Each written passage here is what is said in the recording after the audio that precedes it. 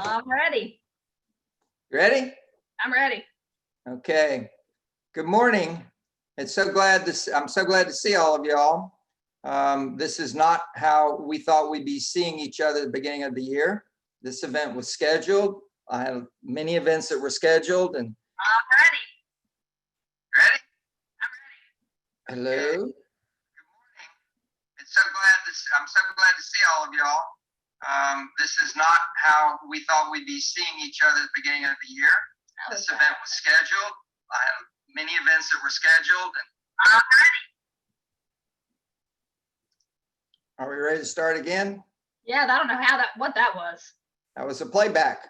I That was a recording playback. guess so. Okay. All right, here we go again. So none of us thought we'd be where we are here today, and I'm here to talk to you about being healthy.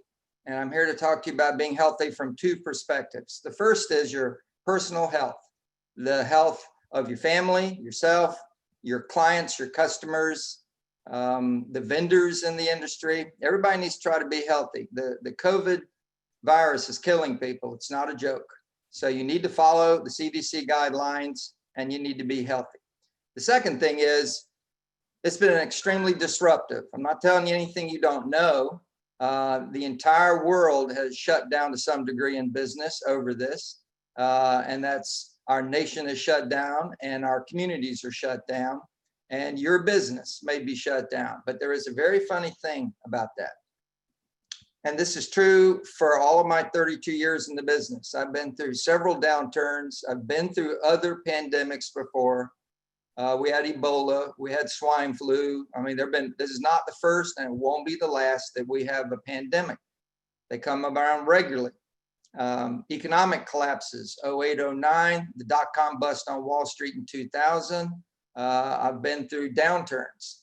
And the one thing I know for a fact is no matter what's going on, even interest rates being at 14, 15%, no matter what's going on, people are buying and selling houses. People need housing. It's not been true in every state during this downturn, but in most states, real estate is considered an essential business, an essential industry, because everybody needs to go home. Everybody needs a place to go to at night, and that is essential. Food and shelter are essential for survival.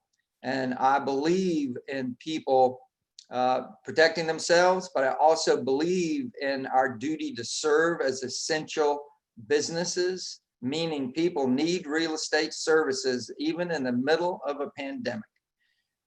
Your opportunity, therefore, is to understand that there are many agents and many consumers that are sitting on the sidelines right now. You all hopefully had pipelines at the end of last year, and you had people that you put in your pipeline who told you, yeah, in the springtime, we're going to put our house on the market, we're going to be selling it, and we'll be moving. We'd like to be settled by July, definitely before August. And you had those people in your pipeline. And when March came and things really started to hit the fan, a lot of people, a lot of agents found their pipelines were crumbling. Their pipelines were falling apart. People that they thought were going to do business are suddenly going, wait a minute, I don't know what's happening here. The economy's getting shaky. This virus is a problem. So we're gonna wait and see. After a period of time, after about 2 or 3 weeks, we realized, I'm talking about my team now, we realized, you know what, we got 3 kinds of people right now in our pipelines. We got people that are still going to sell and buy. They're still going to do it. We got people that are not sure what they're going to do. And we got people who are absolutely putting it off. They're not going to do it at all. And we also looked at the board of realtors. We looked inside our own office. And we realized, and there are realtors that are also one of those 3 people. They're going to keep working, or some are going to kind of not work, but not stop working. They're kind of not sure what they're doing. And there are people that are going to just stop working and just stop. And for some of them, it's to protect their health. Some of them have conditions, ongoing conditions that make them highly susceptible to really a bad go if they did catch the COVID virus. And I get all that. I'm not judging anybody. But I do believe there are people who want our services. And the point of today is for you to look at your pipeline. And if your business volume is down, down from where you expected to be based on your business plan, particularly your Legion plan for the year. If your business is down, you need to look at your board and realize there's still a lot of houses being bought and sold. I haven't bothered to look and see what's going on in your area, but I know it's happening all over the country, that no matter where. In California right now, I've talked to people, Chicago, I talked to people just this week, and there are people selling houses all over the country. So I know houses are being bought and sold. You have a fundamental decision to make, and that is, am I gonna stay in the game? Am I gonna hit my goals? And am I gonna be safe? And I think there's a yes, yes, yes to those three questions. I think you can be safe. I think you can help people buy and sell houses.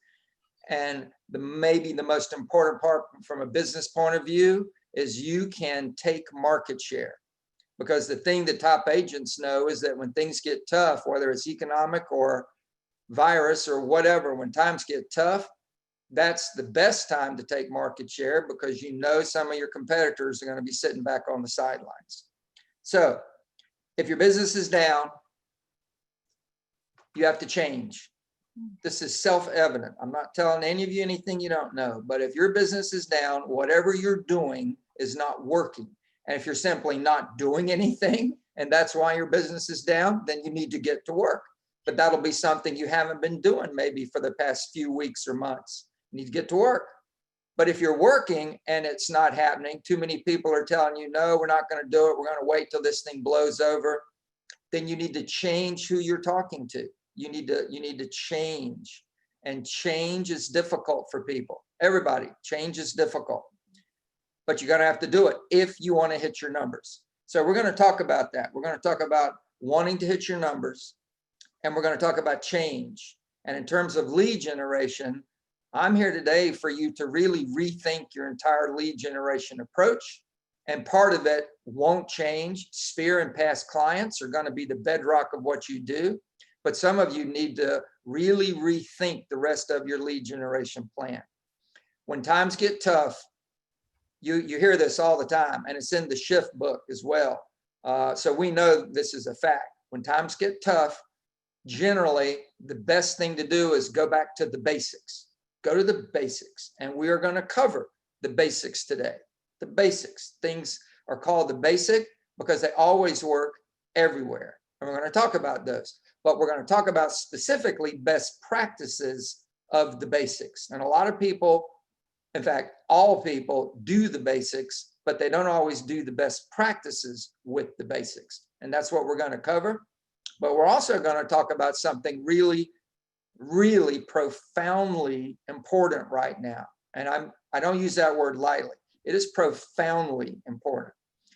We're having this meeting like this on a Zoom call. In March and well into April and May, all industry pivoted online. All of it. All industries pivoted to becoming much more based on an internet platform for communication, for meetings, for client consultations, for doing deals.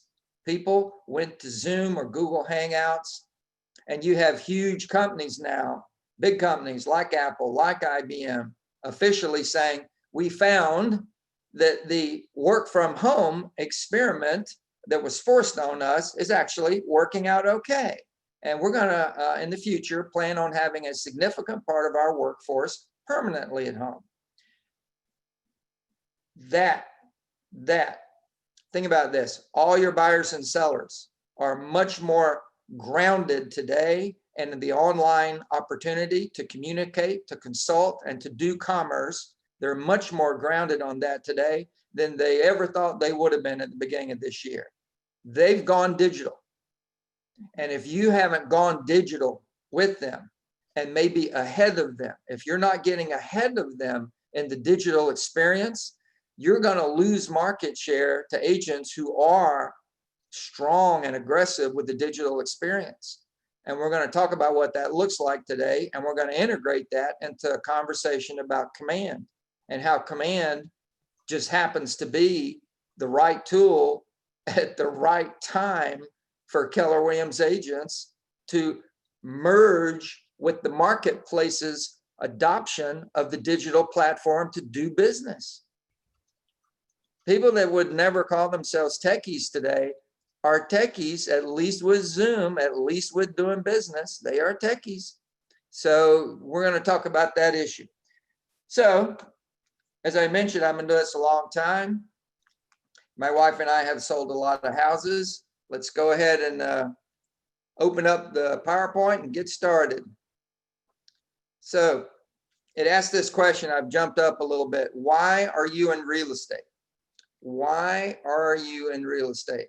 A lot of agents got into real estate not as a plan out of high school to go into real estate or out of college to go into real estate. They got into it because another career didn't pan out, or they needed something where their hours were flexible or whatever, but they kind of backed into it.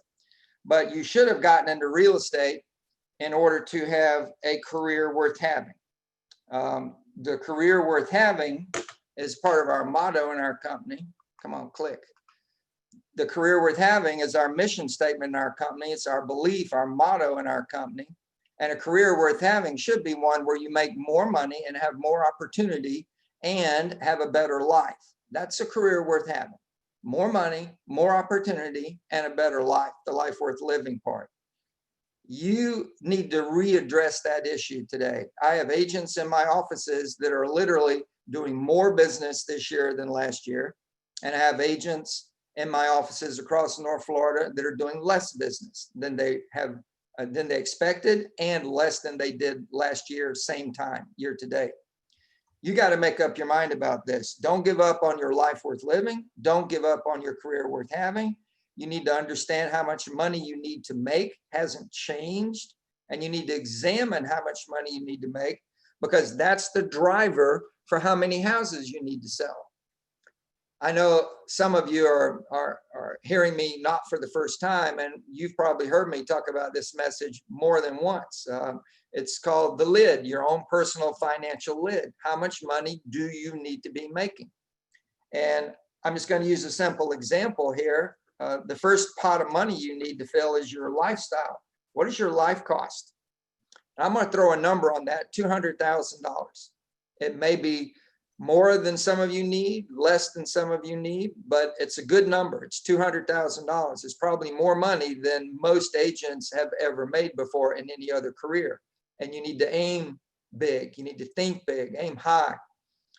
In addition to money for your lifestyle, you need to make investments. So you need extra money, more money, in order for you to make investments. And the reason you need to make investments is really very simple. You don't know what life has in store for you.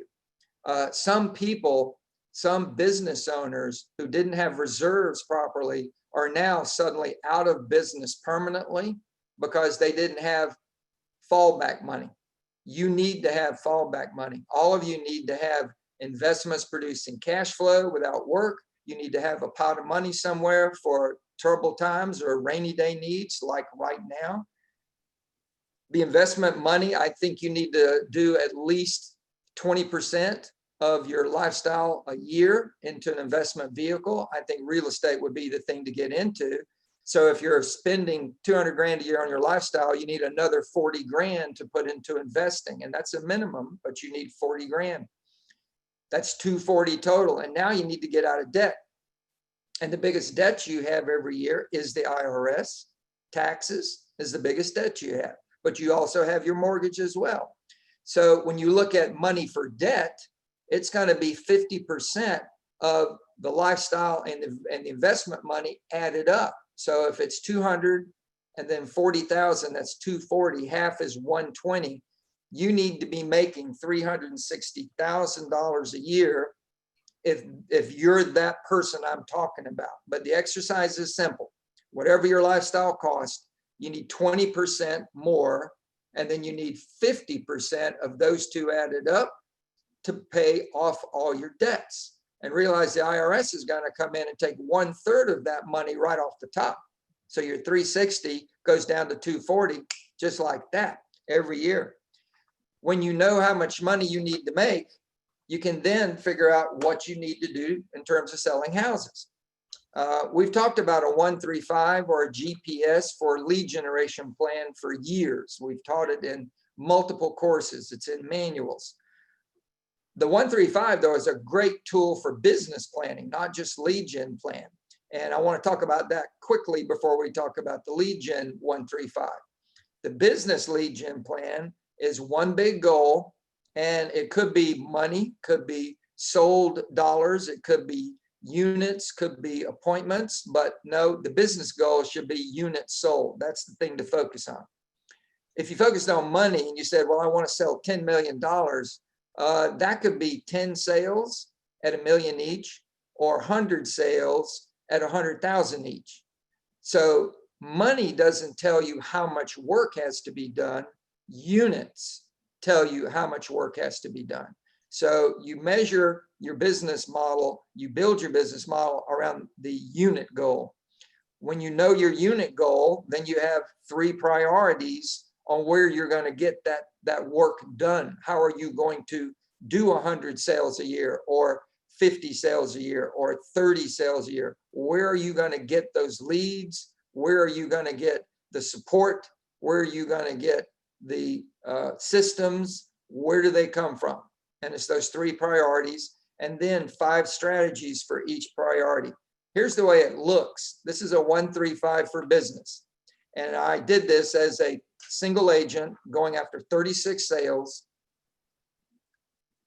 The 3 priorities are systems, tools, and people.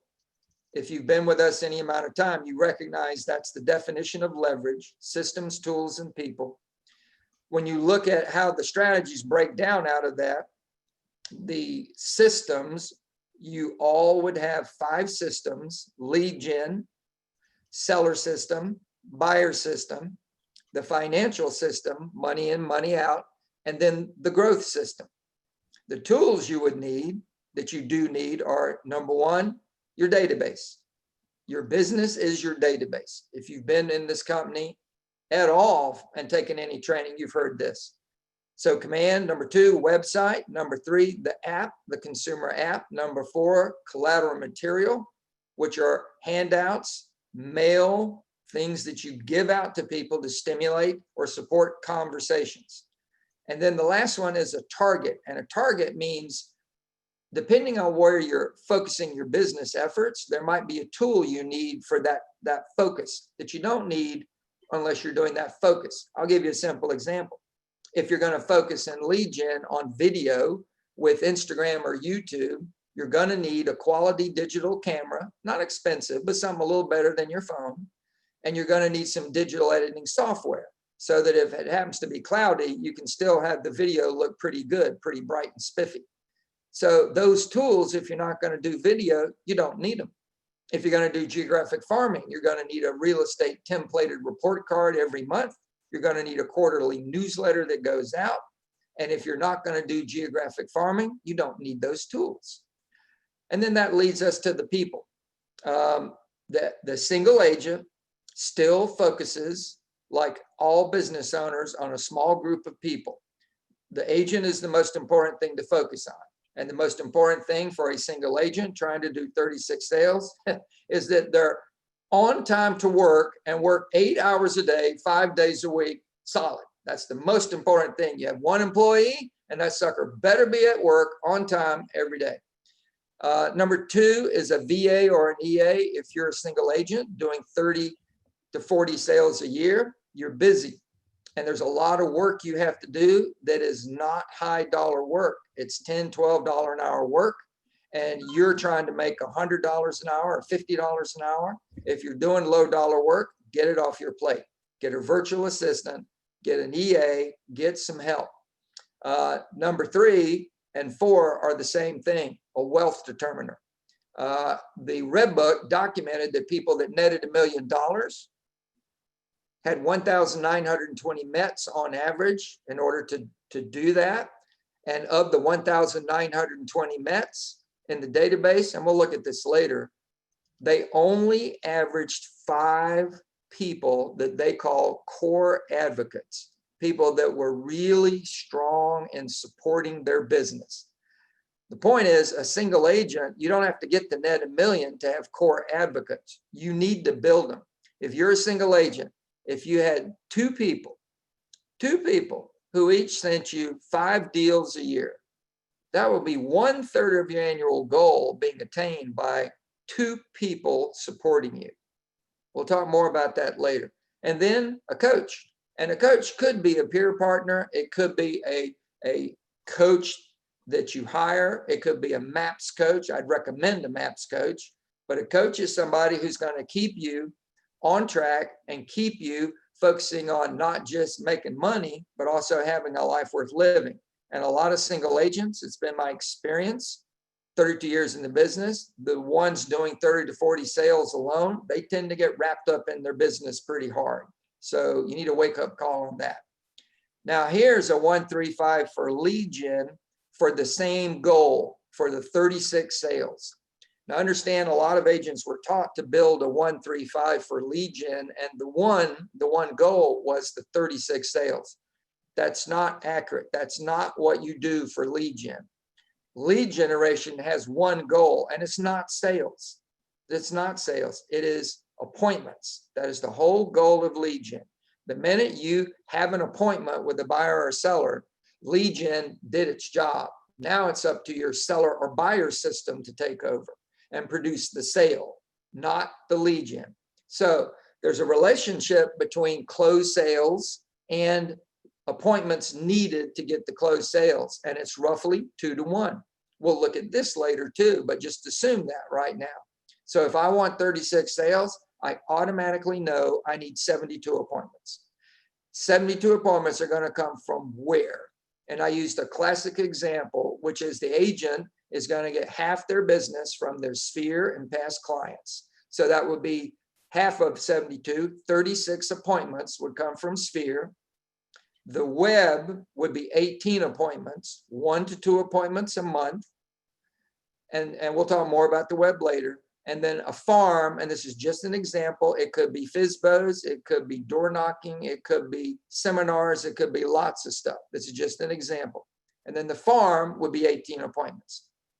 Now, the way it breaks down is very straightforward. For the sphere, this is a 36 touch approach. This would be a campaign you'd be running through command, 24 email messages, 4 phone calls, 2 visits. You'd have a special club for them, as Gary calls it. When your friends and past clients think of you, they realize you bring value to their life. And another way to call that is they feel like they're in a club just because they know you. And that would be maybe some treats, maybe some books you send them, but they feel like they're treated special just because they know you, right? And then number 5 would be a referral reward program.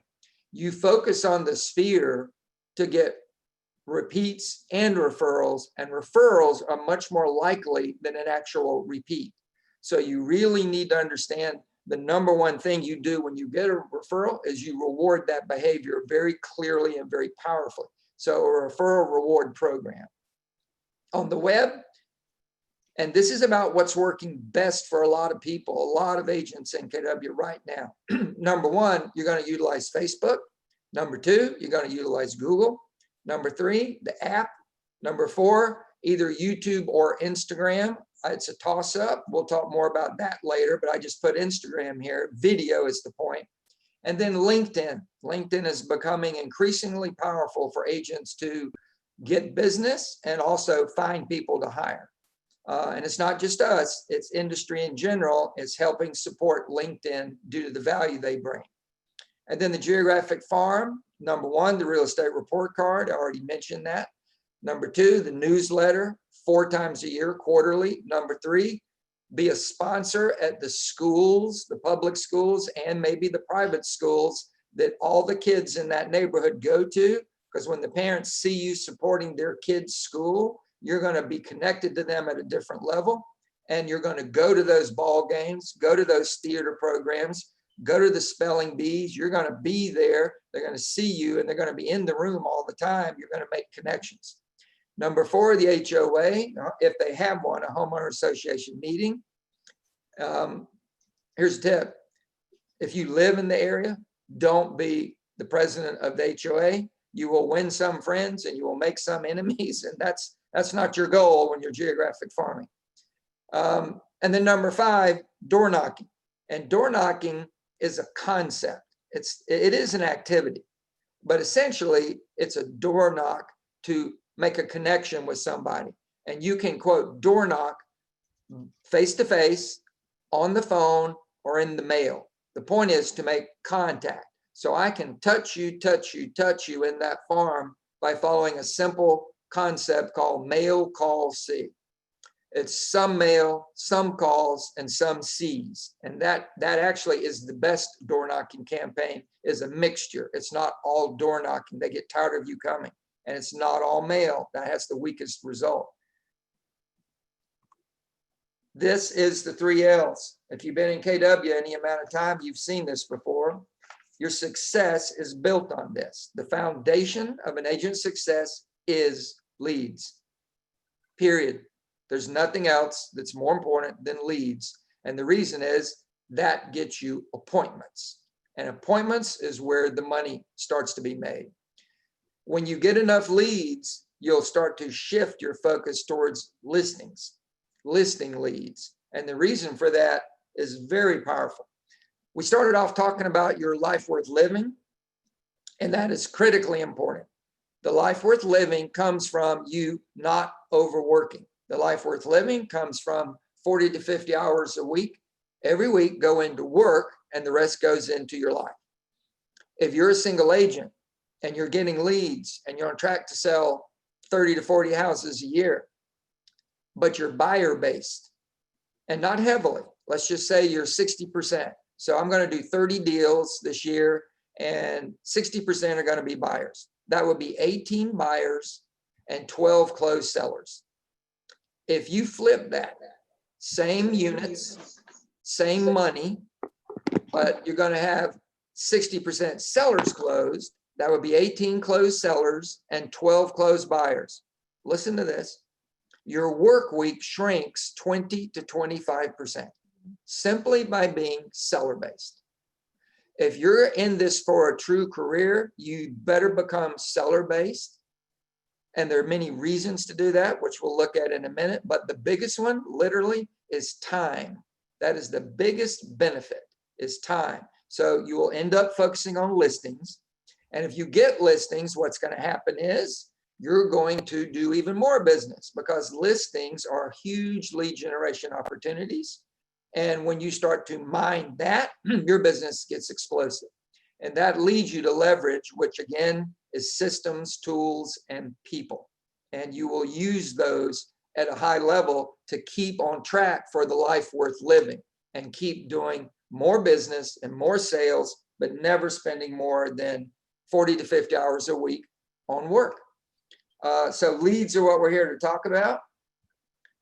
We're here to talk about change for some of you in your lead gen. I mentioned that up front.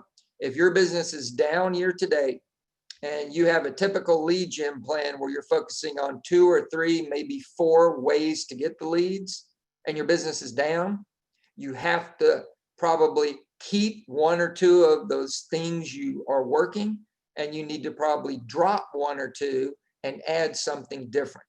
And our discussion today is to open up your eyes to potentially what maybe would be a better thing for you to put your time into, where your work will get a better dividend, a bigger ROI than you're currently getting. So everything we're going to talk about today comes out of these 5 manuals. This is not my creation, other than I pulled all this material together, and it is updated. Today's program, if you've been to this before, has much more of a command focus and discussing the possibilities of command and how you can utilize it. We are, and it's working great. So 3612.3, if you're a single agent, you should download that training program. That is your Bible.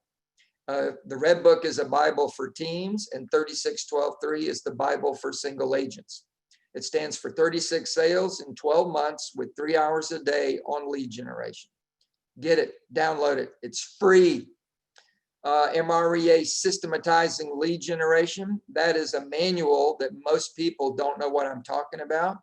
It's about that thick, If you download it and print it, it's about that thick, and it documents what was done for the people that netted $1 million in terms of lead generation. It is a powerful read, and it gets your mind straight about what goes into really systematic lead generation. Number 3, the Business Planning Clinic, again, an MREA product, the lead generation model. It speaks for itself. Download the Business Planning Clinic and focus on the lead gen model. And then number 4, internet lead generation. And 5, another manual called Social, about social media and your business. Most of those last 2 manuals, internet lead gen and social, are extremely relevant and pertinent. Some of it is a little out of date, but that's true with everything as regards technology. Technology changes fast, things change, but the heart of it is still accurate. Again, the focus on listings, the main reason you focus on listings is to save time, I mentioned. There's another powerful reality about lead gen. If your business is built on Past Client and Sphere, and both teams and single agents often have strong business results from focusing on Past Clients and Sphere, you get referrals. And when you get referrals, they're wonderful because they're easy to convert. So we all want them. Here's the problem. They're all over the roadmap. You'll get a referral for a first-time buyer who can spend $84,700. And you'll get a referral for somebody who is the daddy of the person you helped buy their first little condo, and they love you so much, their daddy called you and he wants to buy a $1.6 million property. So referrals are all over the map in terms of money. When you focus on listings, really understand this. You're not only saving time, you're predicting your own future. You're predicting your own future. If I have an average sales price personally of $210,000, if I start to go after $300,000 listings, when I have a $300,000 listing, I'm going to get leads for, $300,000 buyers. And when the neighbors come to my open house and meet me, or I door knock them announcing the listing, and they realize I'm the hardest working son of a gun they ever saw in real estate, they call me to sell their home, it's another $300,000 listing. So top agents understand this. Listings drive your future. Most top agents will use listings very deliberately as lead generation tools, whether it's open houses or door knocking or ads on Facebook or just general promotions on Google. It works. It works. Listings built Zillow, Trulia, Realtor.com. They all got built, and you know what they do? They generate leads, which they historically have turned around and sold back to us off our own listings. You need to make that your reality. You need to be your own Zillow, capturing leads off the internet with your listing inventory. It is what top agents do. It's what we do. It's huge. So it's time, it's leads, it's also more profitable, believe it or not, because with that extra time, you can actually do more business. And because you get leads, it's cheap. So it makes you more money. And at the end of the day, it is the way, if you're going to go beyond being a single agent, it is the way you can feed the growth of your business. Because if you bring on an agent on your team, you better have leads for that person. And listings feed leads. A standard strategy when you hire a team, when you build a team and you get an agent, is they immediately start doing open houses and start to build their own pipeline. And it works all the time, everywhere. So the listings, the leverage piece of that, we already talked about this, is systems, tools, and people. Understand the point of a system. A system. We say that in KW all the time. Systems, models, right? But understand the point of a system. It's customer service. It's literally about uniform customer experience. If you want your past clients and Sphere to refer you, you better make sure that you're consistent in your marketing, but you're also going to give consistent service if they are actually buying or selling themselves. And that is how you build a business that grows through referrals, is by uniform customer service. You use the systems and you drive them with tools. The tools you have are dependent on the system we're talking about, but you need pre-listing packages. Those are tools. You need, for people from out of town, you need relocation packages. Those are tools. For a seller, you might need a sonic measurement device to get all room dimensions quickly and easily. That's a tool. You need a digital camera. Again, if you're going to do videos to post, and you should, you're going to need that. That's a tool. And all of these tools have a place in your system. Step 3, video tour of the home. You need the tool to drive the system, right? And then number 3, people.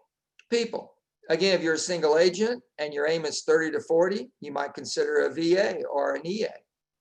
If you keep growing beyond that, it's another admin, and then marketing, buyer agents, showing assistants. There's no end to that, but there are 3 primary categories about building a team. And those 3 categories are the admin side, so there'll be an admin leader. The agent side, there'll be a sales manager. And in most teams that are large today, it'll be the lead gen manager who's in charge of telemarketing and possibly oversees marketing in coordination with the admin leader. When you move out of this, you're going to be looking at the systems and the subsystems. People talk about systems all the time in our company. And again, the systems are very straightforward: lead gen, seller, buyer, financial, and growth. And all of you, every one of you, use all 5 of these systems.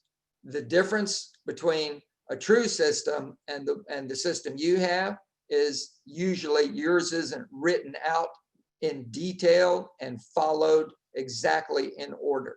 When you do it, you have a true system. It's all written out, and you check it off as you go down the list. You have a seller. Every single week, there should be 3 or 4 things you're going to do, you must do with that seller for them to have uniform customer experience. You got to know what those things are. When you look at the things that agents often call systems, they're right, but they're actually a subsystem. So if you do a seminar, you have a system for that. You throw a net, you send out invitations, you have to have a location, you have to have snacks, you have to have handouts, you have to take attendance. All of that is your system for the seminar, but the seminar itself is a subsystem of the lead generation system. It's the same thing with an open house, same thing with a client party. I could go on and on. There are many subsystems of the overall lead generation system. The seller system, if somebody calls us, and we got a great seller lead yesterday. You ever think about selling our house? Got your name from Bob.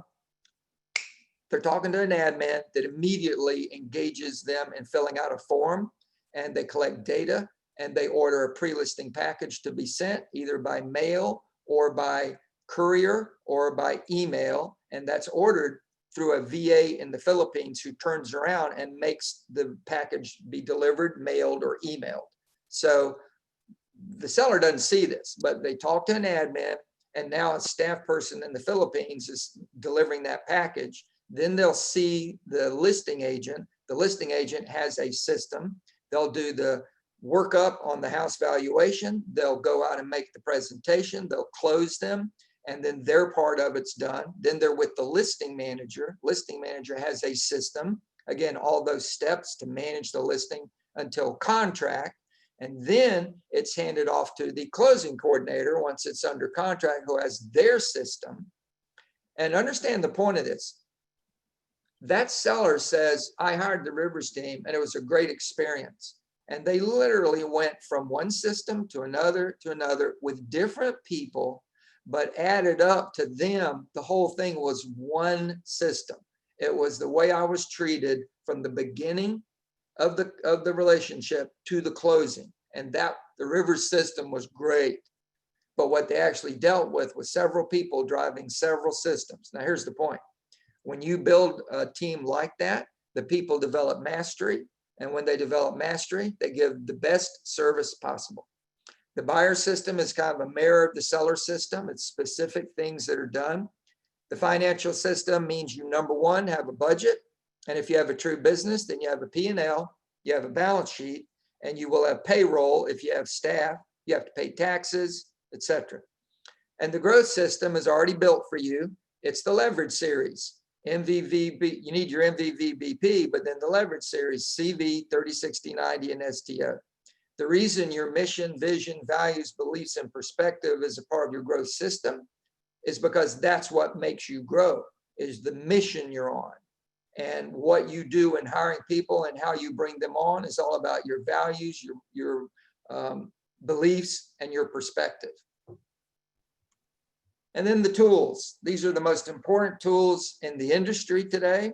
And I mean that, I'm not saying that lightly. Number one is Command. That is the most important tool in the industry. It's the one our competitors are all very afraid of, and they should be, because it's the most dominant tool ever built for a real estate agent, and our agents get to have it at no cost on top of their regular flat $25 fee. So Command, and then the website and or landing pages. You can have a website, multiple sites. You can have landing pages just for specific purposes, like a seminar, registering for a home buying seminar. You can do a separate landing page, not part of your website, but that's where the traffic goes. The app, collateral materials, you need at minimum 4 presentations, which we're going to look at later. The books, you should be using the books the company has, the Your First Home book, the MREI book, the Flip book, the Whole book, the One Thing book. I could go on and on and on. Greening Your Home book. There's so many books that this company has for you to utilize in your lead gen of Sphere and past clients. It's just ridiculous. Most agents don't do more with it. And then the target. We already talked about what the target is. If you go into people, if you do decide to build a team business, this is a level 4 team. We already talked about people for a single agent. The Rainmaker would be the CEO of the team and the listing specialist. And this is a level 4 team out of MREA 1. The first admin you hire would be the systems person. The second one would be focused on, it says marketing in the red book. I'm just using lead gen, same thing. And then you would hire the buyer agent, and you would need a MAPS coach. Unfortunately, a lot of people, a lot of agents who build teams get started on it, maybe with the best intentions, but they end up getting off track. They'll hire the wrong person. They'll not hold the person they hired accountable. So the team kind of flounders around, and I've seen that story, that rodeo plays out all the time. So a coach will help you hire the right person and go through the 30, 60, 90 and go through the STO phases and do it right and do it well. If you want to succeed at it. That unit, that 4-person team, all the research says can do 100 to 120 units. And if your average sales price is 250,000 or higher, that's the team that can get you to gross 1 million, that team. And you can build that in less than a year. You can actually build that in 9 months if you're a single agent. So you've got a question to ask yourself, which is, how are you doing business? How are you doing business? Most of NAR does business the same way. Your board is full of people that are in the 80%. Your office has people that are in the 80%. And all we're talking about is the 80-20 rule. About 20% of the agents in NAR do 80% of the transactions. And that's the truth. In fact, some boards are 85-15, and there are smaller boards that are 90-10. The power is being consolidated into the people that treat it like a business and utilize technology. Those are the people that are increasingly dominating the industry. If you're in the 80%, NAR says you make a mid 5-figure income. It's in the 40s. It's maybe 50 if you're a broker, but it's in the 40s. And that's not a career worth having. Most people can make more money than that doing something else.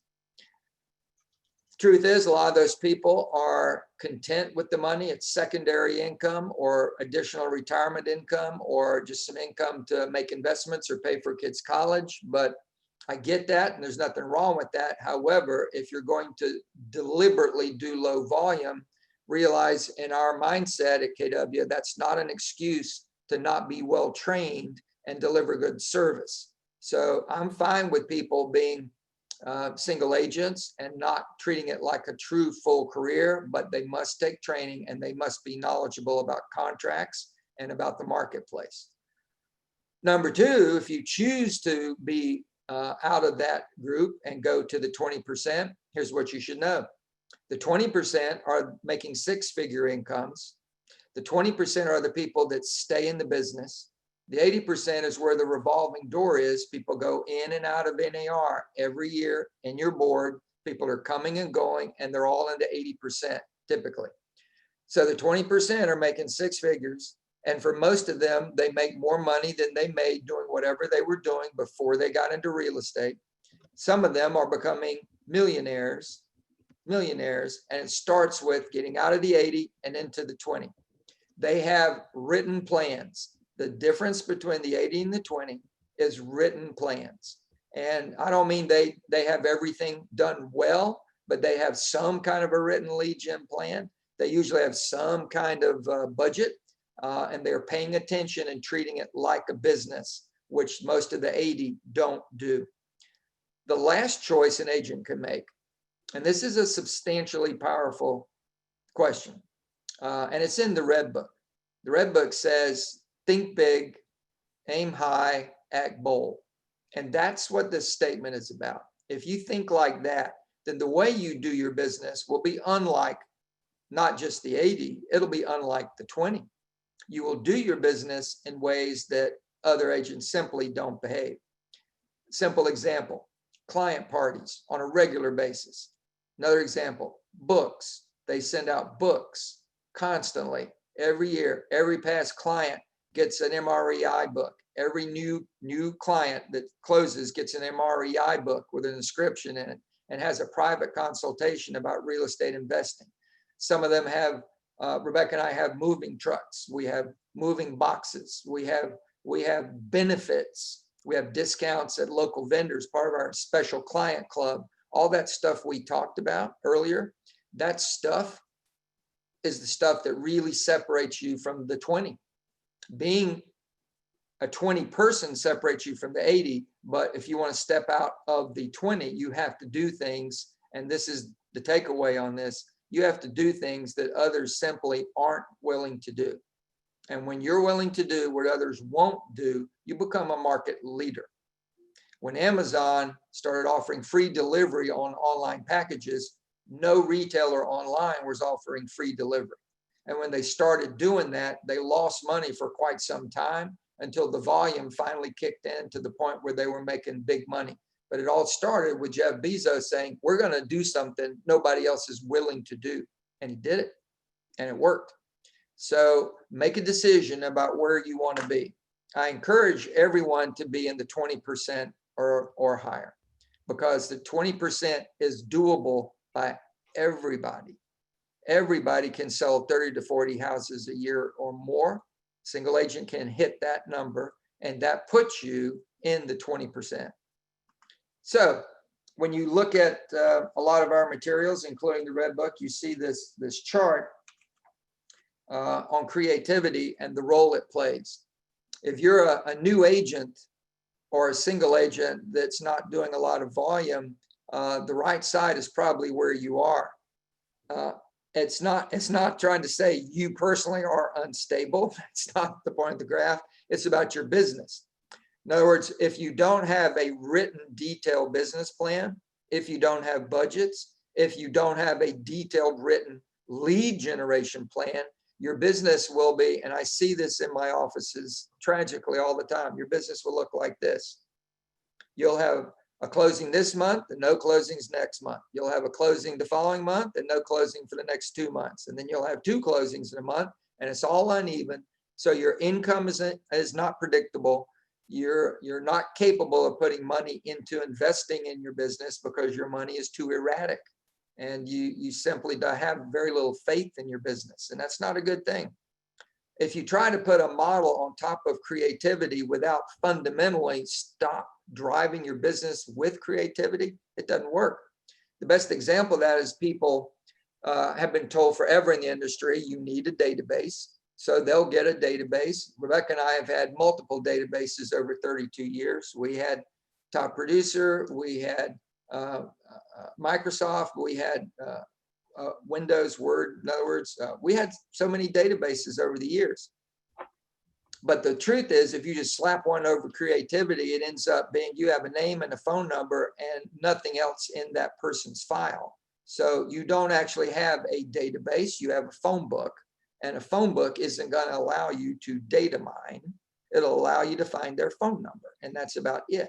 And you can get their phone number without having a database. So the whole point of a database is data. And if you're not going to utilize it properly, then what you're doing is creativity. You're going to choose what you want to use and not use tools the way they're properly intended to be. You're going to go to Business Planning Clinic, take the class, but never write out your detailed written business plan. And you'll say, yes, I do a business plan. And actually, no, you messed around with one in a class once, but you actually don't have one that you implement and use. So that's what makes the business unstable. And unstable is another word for unpredictable income. And you need predictability. On the left side, it shows you what you want to look like. Models. Base your entire business on models. A model is the accumulated systems. I'm giving you a definition of model because we talk about this word all the time, and yet there's no specific clear definition, I think, in most agents' heads about this.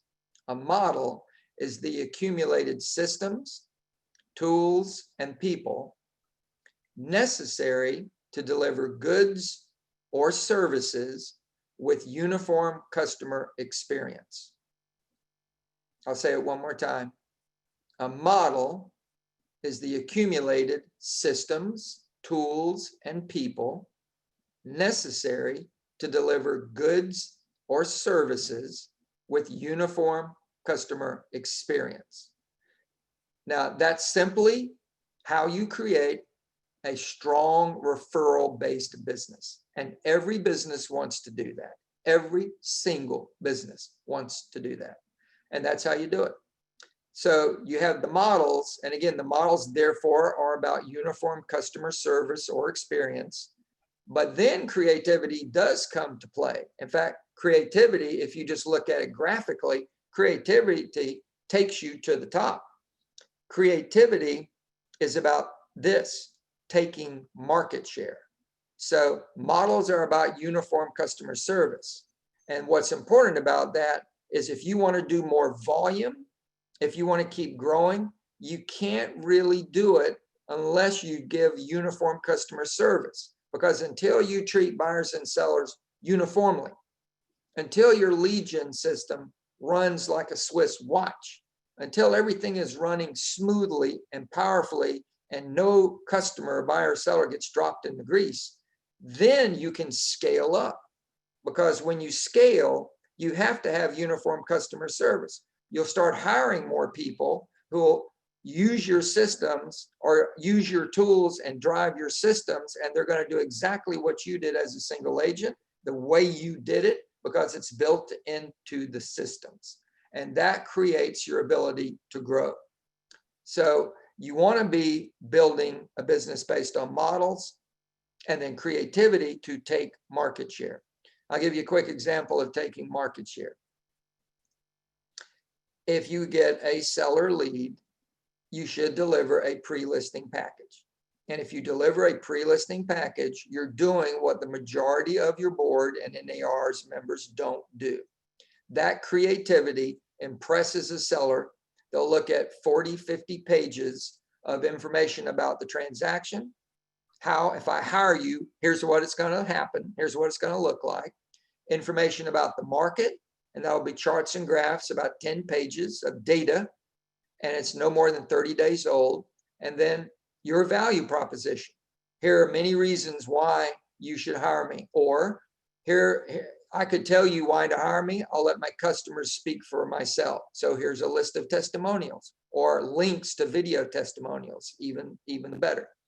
But that package going out is going to allow you to have now hear this, have shorter appointments and higher conversion rates. And that literally is what great tools do. Great tools make your business faster and they make it more sure-footed, meaning conversions go up. And all great tools do that. So lead generation, you have these choices. And we're going to be taking a break in just a minute. So lead generation, you all know this is two things. It's prospecting or marketing. If it's prospecting, then you're going to have very little money spent. You will spend some, but very little. But it's going to take a lot of your time. And that's a big deal that it takes your time because it works and it works better than marketing does. Prospecting works better than marketing does. And because it works, you're going to get busy. And when you get busy, guess what? You don't have time for prospecting. So we're back to this discussion about your business being up and down and up and down. You have periods of business and periods of no business due to that time. Marketing, on the other hand, will cost money and it takes very little time. Ultimately, you need both. And Command is literally built to help you do both without high money. This is real world to me. Literally, this past week, I have canceled an account with Boomtown. And I've had an account with Boomtown, Rebecca and I, since Boomtown got created. I think it's 16 years. And I've had Boomtown in multiple cities. And it works. Generate a lot of leads.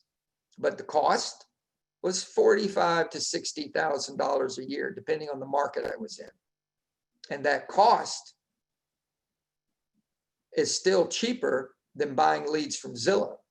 So it was a turnkey solution to internet lead generation. And there are others. Sync does that. Tiger Leads does that. They're aggregators that are turnkey leasehold solutions to internet lead gen, but they're expensive. And when I look at the cost of what we can do today, it's unbelievable. Last week, we ran a $100 ad, $100 budget on an ad, and there were actually two ads. It was a new listing, and it was Keller Mortgage. And those two ads generated 28 leads, 4 appointments, 2 clients signed up, and the probability of 4 more appointments lurking out there still being worked on. And the total spend ended up being $86. We didn't even spend $100. And that cost is ridiculously cheap. When you're talking $2 or $3 a lead, it's hard to get cheaper than that. And that's all through Command. And that's due to the relationships that Gary's got with both Google and Facebook and Instagram. And those agreements allow us to have a better presence on those platforms. And those agreements you'll never get on your own. That's what you pay Boomtown for. That's what I was paying Boomtown for, was their relationships. And they were getting an override on all the money I spent. So what we're seeing with Command is a merging of the two things we want, which is to spend low money and spend less time. And we're seeing that happen on the marketing side as well as on the prospecting side. So ultimately, you need both. The goal of all lead gen is one thing, and that's contact. Contact. Technically, lead gen ends when you make contact, because then the agent is now taking charge. The goal of the contact is an appointment.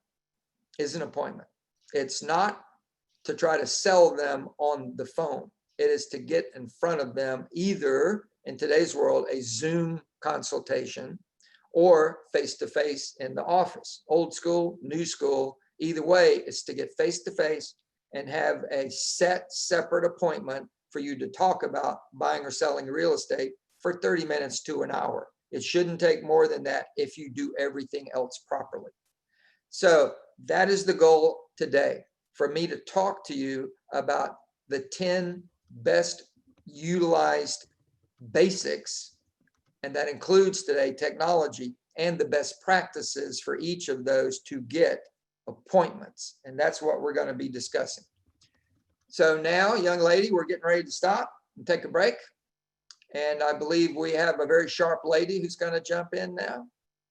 I believe we do. Okay. So let's go ahead and do that.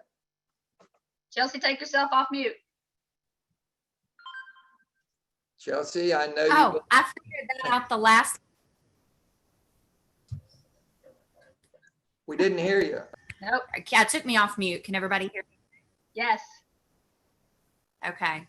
I kind of like seeing people's faces. So if it's possible, those of you that are hearing me speak right now, if you could take off your moniker and turn your video on, the more faces I see, the better it helps my energy and as well. So make sure you keep yourself muted, but I'd love to see more faces. I've got gallery view on just because I want to know who's in here. I see a lot of my past clients, and if I can see your face, I'll repeat that one more time. That just makes this more awesome. So turn your video on. I'd love to see your face. My name is Chelsea Banks Rodriguez. Some of the faces in here know me as the sharpest girl in town. You'll see my name right below my video. I've been basically selling knives and changing lives for, get this, 11 and a half years now. Who would have thunk, you know, Alabama girl, literally just selling knives for almost 12 years. And I love it. I absolutely love my job. I kind of want to tell you the three reasons why I love my job and why I normally sponsor your events in person, Gene. But you know, it's a little different this year. And I want to just kind of remind everyone listening why everyone should know you can count on me to be still here. You know, there's a lot of people in this world right now that have questions and concerns with what's going on in the world in the pandemic. But you know, I have learned this year in 2020, you know, she got her panties in a wad. Did she not? I think 2020 got her panties in a wad. Can I say that? I'm just going to say it. I already said it. We're just going to go there. 2020 got her panties in a wad. And what I have learned about 2020 is that the people who want to be successful are going to be successful. And the people who aren't going to be successful, they're going to find excuses of reasons not to lead Gene. They're going to find excuses of why not to add that extra appointment. They're going to find excuses of not making that phone time. And I want to say that I'm grateful that I work with a company that really has three things going on for it. I'm going to talk about what I do here in just a second. I am, but the three things that really I want to hammer home today for everyone that's listening. Yes, I sell Cutco closing gifts. I help real estate agents with their businesses, with their lead gen, getting potential referrals, all of that. But you know what I've noticed, Gene and Christy, and everyone else listening? I have noticed that now more than ever, with 2020 having her panties all in a wad, people want American. Now more than ever. Like, Americans want American. And it means something to boost our economy, to have the opportunity to invest back into where we live. Now, that's not to say that there aren't other things on the market and products out there that are great.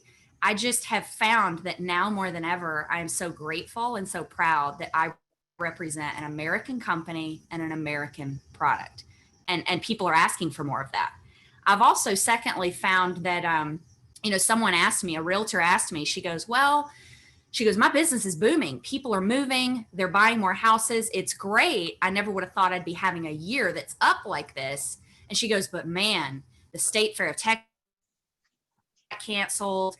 All these home shows got canceled. Chelsea, how are you doing? How's the knife business? And I basically I looked at her and I said, well, Trisha, my business is booming because all of my real estate clients are booming. But even more importantly, people are cooking their brains out, Gene. I don't know about you, but I have literally cooked almost twice a day for the last 3 months. I don't know how I haven't gained weight, but I think it's all the running that I've had time to do. You know, I have all this time to work out now that I used to not have. Like, people are cooking their brains out. And that is why what I do, most people on this call have heard me talk about these knives. That is why this makes sense more than ever. Your clients are at home. They're not eating out at restaurants as often, and they're cooking their brains out. And then lastly, it's all about what you're talking about. The agents who are going to be successful, Gene, everything you're teaching about lead generation now more than ever, like that is what's important. Like That's generating leads in a passive world, that is what I want to piggyback on. And that's what I want to help agents do. Because if an agent has more closings, then they need me more for closing gifts. It makes it a huge win-win. So how can I help your agents all listening on this call get more leads? Well, it's really simple. We take Cutco products that are American made, forever guaranteed. You can't really see it, but we engrave it. We engrave it with the KW logo, your name, your phone number, and we turn a high quality American made forever product into a long-term like Toma gift. Now, I believe everyone on this call knows what Toma means. Toma, top of mind awareness. The best way to get leads, Gene, Christy, everyone listening, it's to be top of mind, to not allow your clients to forget you. So how do you do that? I mean, most agents give gift cards, gift baskets, wine. Yeah, I had more wine during the pandemic. I probably kept a vineyard in business. Are you with me? Yeah, like I love wine. And I love people giving me wine, but I don't think about the person that gave me the bottle of wine once the wine's. The reason our gifts just work right now, other than people just cooking all the time, it's engraved.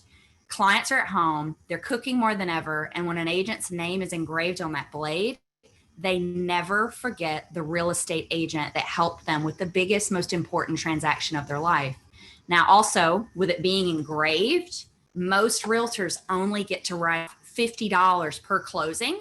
It's actually $25 per closing or $50 per couple. When it comes to tax time and writing things off, one of my favorite parts about our gifting program and what we do is that agents can spend $75 on a gift or $250 on a gift. There's a huge realm there, but they can write off the entire amount.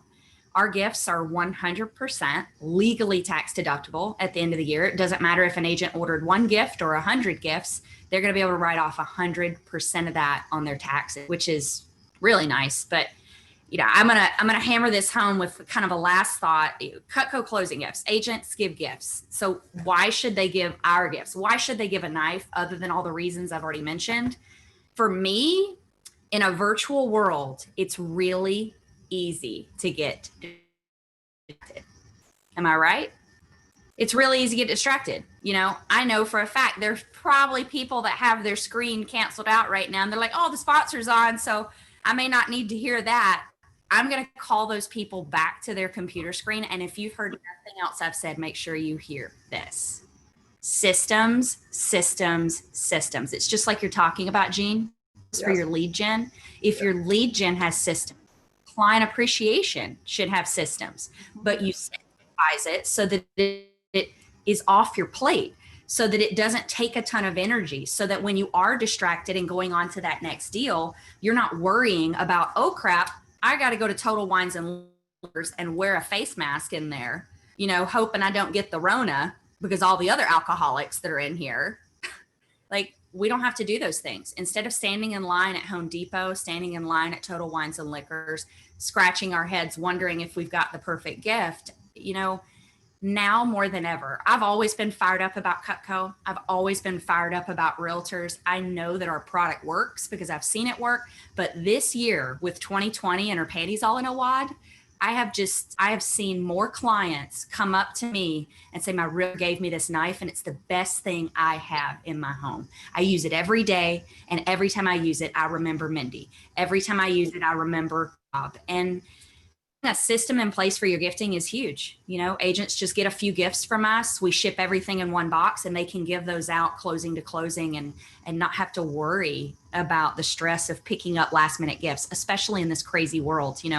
I think I'd rather just stay home and pet my cat all day than go out there and all the crazies. That's just me. So what I'm going to do for your people today, Gene, and I'm going to shut up, is it's a virtual world. Normally I'd be at your event with a table in the back of the room and I'd drive people to my table. We can't do that.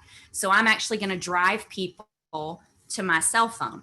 So if you're listening to this, if these gifts make sense, or if you've already given our gifts and you know you need to get another small supply of gifts coming, we are running some summer specials, AKA free stuff for you or extra closing gifts for free. Instead of going into the specials here today, we don't have time to do that. I'll do that on my own totally with agents listening. If you are interested in the specials, or if you want more pricing and info, I think an agent just texted me. I think y'all heard that. I haven't texted you the code word yet, guys. Slow down, slow down.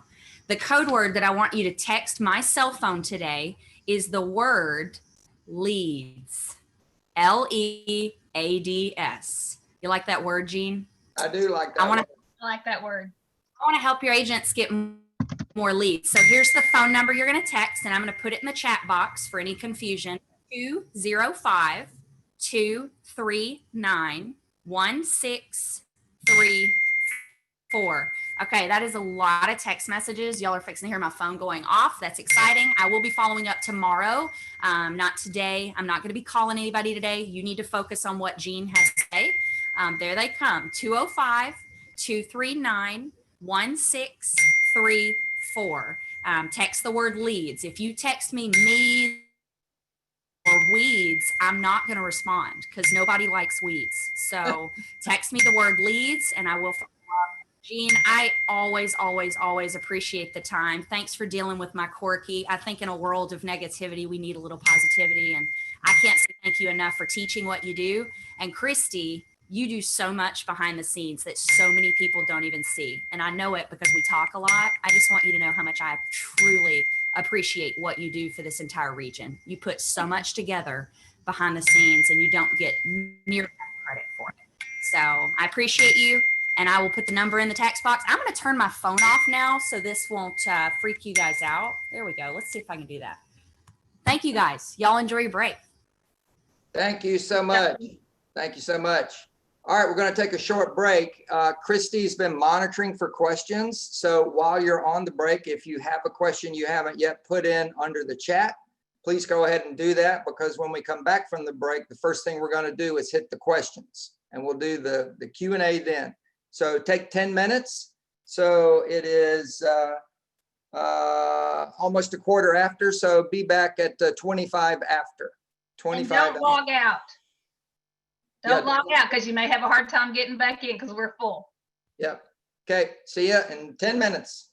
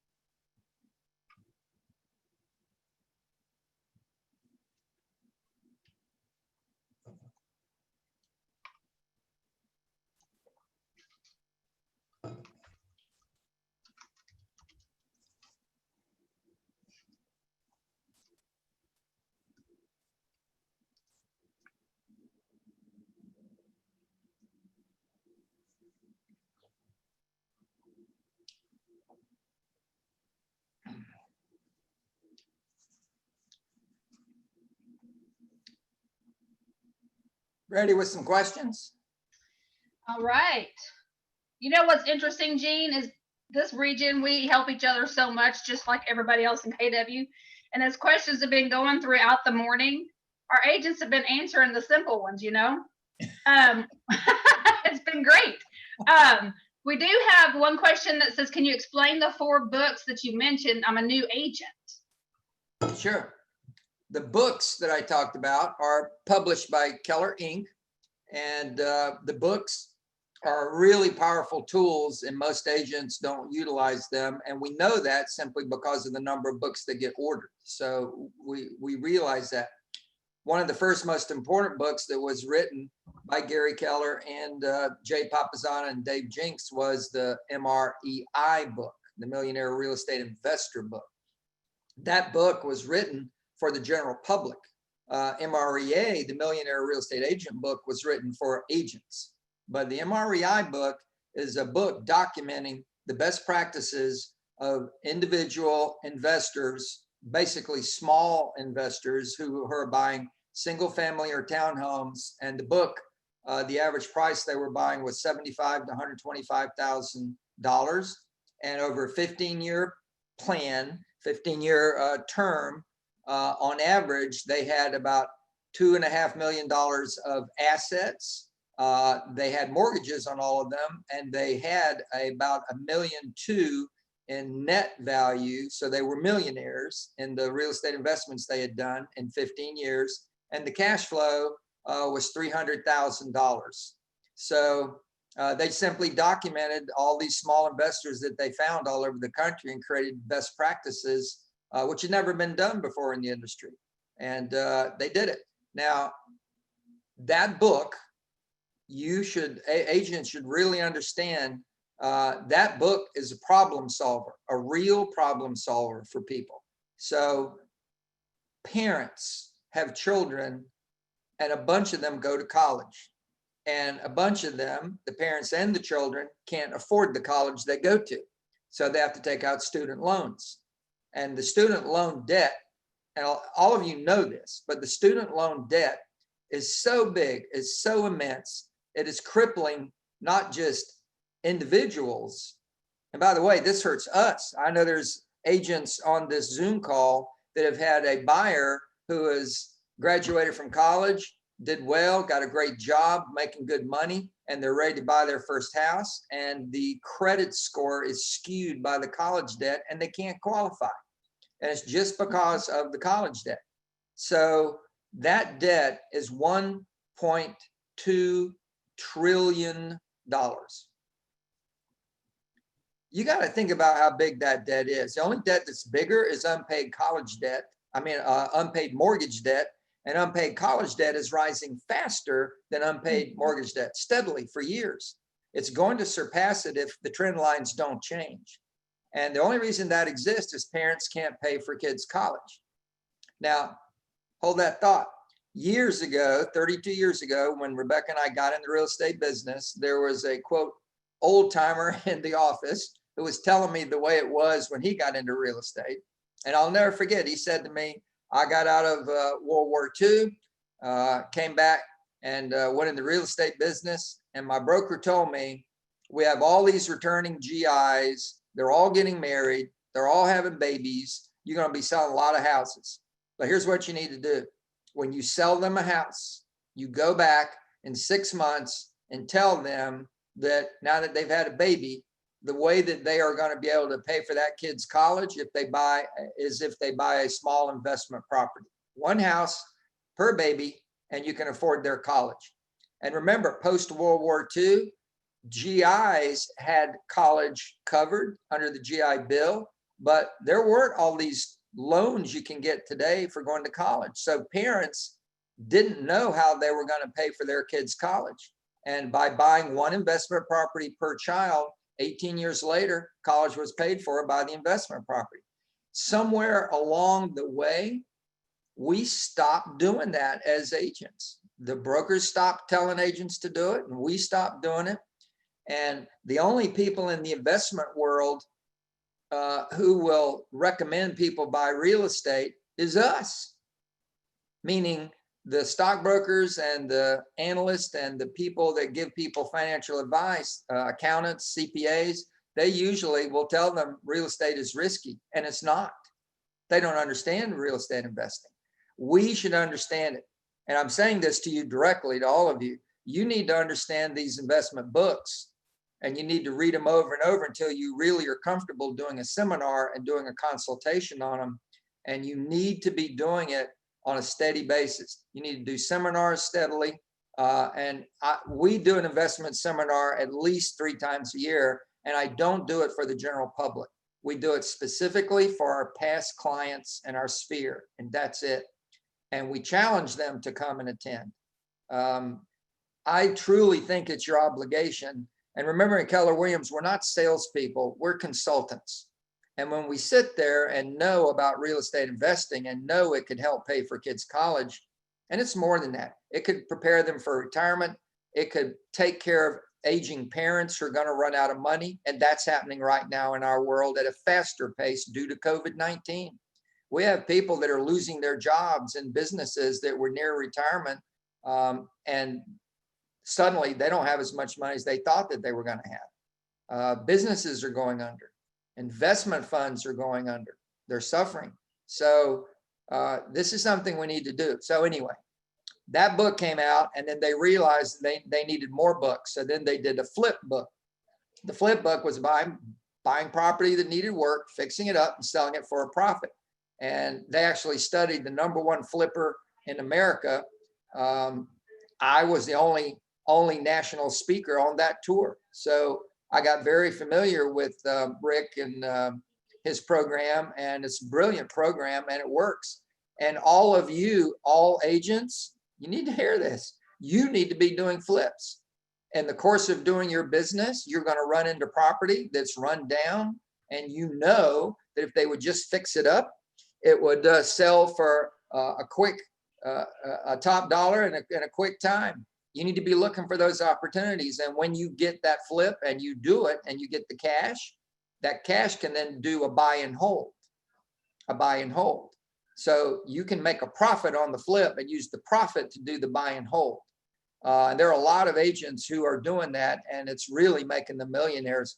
I got a couple of people I've worked with for a while in Central Florida. They're now multimillionaires by flipping and then buying and holding, and then flipping and then buying and holding. And now they have a multi-million-dollar portfolio with the bulk of it paid for. So the 3 books, the last one is Hold, which is about the strategic positioning of your properties and how you manage them over time, how you utilize them to increase your wealth opportunities.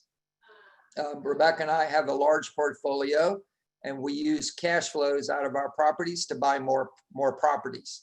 And when you get to that point, you'll really understand how powerful real estate investing is. So the One Thing book came out. The One Thing book is highly regarded by Wall Street. It's a New York Times bestseller, a Wall Street Journal bestseller. It's still a bestseller. And there's a whole industry now in KW on seminars around the One Thing book. And the bookings, and I heard this just yesterday on a call with Jay Papasan, the One Thing book seminars have gone up explosively this year. They're doing over 500 seminars on the One Thing book. Now, think about what this is. This is a book that corporate America, industry leaders either haven't have read it or they've heard of it and know about it.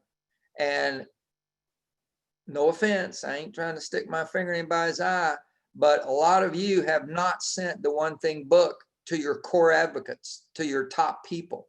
All of your top people should have gotten a copy of that book with an inscription on the inside that said, "This book is changing the lives and businesses of many Americans and people around the world." I want you to read the pages I've tabbed over to get a taste of the book, and then I want you to read the book thoroughly, and let's have coffee and talk about it. This book can change your business and can change your personal life. Mm-hmm. Thank you for the business, Gene Rivers. You need to do that. You want to look like you're different from all other realtors. Do things other realtors don't do. And you're trying to give people a better life when you give them a One Thing book and encourage them to read it. I know for a fact there are, and I hate to even think about it, there are tens of thousands of KW agents with databases, with Mets who bought a copy of the One Thing book on a bookshelf. In the bookstore, and they read it and they love it and they talk about it, and they do not understand that the agent that is sending them the mail is from the same person, is related to the same person that created that book. They're not tying the bow.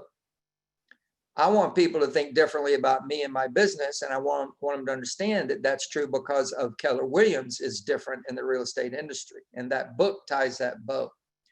So there's another book called Your First Home, and it's a book for first-time home buyers. It was sold out the last time I looked. Hopefully they've got them back in stock. There's another one. It's a manual called Greening Your Home.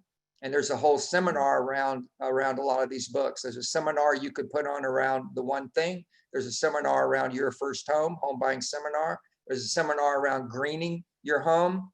If you do the Greening Your Home seminar, you can get Home Depot or Lowe's to co-sponsor it with you, and they'll give out coupons for appliances. And if you have any local energy sponsorship by the city or county government or state government, they'll know all about that, and they'll promote that to your people. So they can do a lot of the seminar with you and take the pressure off you for being knowledgeable about green and all the issues related to energy and greening. But the point is, people eat this stuff up. They're eager for it. And today you can do this with Zoom. You can do a Zoom seminar today. We are doing Zoom home buyer seminars. 6 appointments on our last Zoom home buying seminar. 6. So books. Hopefully that answered the question about books. You got me on a soapbox there. I just kind of ranted a little bit. No, that's good. There's a couple of ahas too I want to tell you that they've got on here. First aha, of course, was the 3612:3 is the Bible for single agents, still relevant. Another one is 3 buckets of money. Heard it from Gene before, and it is key. Yep. 1 investment property per kid. My mind is blown. Need to understand investment books. Yep. We as agents need to be investing as well in what we know best, real estate. Yes. Those are great ahas. Great ahas. Great ahas. All right, then let's get rolling again. If there are no other questions, you have no other questions? Nope, that's it. Okay. And our next sponsor is Before Lunch? Yes. Okay. Groovy. So your business is your database. Again, you've heard this forever. If you've been in KW, we truly believe it. It's true for all businesses. Jeff Bezos at Amazon, he has a database and is collecting data on everybody who's a member of Amazon. Trust me, his business is his database. When you look at the truth, it says the size of your real estate business, the size of your business will be in direct proportion to the size and quality of your database. Mm-hmm. Everybody reads that and everybody gets it. Let's talk about it for 1 minute. Size is about numbers of Mets and non-Mets. The size is not about get it to be as big as you can possibly get it. That is not true. The size is about having the right number to produce the sales volume you're trying to produce. And a lot of people in my world for years, meaning I've been in this a long time, in my world, I watched a lot of people, and we were people like that, just adding people all the time into the database, adding them. And just the more people that we had, and the more people we mailed, we thought we'd do more business. And we added a lot of people who didn't know us, weren't thinking of buying or selling, and we got nothing out of it. No referrals. They weren't buying or selling. We just weren't paying attention. So it's not about size, period. It's about size that fits the goals you're looking for. And then it's the quality of that size.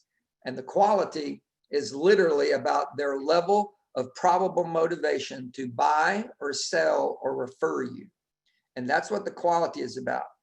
I know a lot of agents who put people in their Met database like this. They'll go to a Chamber of Commerce function and they will meet somebody at the Chamber of Commerce. They have a couple of drinks at the bar.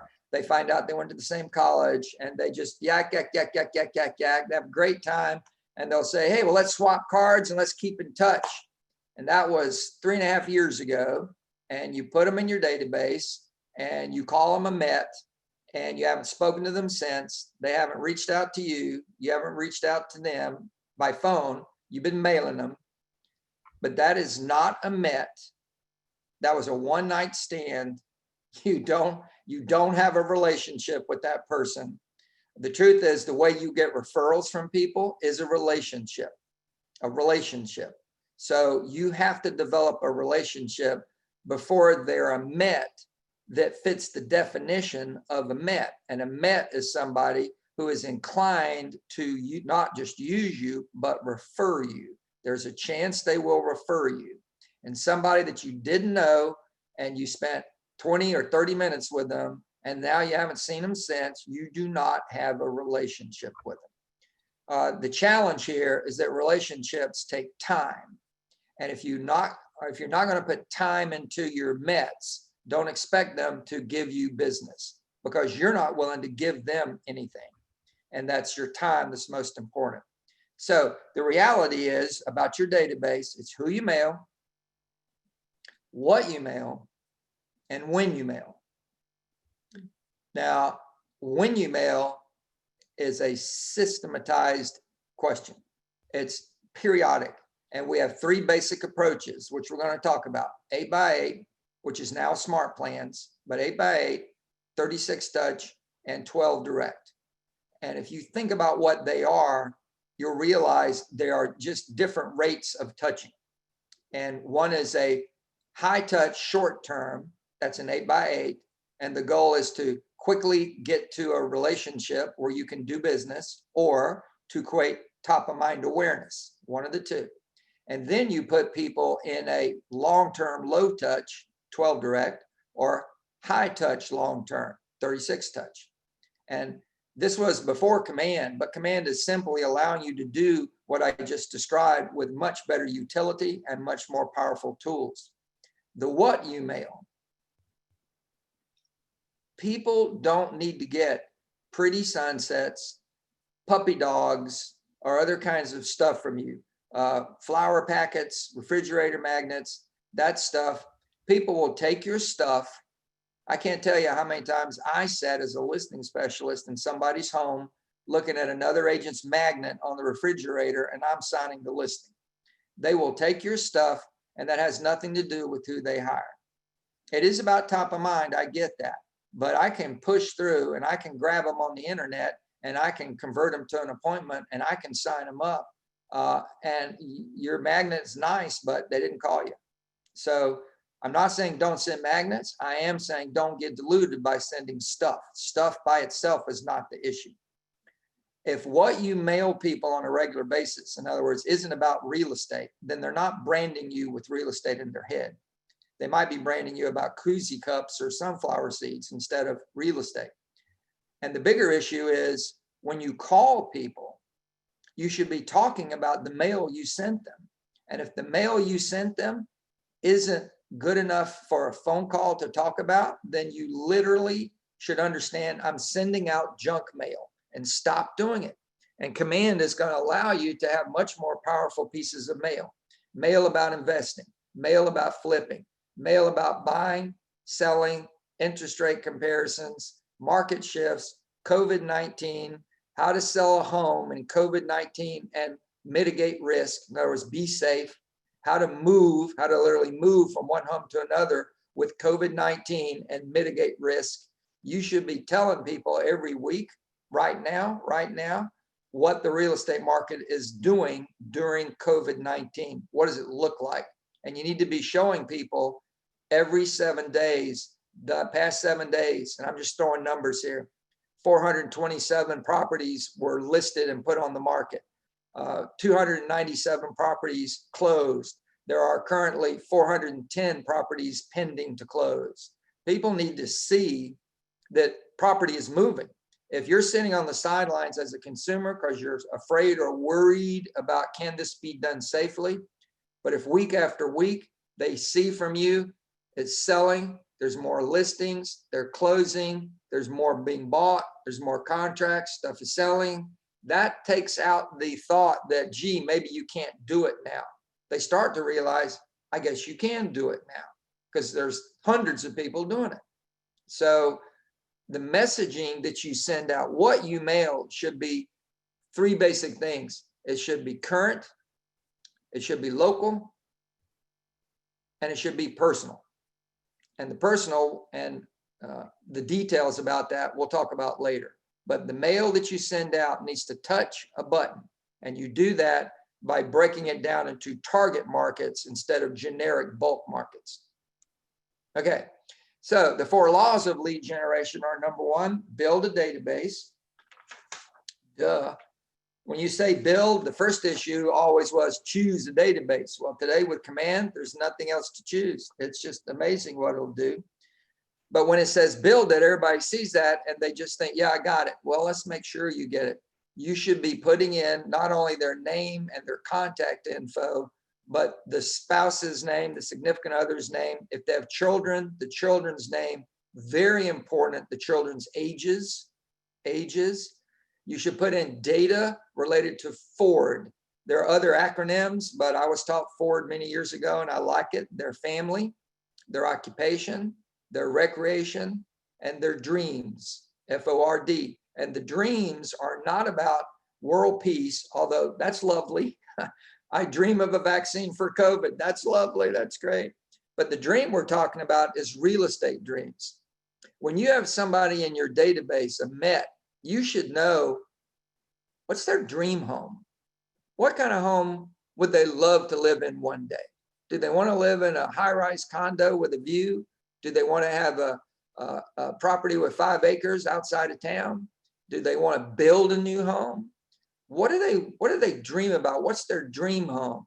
Because I'm telling you, if you're in this long term, like Rebecca and I, we have sold people multiple homes and watched them go from their first home to a big home in the estate section. And my job is get them there. But if I don't know where they're trying to get to, how can I do as good a job getting them there? And if I know where they're trying to go, I literally will know, well, I'm going to guess you are 2 moves away from that house. You're 3 moves away from that house. I'll know. And then I can plot the timing of contacting them about moving to the next one and then to the next one so that they can get to the dream one. And you need to know about that. And the data is how you tell that. In America, according to the Census Bureau, if somebody has 2 kids under the age of 5, 2 kids or more under the age of 5, 3 kids under the age of 5, they will move twice between K and 12. Twice. And they'll move either at elementary or at middle or at high school. But they'll do it too. So they might move at elementary and then at high, or they might do it at elementary and middle, but they will do it twice between K and 12. If people have 2 or more kids, they'll end up in a bigger house. If they have 3 or 4 kids, at some point, they'll be in a bigger house. I don't mean luxury, I don't mean high end, but they'll be in the biggest house they can afford at some point. When all 3 or 4 of their kids are still at home, they'll be in the biggest house they have. And guess what? The Census Bureau says the overwhelming majority are going to downsize when the baby goes off to college. Well, if you don't know the kids' ages, you can't predict that movement. But if you know the kids' ages, you can absolutely predict when they're going to start thinking about downsizing, because I know when the baby is going to be going off to college. So this is what building a database is about. And the whole point of it is so you can do data mining. And that's what I'm talking about. Your entire Met database has friends and family members and maybe past coworkers that you never sold a home to. But here's a piece of data all agents should be working, and that is the date of their deed transfer of the home they live in. And you should be contacting every agent on the date that they moved in that house. You should send them a card. Congratulations, it's your 7th anniversary of living at Smith Street. And you should follow that card up with a phone call. And I'm going to give you a script right now. This is a script. Hey, Cecile, it's Gene Rivers. How are you doing? Hope you're doing fine. Listen, I sent you a card. Do you realize this is your 7th year anniversary of living at 1515 Smith Street? Cecile, do you remember? Yeah, woohoo. Do you remember how you ended up at 1515 Smith Street? And she'll probably say, yeah, I do. Got a realtor and, they showed me some houses and we picked Smith Street. Well, if the realtor did their job right, Cecile, what would have happened was you sat down and went through a wants and needs analysis, whether they use forms or not. They would have asked you a lot of questions about what you were looking for, bedrooms, baths, and then they would have compared that to how much money you're capable or desiring to spend. And then they would compare that to the local market. So they come up with a list of properties. And out of that, you probably had 8 or 10, you narrowed it to 2, and you ended up with Smith Street. So my question today on your 7th anniversary is, if I sat down with you and we did a wants and needs analysis for you and your family's wants and needs, would it still be Smith Street? And if not, should we set an appointment? Now, agents need to do that, and you can't do it if you don't put the data in and get the prompt. So the card goes out and Command will do all this for you. It's set up. It's set up. It's a campaign where they'll get the deed anniversary date notice, and you'll get it and you'll make that phone call. This is money in the bank stuff. This is why people move. And when you are following predictable normative behavioral patterns, you'll sell more houses. This is why people are moving even during COVID-19, because their life dictates they need to move. And they knew it was coming. They were prepared to do it. COVID showed up, things got shaky, and a bunch of them still want to move because life is bigger than just COVID-19. So build the database properly, feed it every day. And when people see that, the truth is most people think it means put more people in it. And that's not what it means. That is not what it means. It means put more fresh data about the people that are already in there. Because if you're not following up, you're not data mining. If you're not data mining, you don't have a database. You're not using it properly. So every time you make contact with people face to face, on the phone, or through email or texting, you should be collecting data about their propensity to buy or sell or refer you. And when you get that data, yes, as a matter of fact, we're thinking about no, not yet, maybe next year, or no, we're not going to do it for probably 3 or 4 years, maybe when our son goes off to college. You collect that data and you plug it in, and 6 years from today, if that's what they told you, you'll be ready. It'll tell you they should be ready, and then you'll follow up with them. That's what the feed it is every day. If you think about it, what your database should be is your pipeline. You should have people in there buying next week, next month, next year, 10 years from today. But that pipeline should have the data that tells you where are they in the pipeline. Okay, number 3, communicate with it in a systematic way. That's the number 1 issue. And Command is going to be automated to a high degree once you set it up and start using it. And that will mean you'll be doing this huge issue, which is being systematic in your touching. And then, of course, service all the leads that come your way. It starts with this: answer your phone. It also comes with answer the email. When people phone or call or text, respond immediately. And if you're a single agent and you can't do immediate, you better do it as fast as you possibly can. Leads show up and leads will disappear if they're not serviced. You have to service the leads. All right, so here's the ratios. I think, unless you're brand new to KW, I think all of you know the Millionaire Real Estate Real Estate Agent book, MREA, the red book.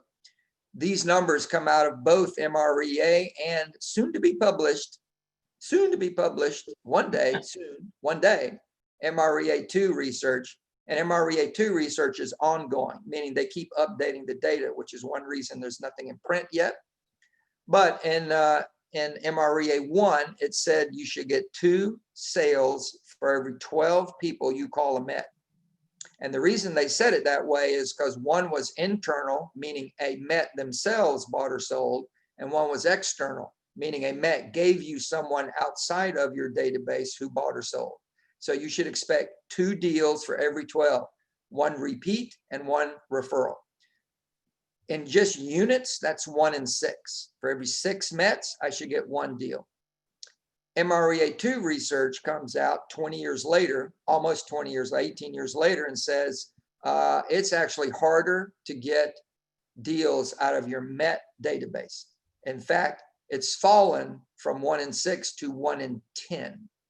Now, that's a huge change, and it's changed the way a lot of agents, particularly larger agent businesses, teams, are doing business today. Think about the numbers here. If you had 600 Mets, you should have, in MREA1, gotten 100 deals a year. MREA2 says the most you're going to get is 60. Same 600, down from 100 deals to 60.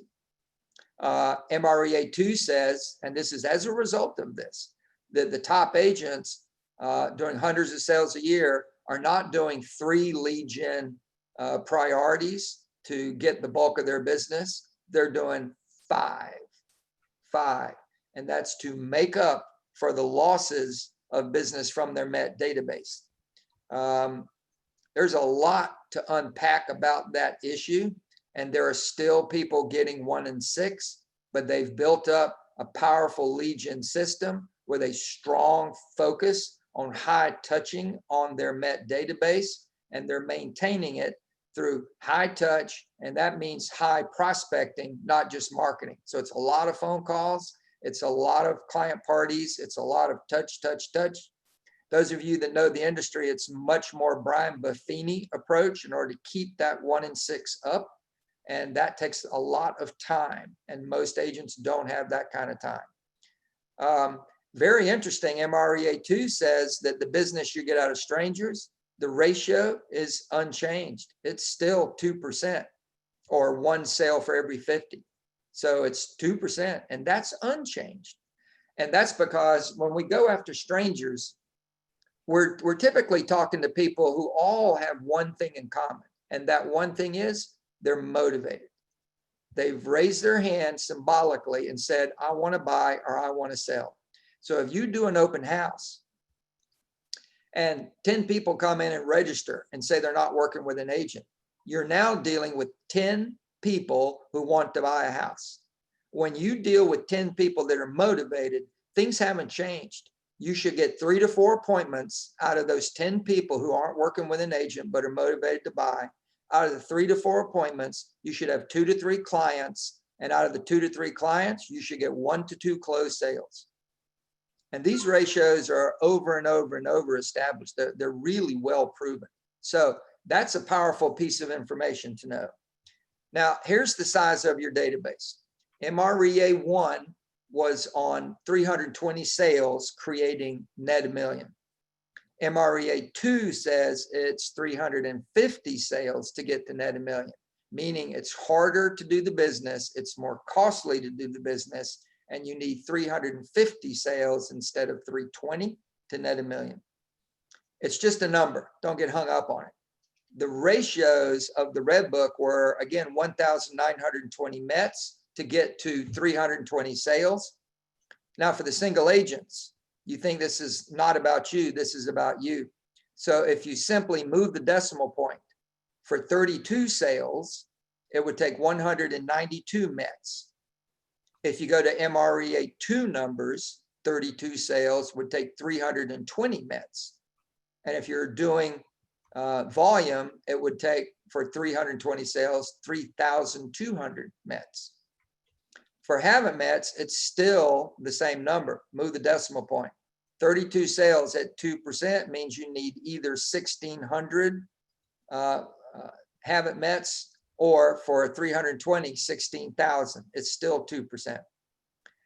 All agents should typically do a mix. They should focus on past clients and sphere. And remember, past clients, if you're new, could be if you were a hairdresser or a dental hygienist, you have past clients. And what we know is that trust is transferable. So if you have a past client in any business and now you're in real estate, they're still your past clients and you can do business with them because they trust you. The issue is your messaging to them. So you should be aggressive about messaging that you're in real estate with your clients from whatever you did beforehand. And you should do that if you're new, sitting in this audience today. If you're new, you should do a grand opening of your business and invite all your past clients to your grand opening. And your grand opening could be a Zoom call. And it's a Zoom call where you announce your new business, and through sharing, like I'm sharing this PowerPoint with you, you show them your business value proposition. You could show them the books. Here's some of what you're gonna value in my new business. MREI, talk about the book, show them the cover. The hold book, the flip book, the one thing book. Go through the value propositions. If you're a new agent, you should take the time and someone should guide you, but you should build the selling guide and the buying guide and the investing guide, the second home guide, and all of these you would be demonstrating, these are my value propositions. If you did what I just said, they'd be thinking about their agent and they would realize this person doesn't have any books. This person doesn't have a selling guide. Never gave one to us when we sold our home, and they didn't give us a buying guide when we bought our home. This person is better new than the experienced agent I've used before. So simply by getting your quote act together, meaning treat it like a business, get your materials together, and then launch your business. And if COVID-19 wasn't here, I'd tell you launch your business, depending on your assets, how much money you have it as a backyard barbecue with tables spread out with the books so you can talk about them. Or I would, rent a restaurant space and have it there and have a cocktail party to launch my business. Anybody who launches a business invites their Met database to their business launch. And agents don't do that. They tend to crawl into business, which is dumb. Anyway, and most agents should do a mix, again, 50-50. So if you're a single agent trying to do 32 sales, you need 96 Mets, which is eminently doable, and 160 strangers, and you work them properly, and that will sell 32 properties. And that's still true today. If you're doing higher volume, you see the mix. It's 960 or 1,600, and then 8,000 strangers, and you got yourself 320 sales. Okay, this bullseye is a great description of what you call your database. It's got these groups of people. There are two big groups, strangers and Mets. The two bands in the stranger business are the general public, and don't spend any energy on the general public. The only way to work the general public is with large marketing, which is expensive, and it's actually not necessary. So don't worry about that. The next group you should focus on. And I put in the word motivated. Motivated haven't met groups. And motivated are simply people who've shown an inclination to buy or sell real estate. Remember, they don't know you, so there's no inclination to refer you. They don't know you. So they've shown motivation. So open house visitors, FSBOs, expireds, seminar attendees. If you look at geographic farming, the way farming works is we do the research on the deed transfers. And we know in this neighborhood for the last 3 years, 6% of the neighbors have sold every year for 3 years. So there's 30 sales a year. I don't know who are the 30 for this year, but I know if I hit all 500, I'm hitting the 30. So you're still targeting motivated people when you do demographic or geographic farming. And then you look at the Mets. The largest group, 1,765, is the quote network Met group. These are people that you know. It's that Chamber of Commerce person you had drinks with 2.5 years ago, 3 years ago in a one-night stand. These people are only going to get mail from you. The next group is connected people. There's 100 of those. They're going to get mail and phone calls from you and maybe eyeballs. And then the motivated Mets, these are people that refer you or have referred you. and those people are 50, and you're going to mail them and call them and see them. And then you have the core advocates. Now, the core advocates are often thought of as your biggest fans. Woo, we love you so much. Woo, I'm sending you business all the time. That's not true. Nothing's further from the truth. A core advocate is someone that has a real estate need. They need real estate bought or sold, and they're not in real estate. And that person, you can help them win by helping whatever their orientation to buying or selling real estate is, and they can win by hiring you, by getting it done. So you help them, they help you. It's a win-win. I'll give you an example of a core advocate. Rebecca and I, and by the way, the number is 5 core advocates of the people who netted $1 million. 5, just 5. Rebecca and I sold 486 houses in 1 year, 486. That year we had 4 core advocates, not 5, 4 core advocates. The core advocates were 1 land developer and 3 builders. And the land developer needed land to develop. And then when the land was developed, they needed all the lots sold as fast as possible. Tallahassee is not a big place. We don't have big tract builders coming in and building 500 homes and there's 1 builder. When you're a land developer in Tallahassee, you develop your land and you sell lots to a variety of small builders and to the general public, and that's how you sell your lots. So we went and got 3 builders, and the 3 builders agreed to do takedown contracts. And these were small local builders who were well established. They were well respected. The banks liked them. This was an important issue. They had credit, but they can't afford to go buy 10 lots and build a spec house. They can't get that kind of loan, or they don't have that kind of money. So what we arranged is for them to do takedown contracts, meaning they would agree to buy 20 lots and they close on 2 a month. So in 10 months, they bought their 20 lots. In order to do that, though, they're going to have to be selling or putting those lots under contract for new construction as fast as possible. And then the bank would keep giving them more money. So we did that. And then the developer could go to their bank and say, I've got all of these lots under contract. They're not all closing at the same time, but they're all sold. They're all sold to these 3 builders. And then that allowed the land developer to get more money from the bank to start his next project while these lots are being closed out. Now that's a win-win relationship. So when we had the builders building and the lots that they had under contract, then our job was to go do pre-sales on the lots and sell them.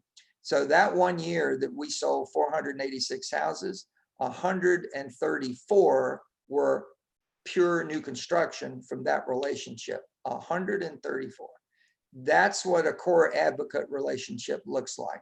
And it could be with a CPA, it could be with an estate and probate attorney, it could be with a real estate attorney, but it's people that deal in real estate with clients that aren't in real estate, and they give them advice all the time.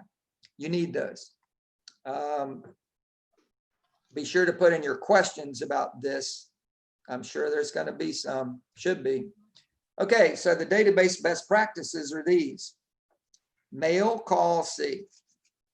Now this is best practice. So if you had the time and your database wasn't overwhelmingly big, you would want to be mailing them, and then you would want to be calling them, and then you want to be seeing them.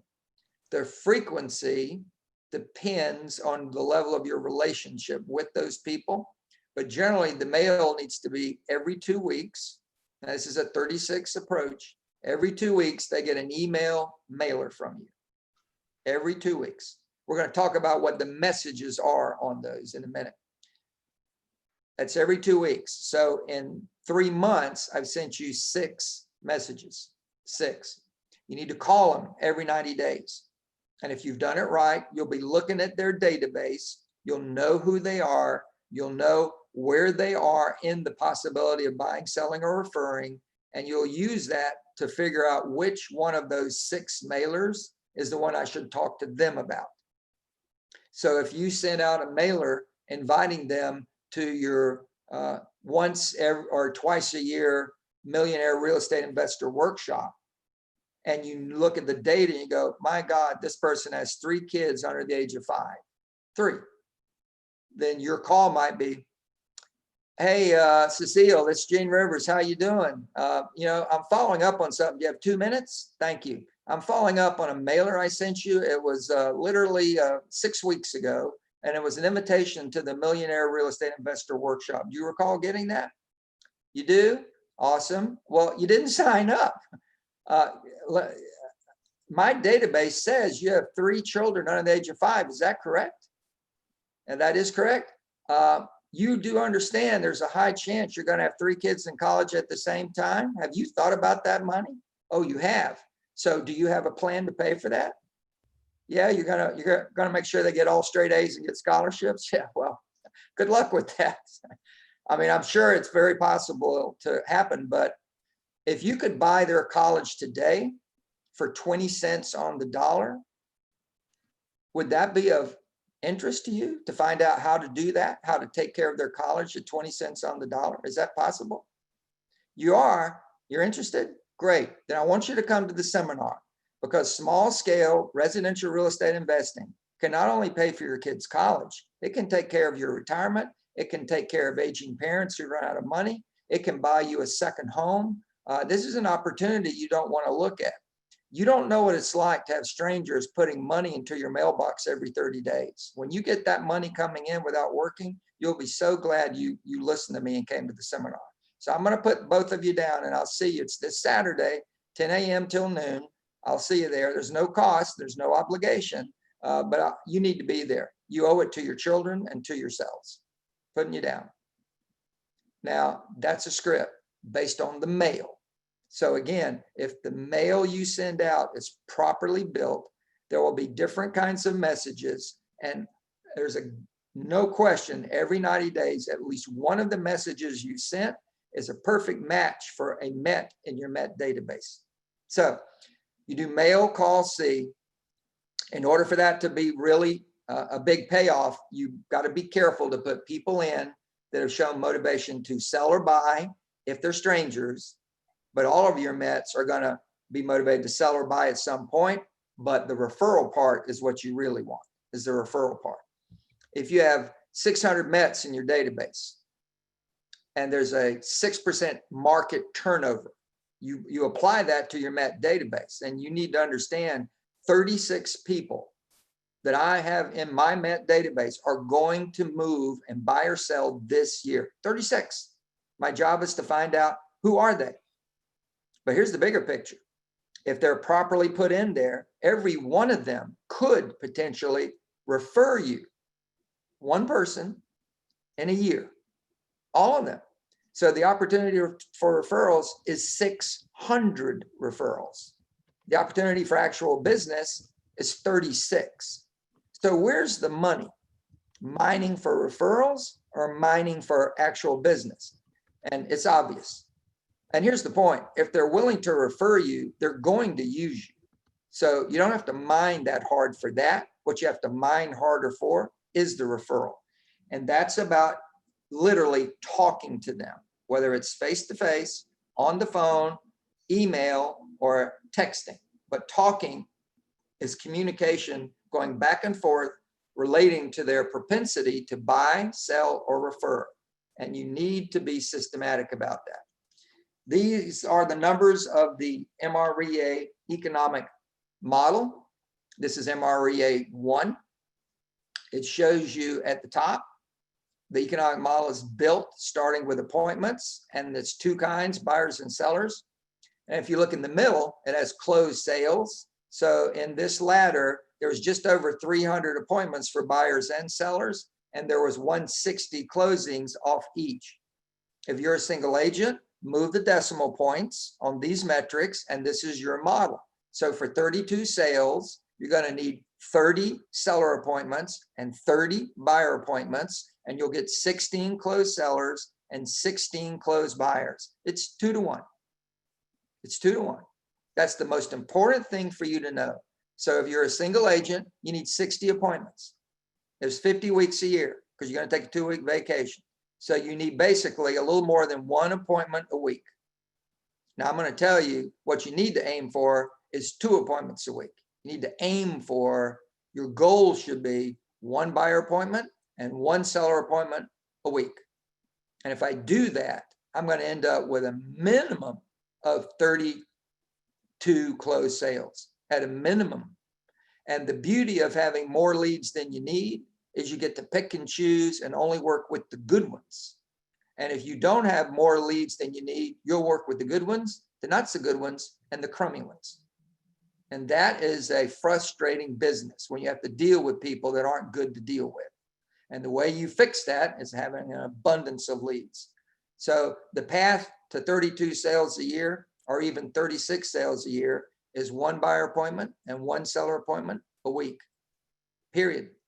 That's the number you focus on. If you want to win big, you hit that number every week, that number, 1 and 1, and that will launch your business. The other thing to look at here is that the conversion rates. Conversion rates for MREA1 said it was harder to list a buyer than a seller. The buyer appointments converted at 65, the seller at 80, but the sellers were harder to close, 65% listed closed, but they were easier on the buy side, 80% closed. MREA2 research says all conversion rates are 75%. 75 at the appointment, 75 from client to closing. MREA2 just got updated this week. I was on the phone with the writers. We're doing some presentations on this. And now they're saying that the seller appointments are converting at 75% and the closings are at 70%. And the buyer appointments are at 70% and the buyer closings are at 70%. So the business in the last year has gotten harder. And a lot of that's got to do with low inventory, but it's simply gotten harder, right? The bottom line, though, is still true that the relationship, would you go away? The relationship between closed sale business and appointments is still 2 to 1. You need double your closed sale goal in appointments, period. Okay, the factors that affect conversion rates that we were just talking about are these: the current market condition. This is a big topic right now, big topic. You got to understand that when things are tough, you have to work harder to get the same business, period. There's no getting away from that. But if you're dedicated to your success, you just shrug it off and do what you need to do. A higher level thought, though, is sometimes what you need to do is change what you're doing. That if you change what you're doing, you don't have to work any longer hours. You simply change the way you work in those hours. And that's the point of today. Some of you might need to rethink. You're all going to work your sphere and past clients, but the other sources you work are all strangers. And some of you may need to really focus on the stranger business in a different way. I'll tell you flat out right now, if you're not utilizing command and using some of the campaigns to get internet leads at a very low cost, if you're not getting internet closed business, you're just missing a huge opportunity. Huge. I mean, it's really big, and you need to do it, and you need to get over it, and you need to learn what you need to learn. You need to do it because it's just sitting there.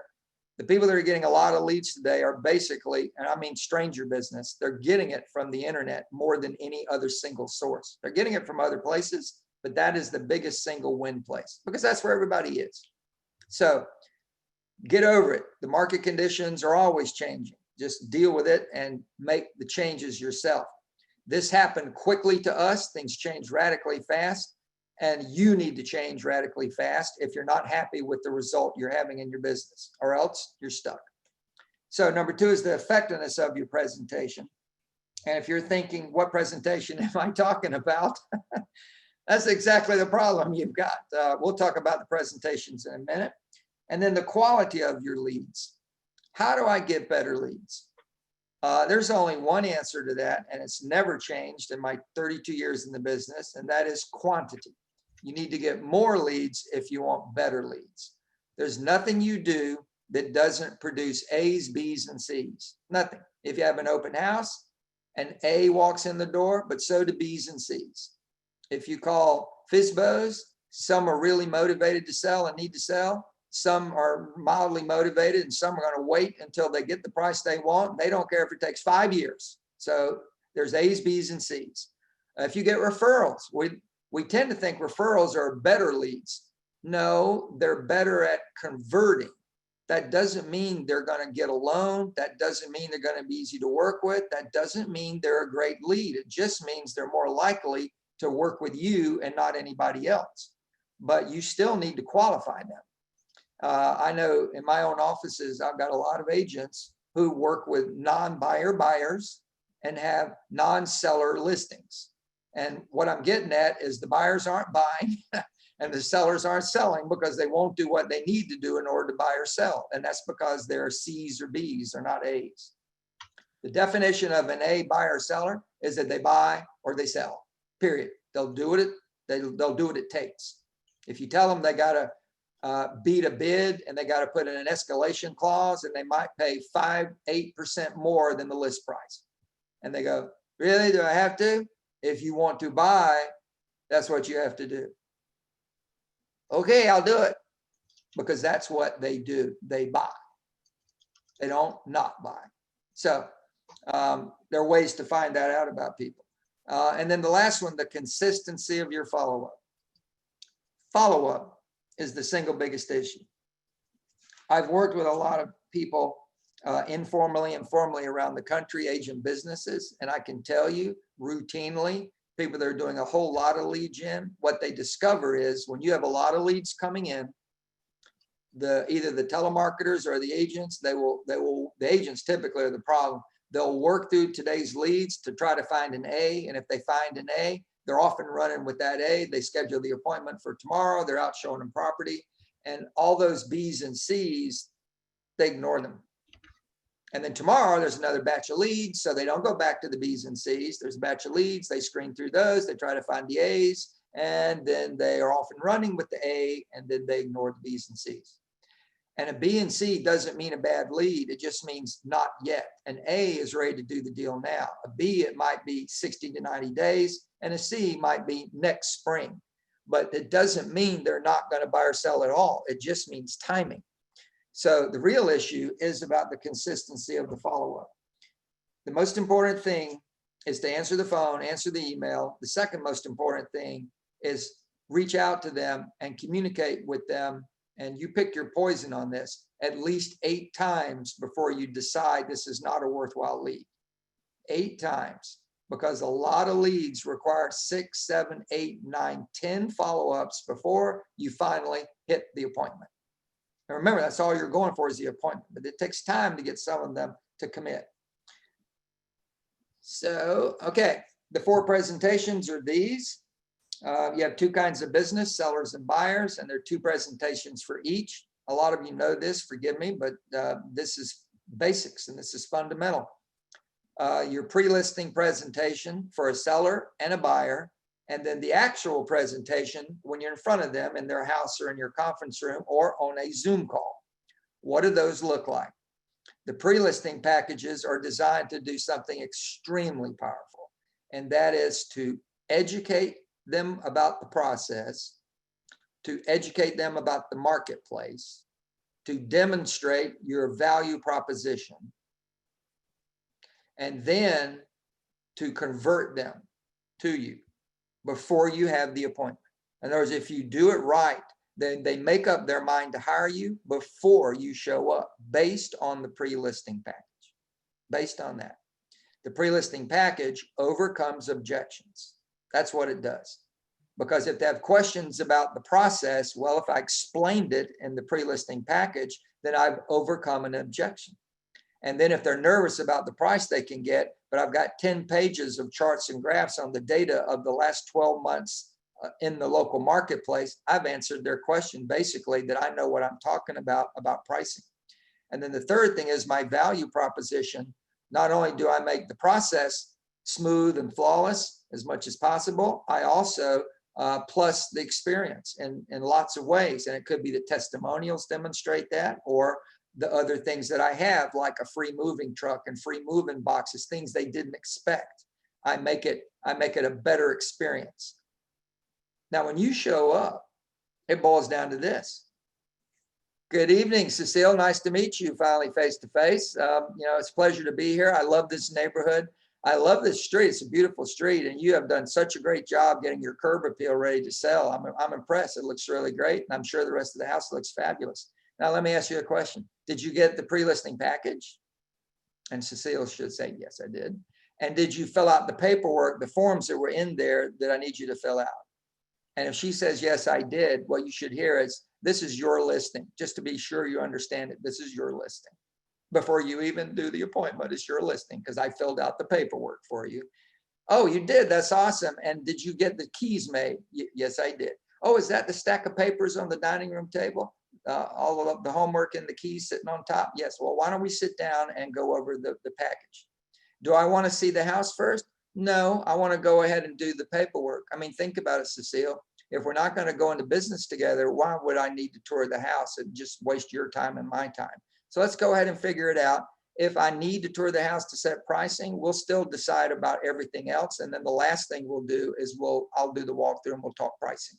So no issues. I'm going to look at the house, Cecile. The question is, I don't want to waste your time or my time either. So let's go ahead and do that. Now, there you go. That's what you do.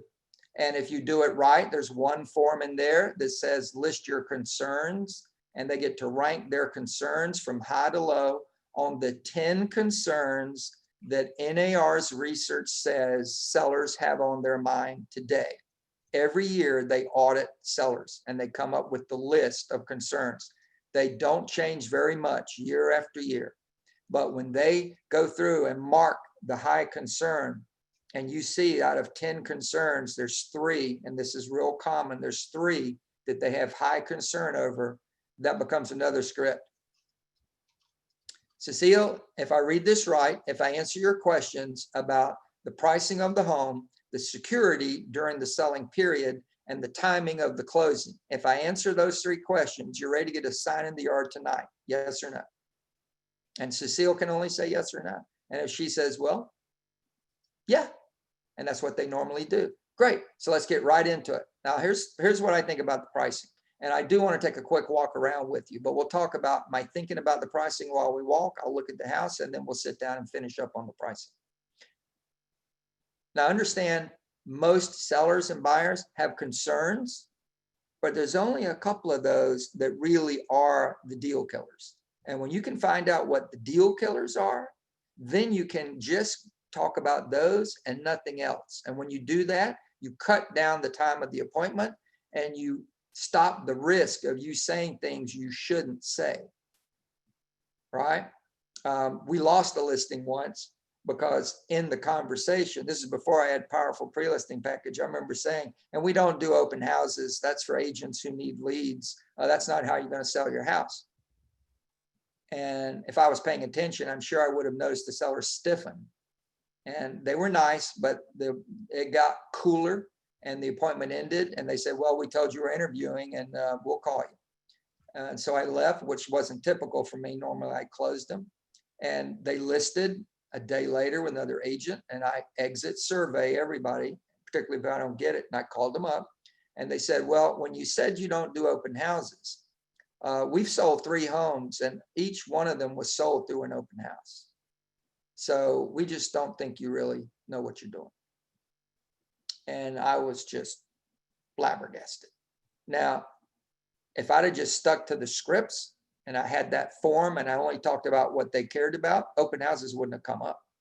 So, anyway.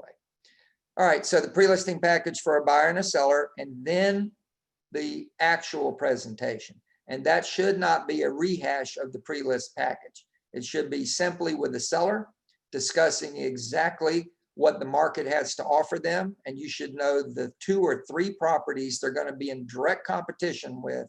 And that's what you focus on. Okay, Cecile, if we put the home on the market today, I've done the research. There's 3 properties actively for sale, 2 in your neighborhood, 1 in the neighborhood right next door that is going to be your biggest competition. So here's the deal. you're either going to sell one of those or they're going to sell yours. And we have to price according to that simple reality.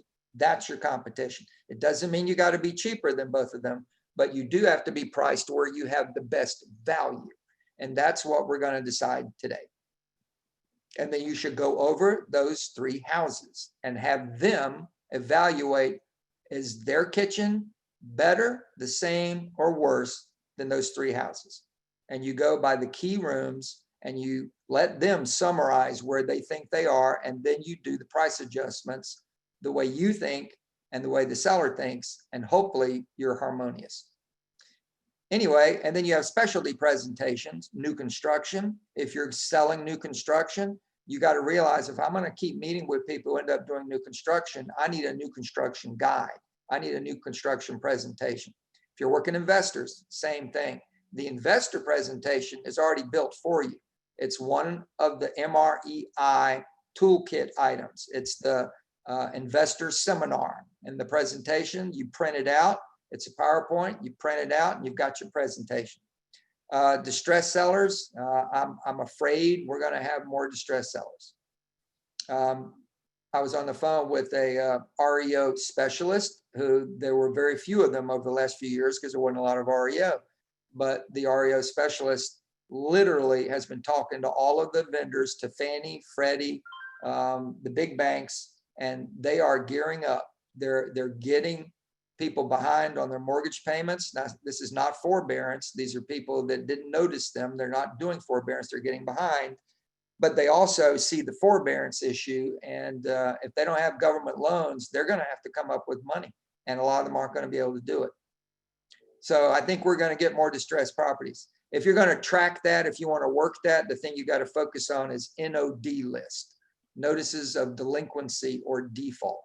You need to be tracking that. That's the first sign you'll have evidence that your market is heading towards, I hate to say it, short sales are going to come back big, but that's the first step where you'll start to see that going on. Okay, and then the truth here about lead generation. Until you have enough leads to exceed your goals, there's no other issue than lead generation. Realize the goal they're talking about here, I wish they would say it clearer, is appointments. Until you have enough leads to exceed your appointment goals, there's no other issue but lead generation, because that's the issue, is getting enough appointments. I've been asked many times by lots of agents over years, so how many leads do you think I need? I'm trying to sell 50 houses a year. And my answer is always the same. I have no idea. And I don't have any idea, because it depends on the lead source. But the issue is, are you getting your appointment goals on a weekly basis? And if you are, you have enough leads. And if you're not, you don't have enough leads. It's that simple. You know by hitting your appointment goals. And then the quality leads are found by focusing on the quantity, the pipe of leads, not just A's, but the totality of the pipe. Your biggest challenge is focusing on lead gen no matter what. And that is a real truth. Okay, service all the leads that come your way. A lot of agents see this and they think this is talking about teams, and it definitely is, but it's also talking to a single agent. You need to get on the fast track. And number one is funnel. If somebody calls your number on the yard sign, where does the call go? Because the number one rule is answer the phone. And they want the phone answered by someone who knows what they're talking about. So if you're a team, you have admin normally answering the phone all day long, at least 8 to 5 o'clock. And then you might have an agent on call to answer the phone until 9 o'clock. If you're a larger team, you might have telemarketers that answer the phone morning and night for 12 hours a day. A lot of teams do that 7 days a week. But the number one issue is answer the phone or answer the email. Now, if you're a single agent and you're busy, you're on track to do 30 or 40, you literally can't answer your phone all the time. You can't. And when you can't, you're sitting in an appointment. You're showing property to the buyer. When you can't answer the phone, you have to funnel. You have to send it somewhere. And in today's world, there are many internet-based phone services that are extremely affordable. They're working with high technology, meaning they have drop-down menus. they're answering for several companies, but it doesn't matter. They don't have to remember anything because they're drop-down menus. I was in a state-of-the-art call center that we use their services, and they hire college students or graduates of college. So they're pretty smart kids, and they answer the phone and they say, "Hey, thank you for calling the Rivers team. How can I help you?" Well, and they're reading from a drop-down menu. The phone rang, drop-down menu popped up. "Hey, thank you for calling the Rivers team. How can I help you?" "Well, I'm calling about a property on 1515 Smith Street." And it doesn't matter what they said. "I have a question about a property y'all sold last week." The next script would be the same thing. "Well, you need to talk to Gene about that. Hold on a minute. Let me see if I can get him." And then they're pushing one button and they have a robo dialer, and you give them the 4 possible numbers or the 3 numbers where they might get you, and it robo dials all of them. And if you don't answer one of them in 6 rings, then they'll pop right back to the caller. "I'm so sorry, Gene's tied up on a call right now, but give me your information and he'll call you back at," I'm looking at his calendar right now, "he'll call you back at noon." So you're calling about 1515 Smith Street. Let me have your full name. Thank you. Let me have your email address. Thank you. We want to send you some information about Smith Street in advance of Gene calling you. And is this the best number to use to call you, or is there a better number to call you? That's your cell phone. It's the best number. Okay, wonderful. Gene will call you back at noon. Thank you so much for ringing the Rivers. Now that kind of service is what consumers want. That's what they want. And they'll literally give out information because people are reading from a script and they're giving great service.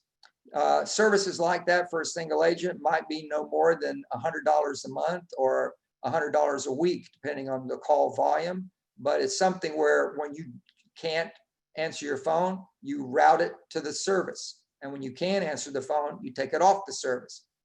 A lot of agents who go with that kind of service end up using it all day long because they do it better than the agent would do it. All right, you funnel, you assign. If it's a team, it would be assign an agent to that lead. It doesn't mean if an agent answered the phone that the agent automatically gets it. If it's a buyer agent that's answering the phone, but it's the seller lead, they would refer it to the seller agent. Assign, if you're a single agent though, is normally, is it an A or a B or a C? You got to make a quick determination, because the simple fact is an A, you need to get an appointment with as fast as possible. A B can wait till the end of the week or next week. And a C, you can work them digitally. You don't need to actually have the appointment. They're not ready for the appointment. So you assign them, and that creates the pipeline that you have to focus on, how fast you got to move. Always source them. At that first contact, you always ask the question, and how did you get our name? How did you get my name? Where did you find my name? How did you get my number? However you want to ask it, you got to source it, because you're spending time and money to get business. And if you don't find out and hold your money and time accountable for results, you'll keep doing things that may not be working and you don't know because you don't source. And then track, see what happens. See what happens. Some lead sources are better than other leads in terms of creating quality leads. You find that out by tracking. And then the bottom truth, lead management is the #1 visibility issue in your office. I don't think people get what that means. You need a whiteboard on the wall with your yearly goals at the top and 4 basic categories, and that is contacts, appointments held, contracts fully executed, and closings. And you need to be tracking those numbers. So you got your yearly goals at the top. That won't change all year unless you have a COVID year, and then it might change. And then you'll have a monthly goal below that. And then you'll have if you have a team, the individual's goals. So you have buyer agents, listing agents, telemarketers, anybody who's involved in creating those, they'll have their goals. And you need it to be on the wall. It's an accountability issue. It's also a momentum issue. So if you're lagging behind and then one person picks up speed and starts hitting numbers, it literally pumps everybody up to pick up speed. And when things start to go down, you see momentum drop for one team member. If you don't fix that team member fast, that could infect the momentum of the rest of the team. Because if you have one person who's saying, no, the leads we're getting now, there's not that good. They're not that good. It's always going to be one person who starts to feel that, and you need to turn it around and shut them up, or they'll infect the other people. So momentum measuring. Most teams, most megas use 3 sources for 75% or more of their business. I mentioned that top teams often are doing 5 now, but, and this is an amazing thing, but the 3 of the 5 that they focus on are still 70% or more of their business. So there's always a strong 3, a strong 3. If you're a single agent, you need a strong 2, not 3. In other words, it's very simple. You need 1 for Mets and 1 for non-Mets that both work. You could literally, the example we used earlier, you could literally get your sphere for half your business and farming for the other half of your business. And that's 2 things. If you're going to do the 3 I recommended, or gave as an example rather, it would be your sphere for half your business, and then farming and the internet for the other half of your business, equally split. Now, the way you evaluate these is by hitting appointment goals. Until you're hitting your appointment goals, you're not stuck with any one lead source. You need to be clear about that. You've got to be getting your appointment goals hit on the lead sources, or you need to consider changing them. So if your business year to date is down on the buy side or the list side, and by the way, sidebar, most agents right now that are down on the list side. Most agents have a buyer pipeline that they don't have enough inventory for, but the list side is where most people are hurting. So wherever you're down, you got to look at, okay, well, where were I getting my listings from? And what could I stop doing that's not working now for me? And what could I start doing that might immediately pump up some listing volume? And you have to figure that out. And we're going to look at those arenas. We're going to look at the classic places to pump up your listing volume after lunch. But you need to figure that out. Realize that change always looks like this. There's something you're doing you need to do more of. And right now, for agents whose business is down, the one thing you're doing you need to do more of is talk to people. Most agents are not talking to enough people. They're actually talking to less people than they would have normally been talking to. And that's a cardinal sin. But you need to talk to even more people than you would to get the same amount of business today. The second thing is there's something you're doing you need to stop doing. Stop. Just totally stop it. If you were doing open houses to get your business and you're not doing digital open houses, then just write off the idea of open houses. Just stop it. You're going to need to find something else. And then the third thing is there's something you're not doing, you need to start doing. So change is about more of something, stopping something, and adding something. And you can add something only because you stopped something. So that process of change is literally today's discussion. All of you should probably keep working your past clients in Sphere. I can't imagine that you wouldn't do that. But some of you, the business you're getting out of that group has shrunken, and you might need to add something else from non-Mets in order to bump up your business. And you might even add 2 from non-Mets to bump up your business. But be very careful about adding 5 things until you get at least 1 or 2 things working. You don't need to add 5 things. You need to add 1 thing or 2 things and get those working before you consider adding anything else. Okay, your lead generation sources come from a long list. And if you've seen this graph before, it's in the Business Planning Clinic. It's in the Red Book. I've actually filled out, it had some open blanks on the bottom, and I always kept talking about the open blanks, so I just put them in there. This is a list of stuff. We're going to talk about the top 10 off of this list. But what I've added on the bottom, I do want to highlight. Corporate relocation, client parties, circle prospecting, certified financial planners, that's what the CFP is, and CPA, certified public accountants, estate and probate attorneys, and real estate / business attorneys. All of those people or activities will generate business, all of them, and steady business, repeat business. I've talked to probate attorneys who tell me we have a probate attorney who sends us business, but when we solicited his business, he told me we were the first agents who ever called on him. Certified financial planners. I had a certified financial planner sponsor one of my events, and I was talking to her at the break, and I asked her, I said, so you're here sponsoring an agent event to get their business. How many of them have ever solicited you for business? And she told me 0. 0. And if you have the assets to have a certified financial planner, you do not buy or sell real estate without talking to the CFP first. So if the CFP said, it's a great time to be in the real estate business, you should sell because in your price range, you'll get top dollar, and you should buy because interest rates are incredibly low, and I have a great realtor for you to use. If you're not developing those relationships, you're missing an opportunity. So all the rest of these work, you can look at these, and if there's one you want to talk about, we'll talk about that in a minute. Be sure you type it in. But if it's one of the 10 we're going to talk about after lunch, I'm going to pause and talk about that after lunch. But type it in under the chat, and we'll talk about it when we come back from lunch.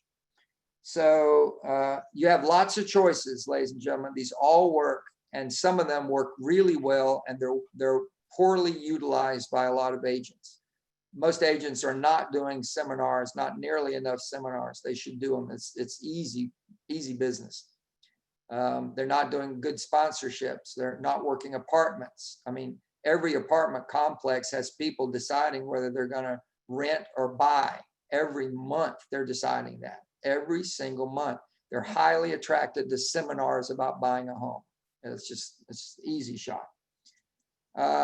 Okay, so this is the model that you've got to decide. You've got to build out. Now, again, most of you, I want to rehash, your MET database is what it is already. It's not easy to build it, to add 100 names to it, because again, a true MET you have a relationship with, you can't just snap your fingers and add 100 relationships. It's not going to happen. In fact, I hate to be the bearer of bad news, but what some of you need to do is clean up your MET database, meaning shrink it, because you got people in there, you have no idea who they are. In the collapse, Rebecca and the team, we all shrunk our MET database, because at the big collapse in 08, our MET database was 18,000 people. And they were people that we collected business cards from a variety of reasons. Some were real METs, but most weren't real METs.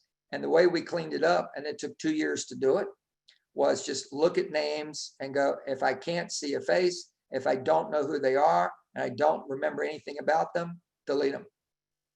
Delete them. And it was just like, delete, delete, delete, delete, delete. Maybe keep this one. I think I know this. I think. But the slam dunks were, you saw a name, you saw a face. The minute you see a name, you see a face. You had to have had a relationship with that person, and I would not delete that person. I would reconnect with them. And then we spent a couple of years doing that, reconnecting with parties. All right. So anyway, option 1 with your METs is the MREA 1 numbers, your MET database 12 and 2. If you're doing MREA 2 numbers, it's times 10. So if I want 100 sales a year, your sales goes 100 times 12, that'd be 1,200 divided by 2, that'd be 600. If I want 100 sales a year times 10, that's 1,000. Big difference, 600 to 1,000. If you're going after strangers, it hasn't changed. If I want 50 sales from strangers, 50 times 50, I need 2,500 strangers. Now that could be clear what it's saying here. It's not necessarily saying 1 lead source. It could be 2 or 3. So it could be a geographic farm would give me X amount of return. You need 2,500. So maybe 2,000 is a geographic farm, and then 500 could be 500 FSBOs I'm going to work over the course of the year. That would be 10 a week, 10 times 50. That'd be 500 for the year. right? And then option 3 would be the combination. You would take, again, your Mets, 50%, and then you got to decide whether it's 12-2 or 10%, and then the strangers. And then there's your database. Systematically prospect is the game. There's no question about this is where most people have a real problem. You'll utilize the smart plans or campaigns. Think about smart plans as an 8x8. They're already done. They're already built. There's a variety of them. They work really well. You can tailor them. You can customize them. But realize, and we already said this, an 8x8 is about a cultivation, short-term, high touch, a touch a week for 8 weeks. That's a FSBO campaign. A touch a day for 8 days. That's an expired campaign. But whatever it is, it's a high touch short term. And at the end of high touch short term, you either delete. Think about a FSBO. I did a touch a week for 8 weeks. And at the 7th week, they hired another realtor. I'm going to delete them. The 7th week, they hired me. I'm going to take them out of the 8x8 and put them in the 36 touch because now they're a client. They go right into a high touch long-term campaign. But suppose in the 7th week, they said, we've decided not to sell now. We're going to wait another year. We're going to wait for this COVID thing and the economy thing to pass, and then we're going to sell. Then I'm going to put them on a low touch long-term campaign to keep in touch. And that's a 12 direct. So all you ever need is a high touch to start off, and then a high touch short term to start off, and then a high touch long term or a low touch long term, or delete. And that's it. Everything else operates like that. So number 4 is the big issue about consistency. So if you think about your lead gen plan, it is 2 things. It is prospecting and marketing. You need to realize that that has to be done typically all within a 30-day window, meaning things that you're going to do only once or twice a year are not going to have significant impact. So the things that you're going to do at least 12 times a year or higher are likely to be where your big success is going to be. And that's simply true. So you get out a generic 30-day calendar and you look at it, and there's 4 weeks, and you ask yourself, okay, what do I do once a month? Because you have to block this all out. And if you did a 12 direct, a touch a month to a geographic farm, you say, well, that's it. I'm going to do a geographic farm. I need a real estate report card once a month. In order to be effective, in order for viewership to be up, realize what we said earlier, it has to be local. It's about their neighborhood, so that's local. It has to be current. It has to be mailed on the 3rd or 4th day of the month about the month that just ended. That makes it current. And then it needs to be personal. Well, they live in that neighborhood, and that makes it very personal to them. So it's going to get their attention because it's current, local, and personal, right? So I'm going to put that the first week of the month. And then you go from, okay, what do I do once a month to what do I do twice a month? And what you do twice a month would be the mail that's the backbone of the 36 touch. It would be a sphere mail. So one would go out the 2nd week of the month and one would go out the 4th week of the month. So every 2 weeks, those go out. And then I ask, okay, so now what do I do weekly? And what you do weekly, you now shift. You shift from marketing into prospecting. The prospecting piece would be every week, you should get in front of groups of people. Every week, a group or groups of people. So if open houses was one of your strategies, one of your 3 or 5 lead gen sources, that means you literally are going to do an open house every week, 4 weeks, a month. Now, an open house doesn't have to be on a weekend. So I will do 3 open houses on weekends, and I will do 2 on Sundays and 1 on Saturday, but then I'll do 1 open house on either Thursday evening drive time or Friday evening at drive time. So I have 1 weekend free a month. Now you can double down. You can do 1 weekend, a Saturday and a Sunday, another weekend, a Saturday and a Sunday, and I've done my 4 for the month. So if you go on vacation, you would double down. right? But you got to get your 4 done a month. So that would go on the calendar. And then you ask, and what do I do daily? Daily. And daily is talk to people. And there should be a set number of conversations daily. But just like the opens, the issue is the aggregate number weekly. It's not necessary, or monthly. It's not necessarily, it has to be daily. So if I've got a buyer coming in from out of town, I might have to be with that buyer all day tomorrow and the next day. And I know it. I'm meeting them at the airport, driving them to my office. Then we're going to go look at property. And then we're going to start again the following morning, and they want to leave under contract. Well, I'm not going to have time to talk to 10 or 20 people a day, both of those days. So I'm going to take 2 days out of my week. So I got to do 20. If my number was 10, I got to do 20 the day before, and I got to do 20 for 2 days after to end up with 50 contacts for the week. It's that bold saying, if you erase, you must replace. Now, when you look at that calendar and it's all spread out evenly, it's achievable. When you don't have a calendar and you are busy for 2 weeks doing whatever the devil you're doing, then you wake up and realize, oh my God, I'm behind. I got to do these mailers. I got to make these phone calls. I got to do up and out. You know what? You end up not doing it. You just don't do it. And when you get busy, that's the problem of not having systems or of being a busy single agent. You simply get off track. So,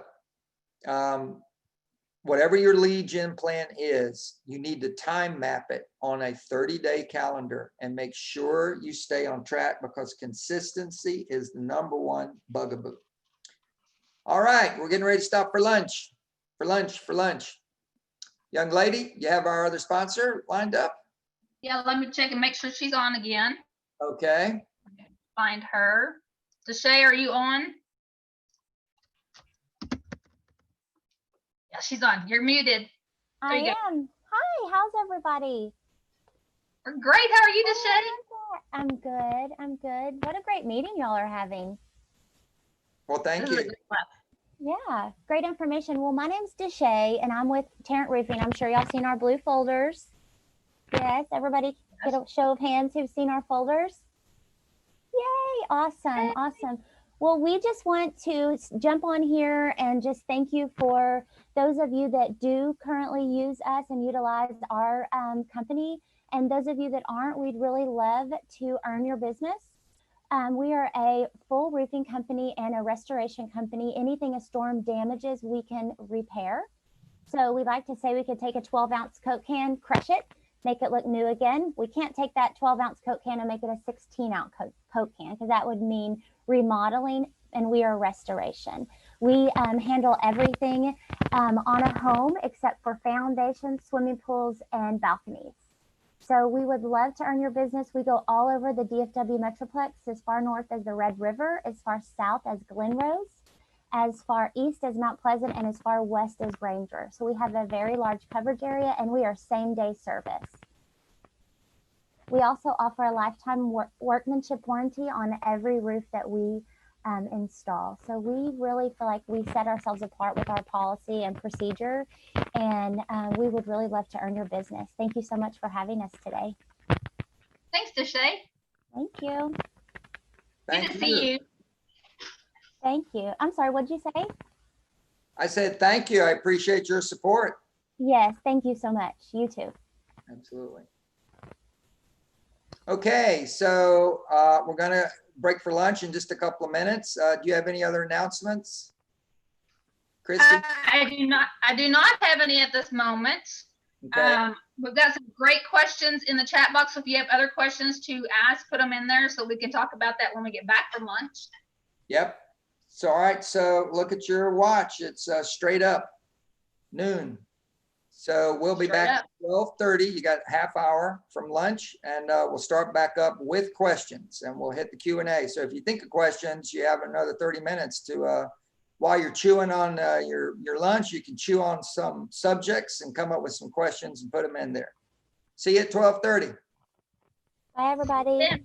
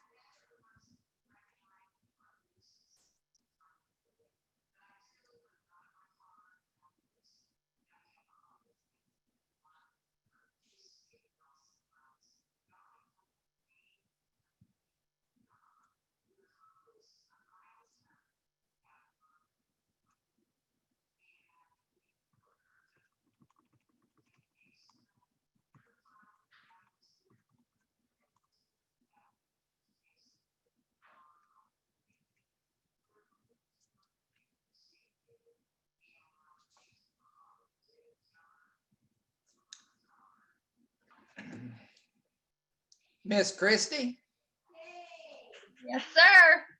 there you are. Here I am. So we got some questions to go over. We do. We have quite a few. So, going back to the referrals programs and stuff, that somebody asked if it's advisable to offer incentives for referrals in advance, like drawing entries or something like that. No, Nope. nope, nope. People should refer you because they respect your professionalism and your skill set, and that you built up a quality relationship with them. Absolutely. Buying referrals is not the path. You want people to give them to you because they care about you and they really appreciate what you do at a high level. If you have to buy a referral, you should look in the mirror and go, why don't they want to do it unless they get paid? Yeah. Yeah. Okay. When you were talking about trimming your database, someone asked how you determine if your sphere's been in there for quite a while, like you were saying earlier, how you determine your A, B's, and C's. But I think you explained that earlier, but maybe just give a little bit more of just a recap on that. Sure. So. Yeah. The fundamental issue, first and foremost, is your database a database? Because if it is, you have a lot of data you can use to make those decisions. So clearly you would immediately pull up anyone who's ever referred you. So that would be your core advocates to somebody that referred you 5 years ago. But if you know who referred you, they all stay. That's a starting point. And then you want to look at another issue. People can refer you for two main reasons. They refer you because they have authority or because they have connections. They are connected. They are a networker. So people that have authority can tell people to use you, like a HR director can tell people to use you. A builder can tell people to use you. You don't win as well with that as you do with people who have influence. So some of our best referral resources have been school teachers. So you look in your database, and if you have school teachers or people that you know to be connected, that you haven't yet got a referral from them, realize the gap between someone who's connected and a referral is the relationship. So this goes back to, do you have the time? If you have the time to build more relationships, identify people that you already have in your database that, but for the time putting into them, you would get something. So you haven't given them any time and they haven't given you any referrals, but maybe if you put time into them, you would get referrals. So look for the people who've referred you, and then look for people who have potential that you're going to have to put time into in order to get them dialed up. And then the rest, if you don't have the data, you stare at a name, you don't know who they are, you don't know where they work, you don't know anything about them, I would move on past them. Perfect. Okay. Somebody asked if your scripts are available somewhere. Well, I do typically say, this is a script. and isn't this being recorded? Yes. Yes, so this is recorded, so you can hear it again. Yes. And even if not, you all have a recorder on your phone. So anytime somebody says, this is a script, you should push the button and start the recording. But yeah, this is being recorded, so just review it. And I did see somebody asked about my pre-listing packages for buyers and sellers. Yes. I'm happy to share those. I just have one favor to ask, and that is please change out the name and the phone numbers if you're going to copy stuff. Right. You laugh, but that's actually happened. That was my next question that they had asked. Got that one. Well, let me tell you what I'm going to do. Yeah. I'm going to lean on you. I'll send them to Sure. you, and then you can disseminate them however you want to disseminate. Absolutely. Okay. And I also know that you've got there's some scripts from you out on KW Connect as well. Yep. And Okay. so are my packages. My stuff is on KW Connect, but it's moved around a few times, so I can't tell you exactly where to go. Generally, if you search by my name, you'll find them, but I'll just send them to you so they don't have to hunt. That's perfect. And then I can get them out to the market centers. Yep. So that's perfect. Somebody asked, what are the 8 touches for FSBOs? I know someone else answered that there's a lot of great ones in command. Yes. But what, that was one of the questions on 8 touches for FSBOs. Well, FSBOs are one of the classics, the fundamentals like we talked about, and we're going to discuss that right after this. Perfect. What's the best tip to track this on, let's see, I don't know which one it was talking about, to track on a 30-day calendar for consistency? I'm not real sure I'm not what sure what you section mean that was about what on. to track. I mean, as I'm you not- go through your week, you should be checking off all of the must-dos on the admin side. So if it's the week Yeah. the real estate report card goes out, you got 5 days to get it done. Get it done. Let's see, there's a few more that just came in. Somebody's asking where the recording will be available, which many have asked me that. I will have that information out to your market centers, where we load the recording of this. So I will have that out probably tomorrow to everyone. Yeah, And I heard some. The PowerPoint is the manual that you have. Yes, the PowerPoint is the manual. Again, this is something I put together from 5 different manuals. So there is no manual for this other than the PowerPoint. Right. And I did see somebody commented about it was a lot of material really fast and she was trying to keep up with her note taking. And Yeah. I appreciate that. It is recorded, so just go back and listen to it again. And you can stop it and pause it. Yeah, yeah. I try to give y'all as much as I can, and normally that problem is true if it's live too. I mean, I cover a lot of stuff and I cover it pretty fast. The other option is I go slow and people start yawning and take naps after lunch. And then someone asked, where is the 10 seller concerns? The 10 seller concerns, that's a form that I'm going to include in what I send you. I'm going to send you several forms that we include in the pre-list package. It's quote the homework. You will find that people that get the package, review it, and do the homework are the people you ultimately want to work with, because they trust you, they believe in you, they do what you ask. When people start doing what you ask, it means that the relationship, while they're your buyer or seller, is going to be a positive one. Because if you say, listen, we've gotten the feedback and you're going to need to paint the family room and the foyer, and you're going to need to get rid of the cat box, and you're going to need to do something about the odors in the house. And they'll say, okay. Right. Yeah. As opposed to people say, I'm not going to do that. Right. Yeah. So when people start taking your instructions up front early on, that's going to be a relationship that'll work. Because if they're not willing to do what I tell them to do, then what the devil am I here for, right? And it gets very frustrating. Right. Yeah. And what call center do you like? Well, the one that I was talking about, and there are several out there. I mean, there's the world is on the internet, right? So I like Pat Live, PATLIVE. It's called Pat Live, and all of the operators, whether they're men or women, answer the phone. Hi, this is Pat. You've rung the Rivers. How can I help you? I like that. That's where the name came from. But they're really, really good. And I like them. And they have different kind of plans you can get on. Great. All right. Again, for those that are asking about the PowerPoint, it's what I've sent out as your manual, if you will.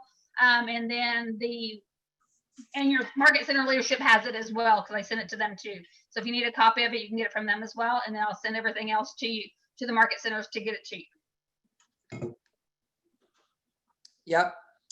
And if I don't know, did the footnote print out on yours too, where it says 2003 business clinic? Did that print out? Yeah. Okay. If you see that, that's how long I've been working to put this stuff together. A long time. 7 years of putting it together. Well, that's when the lead generation platform class disappeared. Oh yeah. Yep.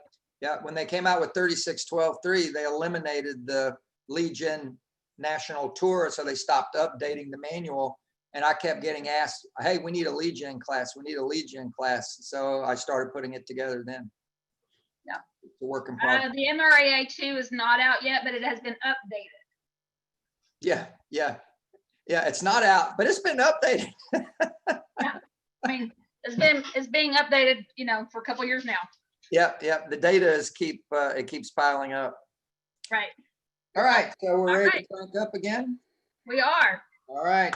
The MREA lead generation numbers in terms of money and assumptions. You should be prospecting based, marketing enhanced if you're a single agent or a small team. Larger teams, the really top teams, are actually marketing-based, prospecting enhanced, meaning most of them are doing an awful lot of internet lead generation, which is marketing. They're also doing, some of them are doing large mail campaigns, like, you know, a 5,000 neighborhood farm. They're doing a lot of marketing. And then when the email comes in, or the phone or the text lights up, then they respond to that immediately. So they are marketing-based, prospecting enhanced. But single agents and small teams need to understand what it literally means to be prospecting-based, marketing enhanced. It means you need to talk to people, and talk, and the methodologies that I'm talking about is face-to-face, on the phone, texting, or typing, email. Talk that's valid, a valid talk is where you collect information about them buying, selling, or referring you, and then you set the next point of contact based on the data, and you update the data in the database. Now, I know that sounded like a lot, but that's what you do. When you do that, if I talk to you and you tell me something about potentially buying or selling next spring, I need to tell you, well, you know what? In order to keep you abreast of the market, could I put you on my monthly real estate market newsletter? You'll see information about the market. Based on what you've told me, you're about 9 months from hitting the market again. So this will keep you abreast of the market. I'll send it to you after you get a couple of them. I'm going to call you and follow up, make sure you're getting them, and see if you have any questions. Now, you got to understand that that is a prospecting-based, marketing enhanced approach. I'll talk to you. You gave me your timeline. Now I'm going to be mailing you, and the marketing is going to speak to you for me. The marketing is going to educate you instead of me having to do it every month. And the marketing is going to demonstrate my value proposition without me having to do it. That's literally what it means, marketing enhanced.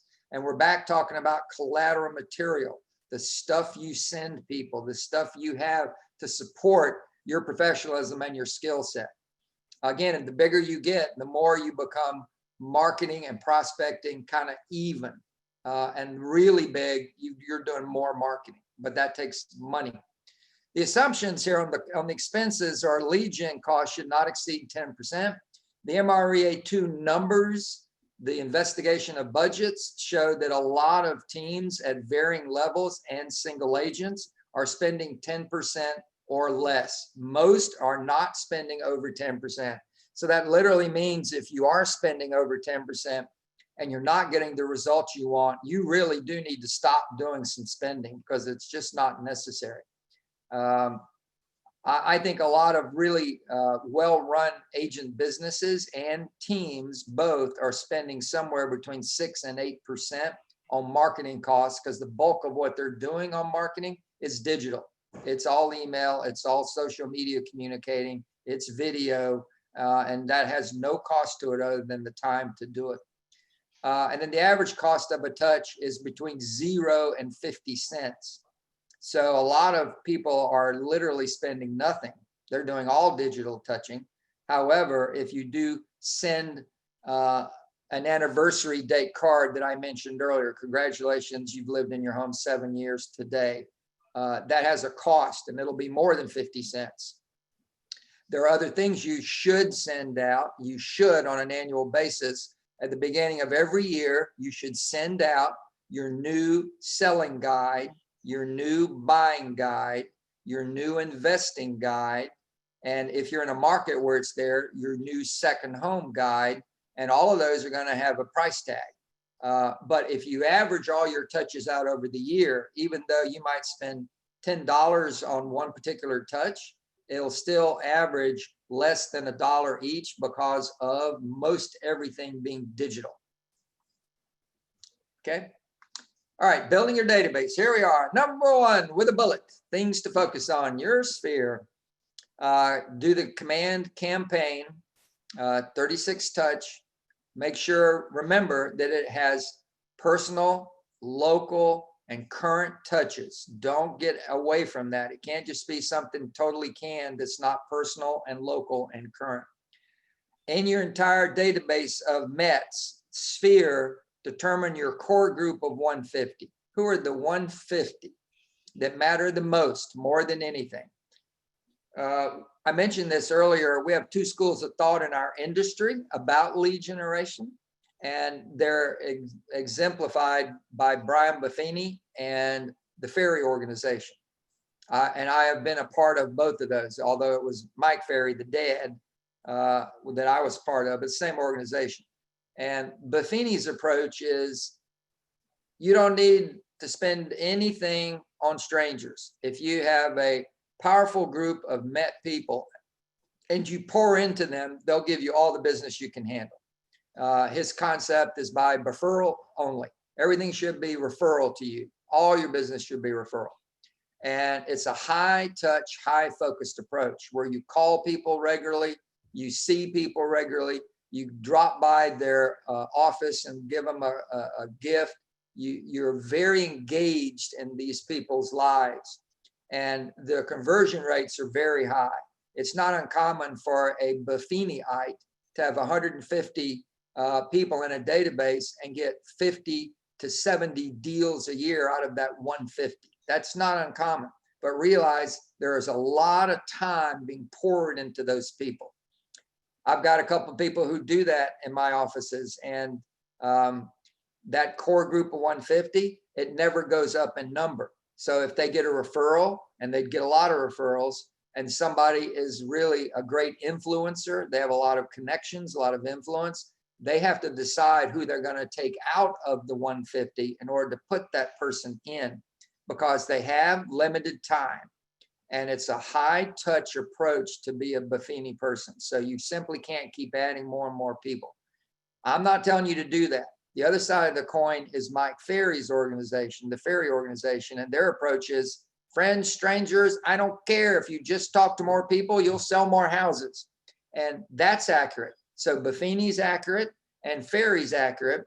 But if you look at top agents, most of them are about 60% kind of a Buffini approach, focusing on sphere, and 40% are strangers pounding numbers. So this core group of 150, though, you can easily get, as I mentioned, we had 4 people that were 134 sales.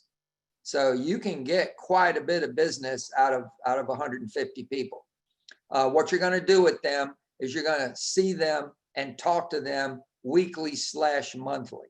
You'll see them at least once a month, and you will call them every week. And when I say call, remember that could be that talk, that could be email, text, could be a quick text message. Hey, thinking about you today, that article in the paper about the football season is closed. Bummer, huh?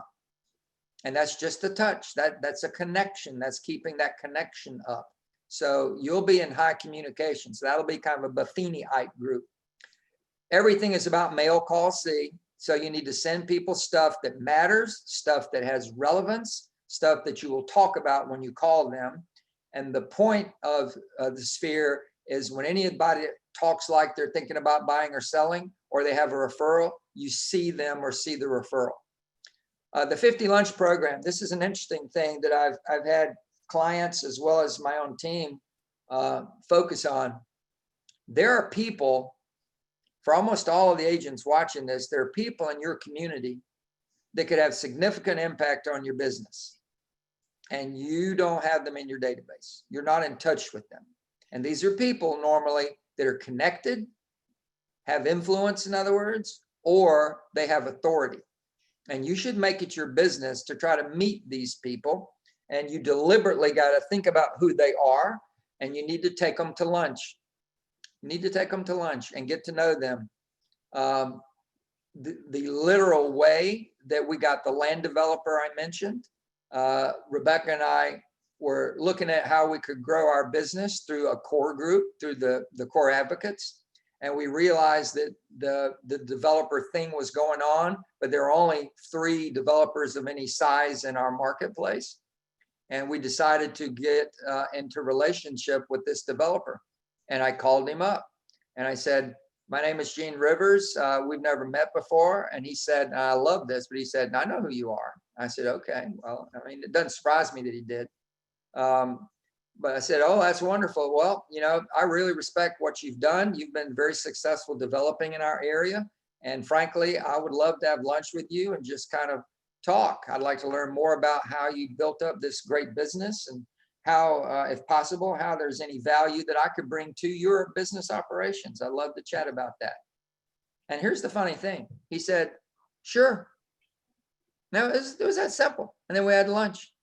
And since that time, I've had lunches, and this is over years. I've had lunches with people all the way up the ladder in politics and in business and in the culture. You simply need to get into relationship with more people. We have sold property with multiple judges in our market because I sought out a relationship with a highly successful judge who's well-respected and an author. He had great influence in the community.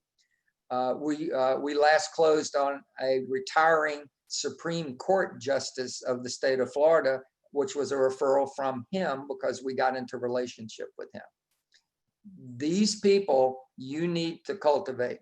I can't tell you who they are. It could be a school principal, could be a judge, could be a doctor, could be someone in a related field to real estate, like developer or builder, but you need to get into relationship.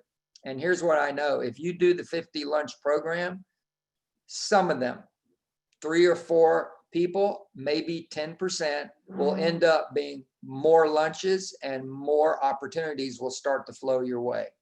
I can't tell you who they are, but conversion rates are usually about 10% to relationships in business. And once the business starts, it's ongoing. The Special Client Club, we talked about that. People need to feel like because you are in their life, they get benefits.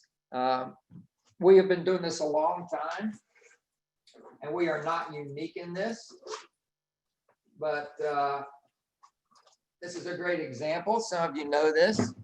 If you look at the back of my business card, I don't know if that can focus through, there are discounts to 9 businesses in my community just because you're in my world. I'll give you the business card, obviously, but I'm giving you about $35 worth of discounts at restaurants, Dry Clean USA. Some of this is not necessarily good for you. You get 6 donuts, you get 6 free at Krispy Kreme. I've always wondered, does this mean I like you or I hate you that I give you free donuts? I'm not sure which way that goes. So you do that kind of club thing. We allow people to use the moving trucks. We have things like pressure washers that people can use. I mean, it's benefits from being in our world. And then the referral reward program. If you want your sphere to refer you, you got to educate them. And the first thing you educate them about is your business is built on referrals. You thank people in advance for referring you. You thank them in advance. Our business last year did really well. I'm so grateful. So many of our past clients and our friends, and this is a message to the sphere, have sent business to us. In fact, 71% of our business was people being sent to us by you. So thank you so much for what you did last year. And thank you in advance for the support I know you're going to give me in 2021. I can't thank you enough. It means the world to me. So I want to give you a new business card at the beginning of 2021 with new vendors, with new discounts. So if you have any businesses you'd like to see year-long discounts on, send me some names and I'll follow up and we'll see if we can get that on our new card. So we educate them about how to refer us as well. So if someone you know wants to buy or sell, don't tell them to call me. That would be nice if you did that. But what I'd rather you do is you call me or email me their name and contact information, and I'll follow up with them. I'd appreciate it if you do it that way, because my experience is you'll tell somebody and they'll forget my name a day later. So I will be glad to follow up if you simply know somebody. And then, of course, when they send you a referral, reward them. Reward that behavior. Now, the reward is not about some fancy steak dinner or anything like that. The reward is emotional. So if you get a call, hey, my name is Bob. I need to sell my home. I got your name from Joe at work. Now, you're going to ask them some questions and get some information. But the minute you hang up that phone, what you need to do is either you go get in your car and go to that workplace and ask to see Joe, or you call Joe immediately after you hang up and say, hey, buddy, I'd like to meet you today, right after work. You got time to grab a beer or something? You want to meet them face to face. Now, this is if you have time, but you want to meet them face to face. And if you do it at their work or you do it after work and buy them a beer, you just say, I just want to tell you, you gave Bob at your office, Bob Smith, he called me today about selling the house, and he said, you're the one that told him to do that. And I just want you to know that's like the nicest thing anybody's done to me all week. I mean, that was just a great thing. And I wanted to thank you face to face. It says you trust me. It says you respect me. And I can't thank you enough for that kind of trust and respect. So cheers, buddy. Thanks. Now that means more to people, that you would take the time to get in front of them and thank them, heartfelt thank them. And you should mean it. It's not a gimmick. You should be thankful. If somebody gives you $7,000 or $8,000, you should be humbled by that, because that's respect and trust, and you should thank them for it. A further reward is, and this is something we started doing after the big parties got canceled in the collapse, is client appreciation parties quarterly. So every 90 days, we would invite our past clients for 90 days. So people who bought or sold, and anyone who referred us in the last 90 days, invite them to a thank you party. And that is a powerful thing to do. That will end up with some people that referred you, and the people they referred to you are at that party together. And it's a lot of fun. And we actually get business at the party. The average percentage is about 10% also. So we normally would invite 20 people every 90 days. You'll get about 80% attendance. We have pretty high attendance. And of that, 10% will have business for you. 10%, they'll walk in the door with business. So client care call, you're just checking in with them. Congratulations, today's 30 days at 1515 Smith Street. How are things going? Do you need anything done? You want to put in some sprinkler systems? You talked about doing that when you bought the house. I've got a vendor I could refer to you. Is there anything you need around the house? Any help at all? You want to put in a swimming pool? I got somebody for you. So just let me know. Be glad to help you. Nope, everything's good. Wonderful. Well, remember, I want to know, did we treat you right? Are you happy? Yeah, you guys are great. Well, we'd love to help your friends, family members, or coworkers get the same service we gave you. So keep us in mind. By the way, we'll follow up again in 60 days or in 30 more days just to make sure the house is okay. So I want you to understand what I'm telling you. I'm going to do a client care call 1, 2, 3, 4, 5 times in the first year. I may touch them other ways, but I'm going to do those 5 separate calls, client care calls. And each time we're going to ask for a referral. Now, here's what we know. If you can't get a referral after 5 calls in the first year, you're probably not going to get a referral. So your best chance to get it is while they're in the process or in the first year after the closing. So you've got to try to get them referring you in the first year. And if you can, the odds go up. They'll refer past the first year. Duh. Another thing you can do is offer to do a family and friends or a neighbor open house. So they're having the house say, hey, you know what? I got a great idea. I bet by the time you got everything unpacked, it'll take you probably 2 months. You got everything situated right. You're going to be ready to have a party. I'd love to sponsor your open house party to show all your family members and friends your new home. Can I do that? I'll bring over the beverages, the treats. I'll do the whole thing. You just have to give me their names and I'll invite them all, and it'll be great. You want to do that? Perfect. Love to do it. Again, invite them to the client appreciation party because they closed with you. A vendor list. You all know this. People who buy homes do all kinds of stuff to the house after they buy it. This isn't a problem thing. They just change stuff. They redo the landscaping. They put in hardwood floors. They do all kinds of stuff. We found the vendor list is really popular with everybody that's a client. And we update it regularly because, as you and I know, vendors sometimes that are good for several years become not good, or there's a new vendor who's as good or better, but he's also cheaper. So we're always updating the vendor list. So we send out an updated vendor list every 90 days and people eat it up. And by the way, that's email, because these are all people that are past clients in Sphere. It doesn't cost any money and people eat it up. And at the top it says, remember us for referrals of people who want to buy or sell or buy a second home or buy investment property. And then you're going to follow up with them again for 6 months and on their 1-year anniversary.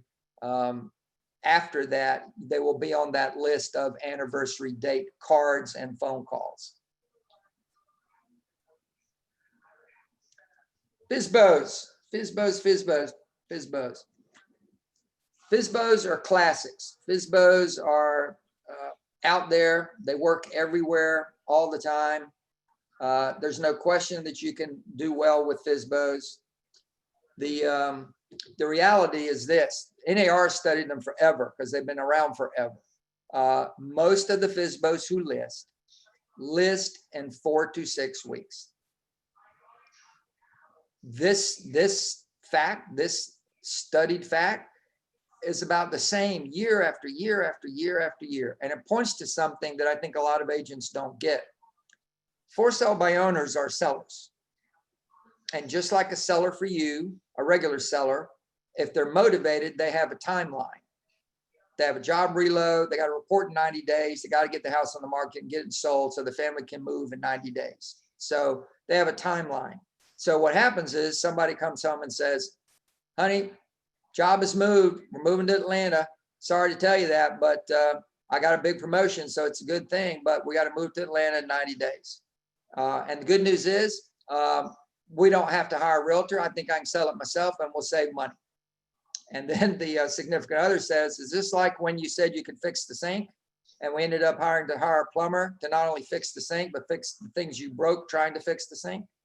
So usually there's one person that's in favor of doing the FSBO route and another one is a little skeptical. Now, in that world, what happens is they end up saying, okay, I got 30 days to get it sold. And if not, we're going to hire a realtor. So most FSBOs who FSBO are going, they know the day they put the FSBO sign up that they've only got 30 days. And if they don't get it under contract, they're going to hire a realtor. So that issue right there is a huge opportunity for you. You got to realize it's a timing issue. NAR also says about us, if 10 agents go after a FSBO on the first week, then the second week, 4 are following up. And the third week, 2 are following up. And the last week of the month, there's 1 following up. So it's 4 weeks and there's 1 following up. NAR surveys year after year, and the 2 things that FSBOs typically say most about why they chose the agent were these 2 bullet points. They hired the most persistent, or they say they hired them because they were the most helpful. Now that's your recipe. You just got the recipe.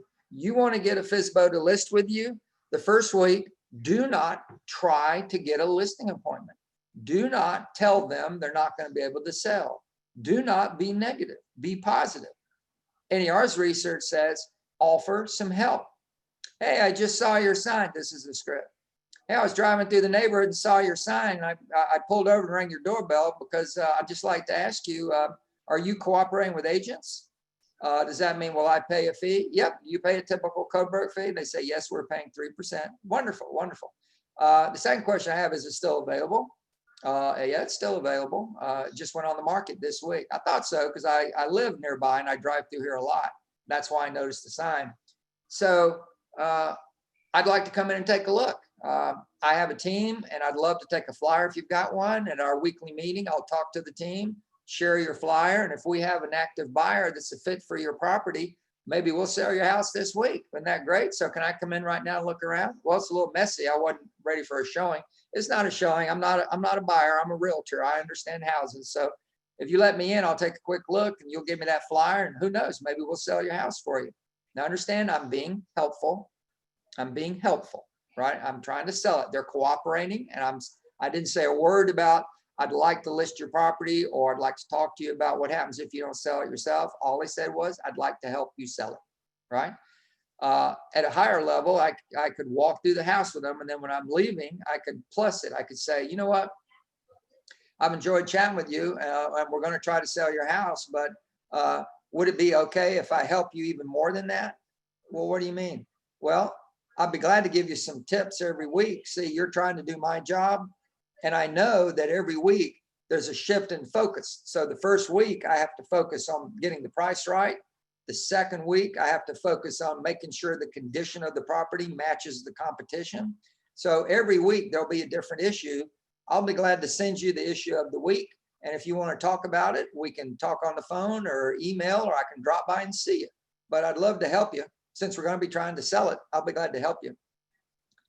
Now, this is a script. This is a very important script. So they'll say often, well, is there any cost to any of this? No, there's no cost, no obligation. Well, why would you help me sell my house without any cost or obligation? Well, it's really very simple. If you're moving locally, you clearly understand the seller pays the fee.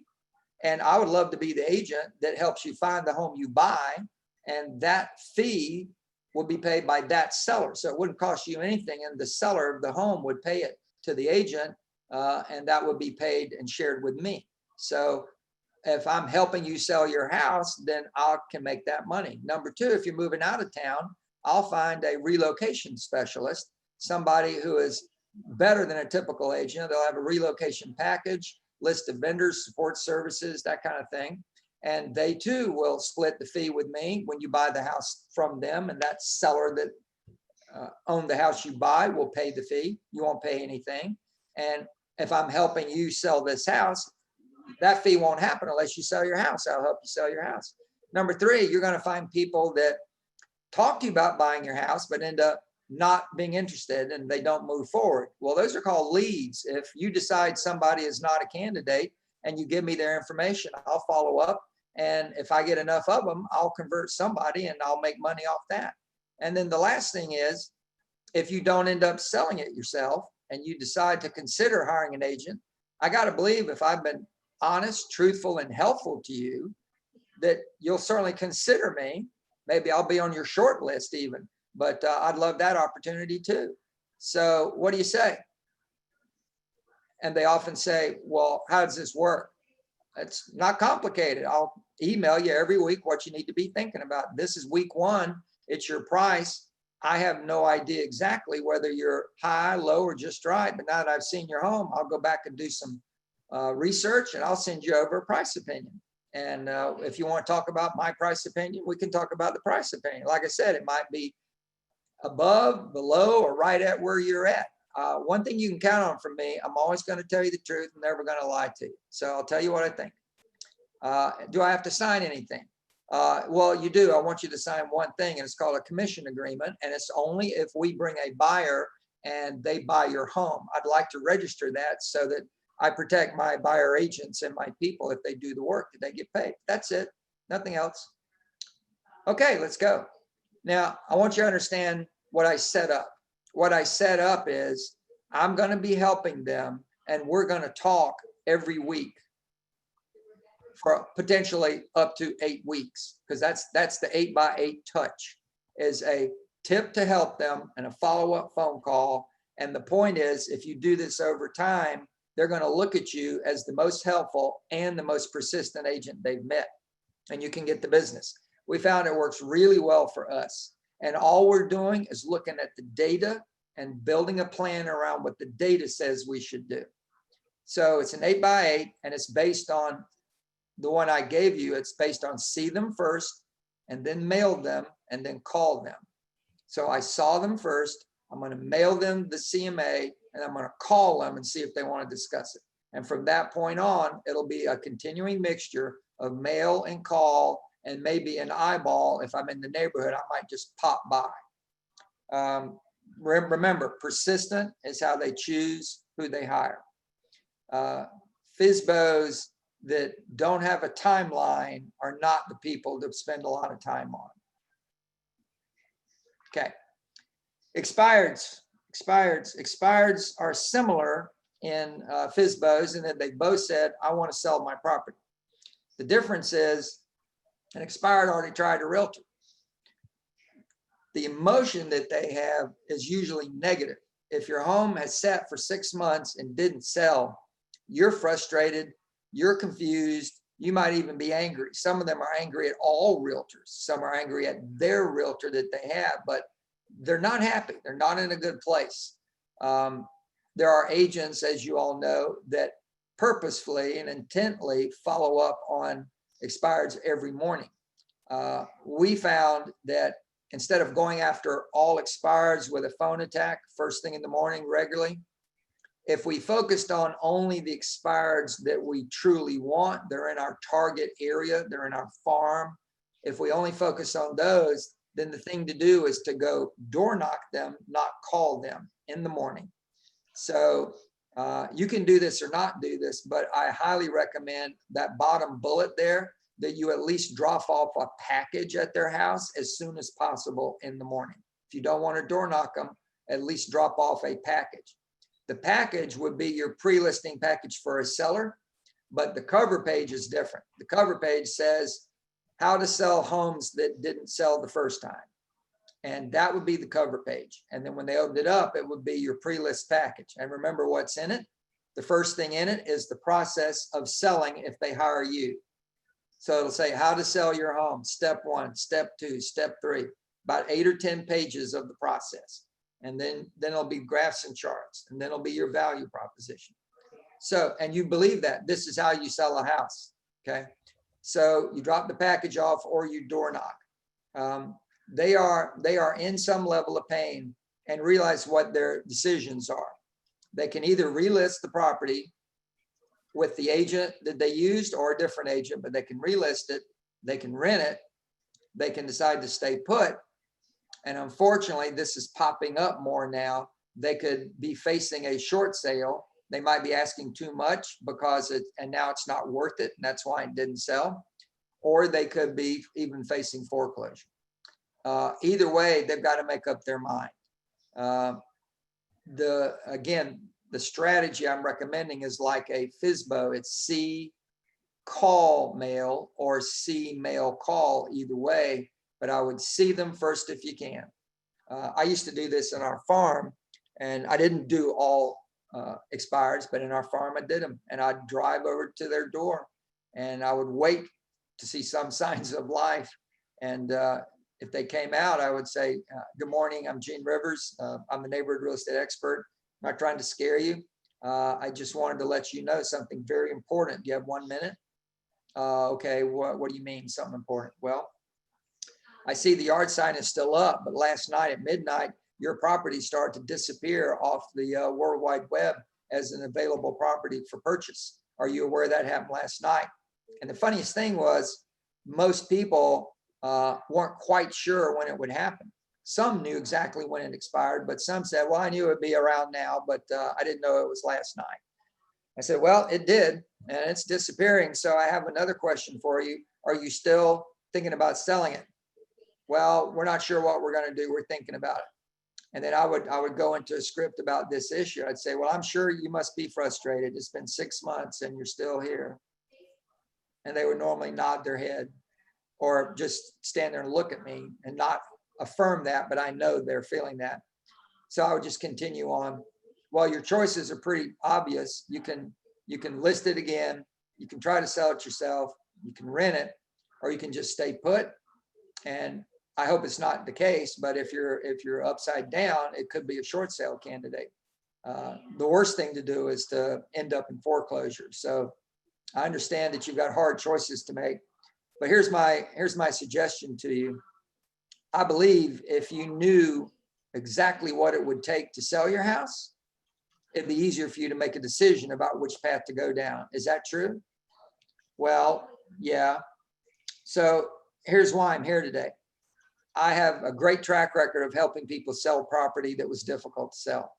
So if you'll let me take a quick look now, or I can come back at 10 or at lunchtime or at 4 o'clock or at 6 o'clock. I'll come back today when it's convenient for you, but I need to take a quick look and then I'll do some research and I'll tell you exactly in terms of price and condition and marketing what I think you need to do to get your home sold.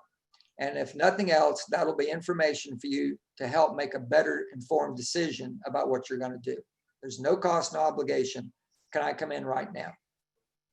And if you hear the phone ringing, and I often heard the phone ringing, I would simply say, I hear the phone. Have agents been calling you? Yeah. Well, I imagine you're going to get, I don't know, 8, 10, or 12 agents call you this morning, early, first thing. And I just point out something to you that's obvious. There's only one agent who's standing on your front door offering to help you. And that's me. And all those other people are calling all the FSBOs, all the expireds that hit the market today. I'm trying to help you because I focus on this neighborhood and I care about the people that live here. So let me help you. And that worked for me. It worked really well. Our conversion rate was about 80%, and it wasn't difficult at all. The key issue, though, is that package. If you don't have one, or if they're not home, and a lot of times they're not home, you're going to have to find them through the internet or find them through a phone number and then email them a package. You need the package because the package helps, just like a pre-list package for a seller, helps separate you from other agents. It helps separate you from other agents with a expired listing. So that's a key tool.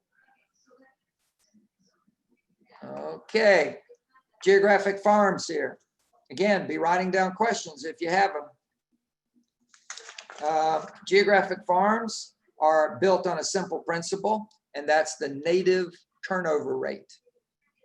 You have for your area, whatever part of town you work, whatever part of DFW, I think a lot of you are in Dallas, but whatever part of Dallas you work, that's your pond, and there's a certain number of residential deeds that exist in that area.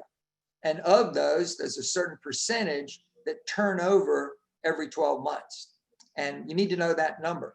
And then you need to know the number of the farm. So if you say, well, this area is at 5%, and then here's an area neighborhood I really like, and I'd really like to go into there, you need to know the turnover rate of that area. And ideally, that area is higher than the overall area. 6% is a good number to get. You want 6% or higher if you can get it. You want to know the number of households. You want to know the makeup of the households. And you want to know, again, the turn rate. So if you've got a 500 home neighborhood and it's a 6% turn rate, then 30 people will be selling their home this next 12 months. 30 people. That's more than 2 a month. So that's a good opportunity for you. What you have to do is find them. And there's some strategies to find them that work really well. The other thing to look at are the sales ratio. The sales ratio is looking at the supply-demand reality. So when you look at the turnover rate, you're actually looking at demand. So if 6% are selling a year, that's telling you that there are that many buyers and that many sellers every year. Because for a turnover, there has to be a buyer and there obviously has to be a seller. So you're defining those numbers, and that is the supply number. The demand number, that is the demand number. The supply number is when you pull up the MLS, how many are available. Back in the collapse in 08 and 09 in Florida, we were the worst hit state in the collapse because we have so many second homes. But we had, where I lived and worked, we had for a period of time, we had neighborhoods that would have 6%, 7% turnover. But anytime you looked at it, if they're selling 30 homes a year, but if you looked at that neighborhood, there might be 100 houses for sale. So 30 a year is selling, but there's 100 houses for sale. So it's very hard to go in and take another listing and hope you can be one of the 30 out of 100 that sell. So the turnover rate you want higher as possible, as high as possible. The listing to sales ratio you want lower. So if 30 sell a year and 15 are on the market, that's a 0.5 ratio. And that literally means you have 6 months inventory, because whatever the ratio is, multiply that by 12 months, and that tells you how much months of inventory you have in the market. So obviously, lower is better on that ratio. If 30 sell a year and 3 are on the market, I have very, very strong confidence that if I get a listing in there, I'm going to sell it relatively easily. So you want to look at that. And then you want to look at the days on market overall. Again, 90 days or less is good. 60 days or less is better. And 30 days or less is best. However, be careful about assuming anything about inventory unless you look back and make sure for 3 years there's enough sellers coming on the market where you can get your steady supply of listings. Some neighborhoods have very low turnover, but on a given year, for any reason, it spikes up a little bit. And if you don't look back and make sure it's steady, you will have a problem potentially. Number 5, this is a big reason, and this is misunderstood. This is a big reason for you to farm. Most agents who have a strong career going, either single agent or a team, you have an average sales price. And the only way for you to make more money is to either drive up your units or no more units, but drive up the price. And if you do that, you can make more money and not work anymore. So this is what farming is all about. Generally speaking, you should pick a farm where the average sales price of the farm is above your personal average sales price, not the board, your personal. So if your average sales price is 215,000, you want a farm where it's 300,000. And then you're not only driving up your average sales price, you're driving up your units. So you're bell curving your income. If all you do is drive up units at the same price, it's straight line up. But if you do both of those, you're bell curving up. And that is a very strategic thing to do. The neighborhoods we focused on have been generally 2.5 to 3 times the board average price. And that makes them 1.5 times our average price. And because we get a lot of referrals and those are all over the map, these farm prices pull up our average sales price to be above the board, which is where we want to be. And then the last thing about presence. There are agents who are worried that if they go into a marketplace and there's a dominant agent or a dominant brokerage that they can't do business there. That is not true. That is not true at all. The issue is not the company. So if I went in there and I saw, and I'm just throwing examples here, it was Benson Realty had 50% of the sales. I don't care about Benson Realty. I'd want to look at all of the sales Benson Realty did. And if that was a traditional brokerage company, I might see that there's 5 agents from Benson Realty who took listings in that neighborhood. So what I would know then probably is that that company has agents doing floor duty and they're doing a marketing push in the neighborhood. And the agents on floor duty are randomly getting the leads and going out and taking the listings. What would concern me is if I saw one agent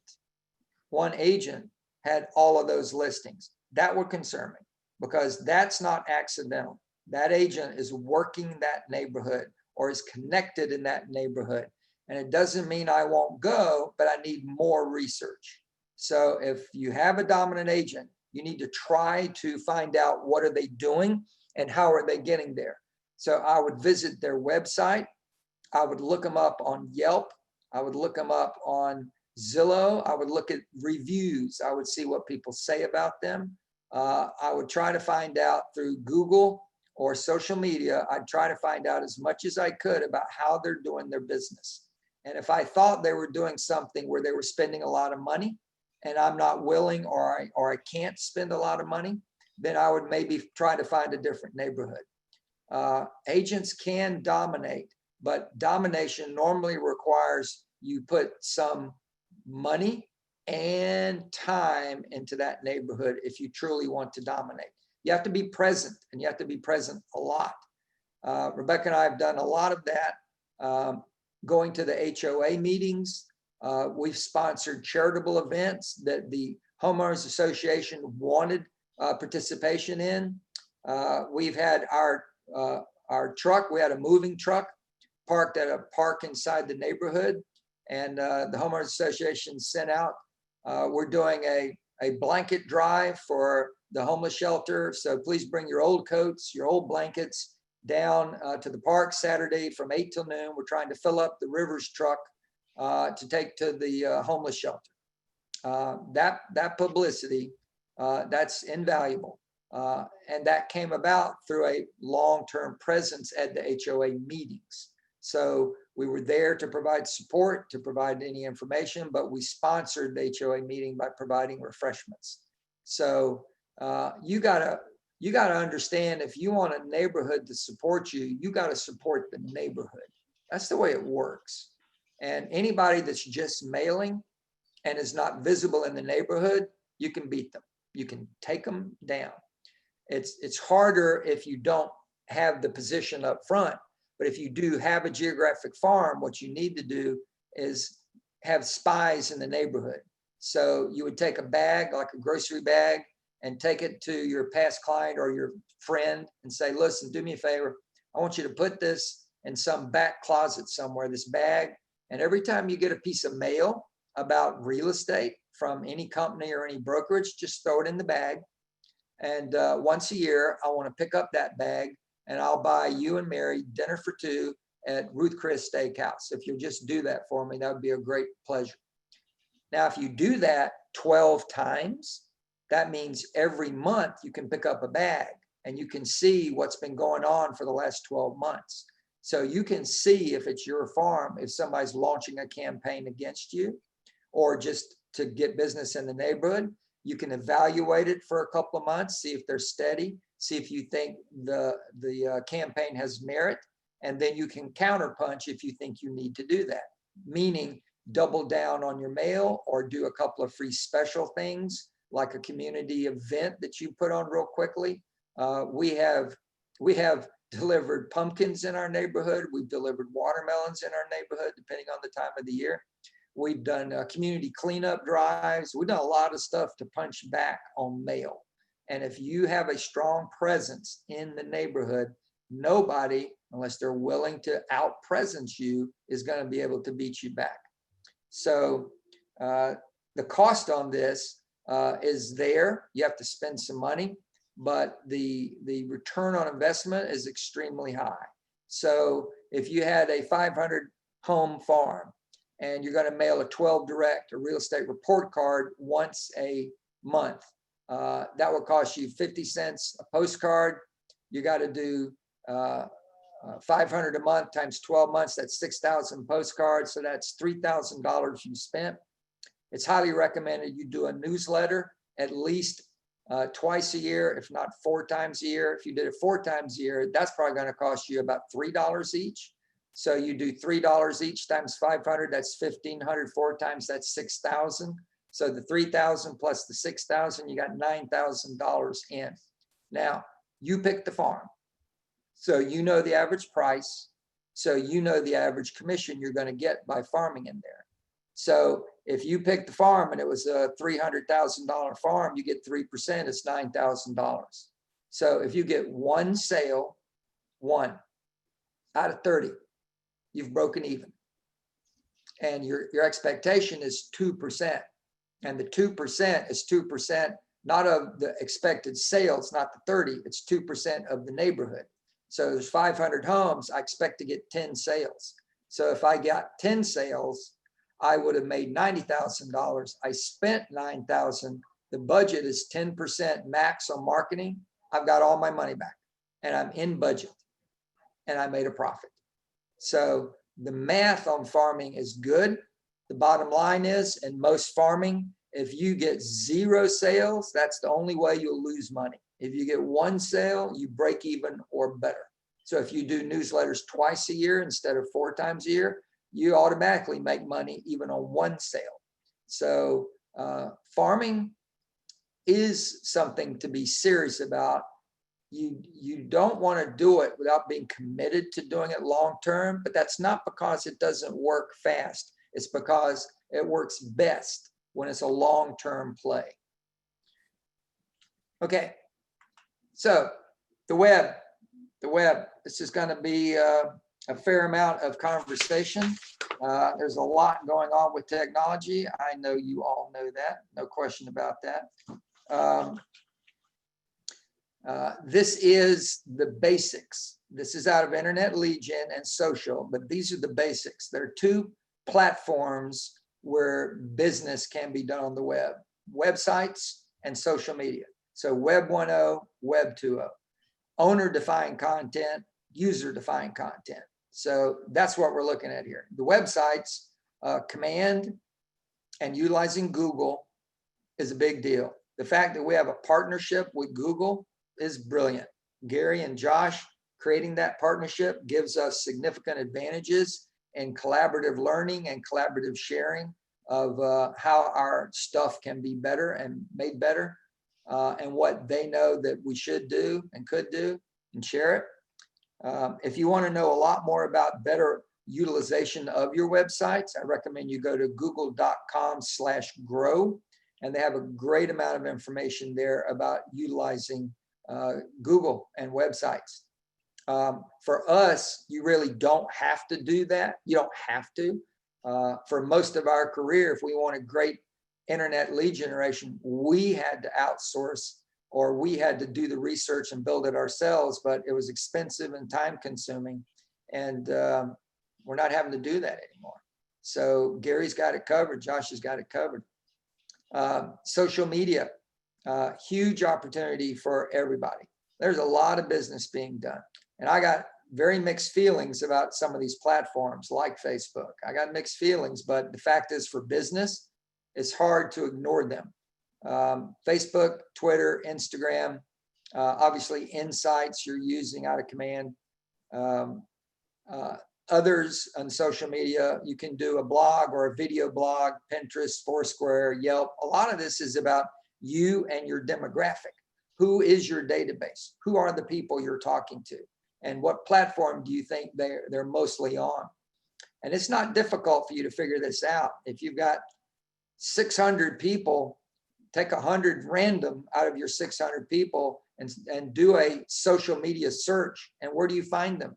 What percent of those 100 have a LinkedIn presence, have a Facebook presence, or on Twitter, or have videos on Instagram or YouTube? Get a profile. So if you find out that 45% are on Facebook, you probably need to be on Facebook. If 20% are on Facebook, maybe you don't need to be. So look at your database and try to make some educated guess on what platform would be best for you to focus on. Generally speaking, the big gorillas are Facebook and YouTube. Those are the big gorillas. We'll look more at these in a minute. And then your web store. Your website is your store, and your marketing needs to be driven mainly online to your store. But you'll also do offline marketing, like mailing stuff to people, and then they're supposed to respond, like in your farm, by visiting your website. Pay-per-click and SEO. Again, for us, there is the pay-per-click, that's your ad dollars, but the deals that Gary has made, we're not paying any ad agency override or vendor override on the ad dollars. It's one thing to pay for the tool. It's another thing to give them money to market the site online, but have to pay an override on top of that. So that's all been stripped away. And that's one reason why the cost for us to use the tool is basically nothing. It's your $25, it's all included. So the offerings are a big deal. Offerings are what you'll run ads on social media, whether it's Facebook or LinkedIn or Instagram or wherever. You're going to run offerings, and that creates click-throughs, which takes them to the website, which gets the registration, which ends up with a name and a phone number and an email in your database that you can then cultivate, nurture, work them. We'll talk more about offerings too. The smartphone and the app. There's no question about your need to get the app out onto everybody's phone, and your Met database especially, but in general, get the app out there. Our app is significantly powerful, and the fact that it's tied back to the website and to your database is extremely time leverage for you, high time leverage for literally almost 2 decades, we've had bolt-on technology. I'm talking about Rebecca and I, from a variety of vendors, none of them connected, and we'd have to cut and paste and cut and paste and cut and paste, or the admin team would have to do that. And it's just aggravating. It's just a waste of time and money. And now we don't, it's seamless. But in terms of the smartphone and the app, understand this, there are more page views on real estate on smartphones than any other tool. So 5 years ago, there were more real estate views on desktops, laptops, and tablets than the smartphone. And today, the smartphone beats all 3 of those put together by a factor of about 3 to 1. So everybody's looking at real estate like crazy on their smartphones. And the app is the tool that's built to address that platform. Your regular website is not built to address the smartphone platform because you can see so much more on a desktop or a laptop than you can on a smartphone. So some websites scale, they detect the device, but some don't. The bottom line is you can do much better by getting the app out to most consumers. And then there are disintermediaries and aggregators, which are some of those aggregators are the people we love and disintermediaries we hate. So we'll talk more about those. The command sites, this is very important stuff about command. Number one, the agent sites are fully customizable. You can do multiple sites. You can also do number 2, you can add landing pages on and off your site. So you might build up your website, but also have a landing page for first-time buyers. Maybe you're doing a seminar. So you're doing some marketing and you need a link to a site to register. So you can build a landing page for that. It's not your website. It's not even on your website. It's a landing page that helps you do that. Or it could be a landing page on your website, either one. The lead capture is seamless. You have activity tracking. You have saved search for clients with auto updates. And of course, it's tied to the app so they can access and float back and forth between platforms. It is a tool in progress. There are things that work incredibly well. There are things coming that we don't even have yet. And then there are things that are still being finalized. The bottom line is you're staring at the grandest adventure in technology in the industry that it's ever seen. And we're winning. There's enough working really beautifully that you can make a lot of money off of it. And it's not difficult. So let's move on. Web 2.0. This is the game here. There are 4 kinds of social media sites. There are networking sites. Obviously, the big ones, Facebook, LinkedIn. Google Plus has been trying, MySpace, but nobody's like the big gorilla here, which is Facebook. And LinkedIn is growing nicely. And then media sharing sites, YouTube, Instagram, Pinterest. Again, we got big gorillas here, YouTube and Instagram. Of all of those, the big ones are Facebook and YouTube. Blogging sites, WordPress. I would consider, if you're not blogging, but you're thinking about it, I would consider doing a video blog or a vlog instead of a blog. I think blog sites work. I mean, there are plenty of them that are working. I just think the trend line here is to video, clearly to video. The reality of what happened in March, where everybody was stay at home and so many people started working from home that had never done that. People were not only online doing work, they were online doing lots of stuff. So unlike being at work, they're sitting at home and their phone pings and they just pick it up. And here's a click through to a YouTube video and they just click and go to it. Behavior that they might not have done at work, although a lot of people were doing it at work, but maybe they wouldn't do it at work, but now they're doing it. So here's the point of that. Video usage during the shutdown, the stay-at-home orders, has skyrocketed video. So we know everybody's using the web a lot more, but the video piece is skyrocketing. And we're going to talk more about that in a minute. And then microblogging site, Twitter. I'm not a fan of Twitter. I don't like Twitter. Twitter is searchable. Twitter is a platform that some agents are getting business from. I don't think you need to do anything and everything. I think you need to do a few things and do them really well. And that's true in general. And I think that's true here on social media. You got to figure out what you want to do. So networking, media sharing, blogging, and microblogging. You need to do networking and media share. No question about that. Whether you do the others, that's kind of up to you. Whoops, we already talked about that. Yeah, so the way it works has not changed. Some of the strategies and tools have changed since lead generation, internet lead generation, and social were printed, but the way it works is unchanged. So you use social media to drive people to your static websites where you do capture, and then that automatically uploads to your database. And here it says the Edge, and you know it's command, but they haven't printed these graphics yet. The way it works in terms of dynamic traffic, signals crossing the internet is this. And the best way to look at this is to start at the bottom where it says active buyers and sellers, which come from lead conversion, which come from lead capture, which was done on your website. And again, you could have multiple websites or landing pages or not, but it comes from the website.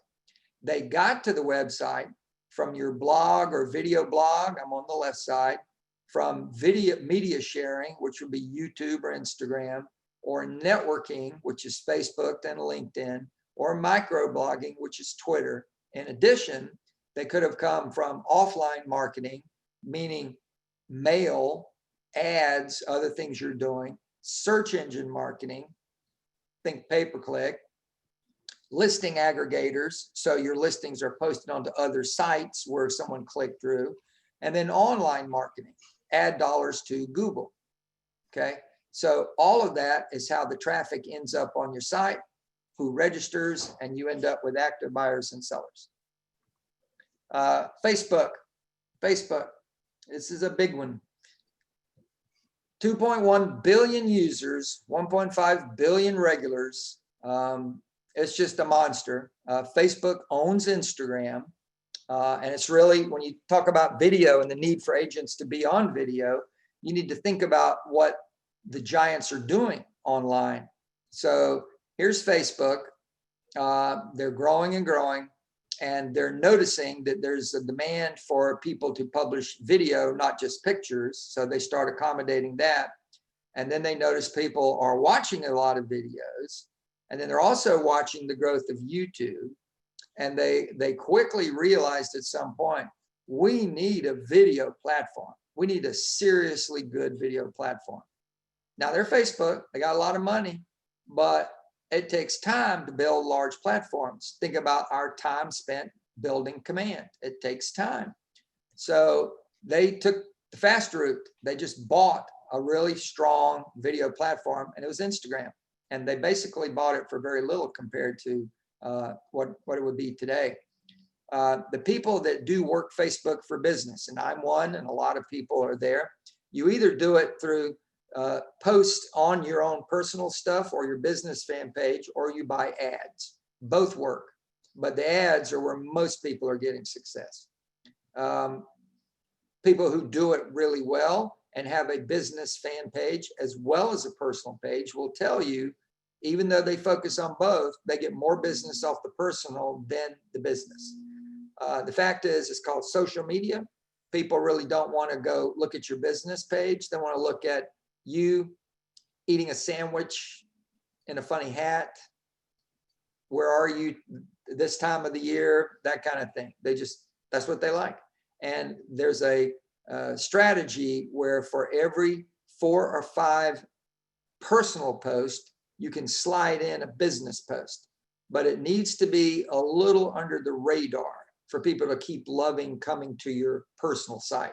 So if you have a new listing, you don't put a picture and say, see my new listing, click here. I'm not saying that won't work. I'm saying there's a better strategy. Take the best picture that property has and post that picture and say, wow, what a kitchen. Click here to see all the pictures. Now that's your new listing, but you're going to get more attention.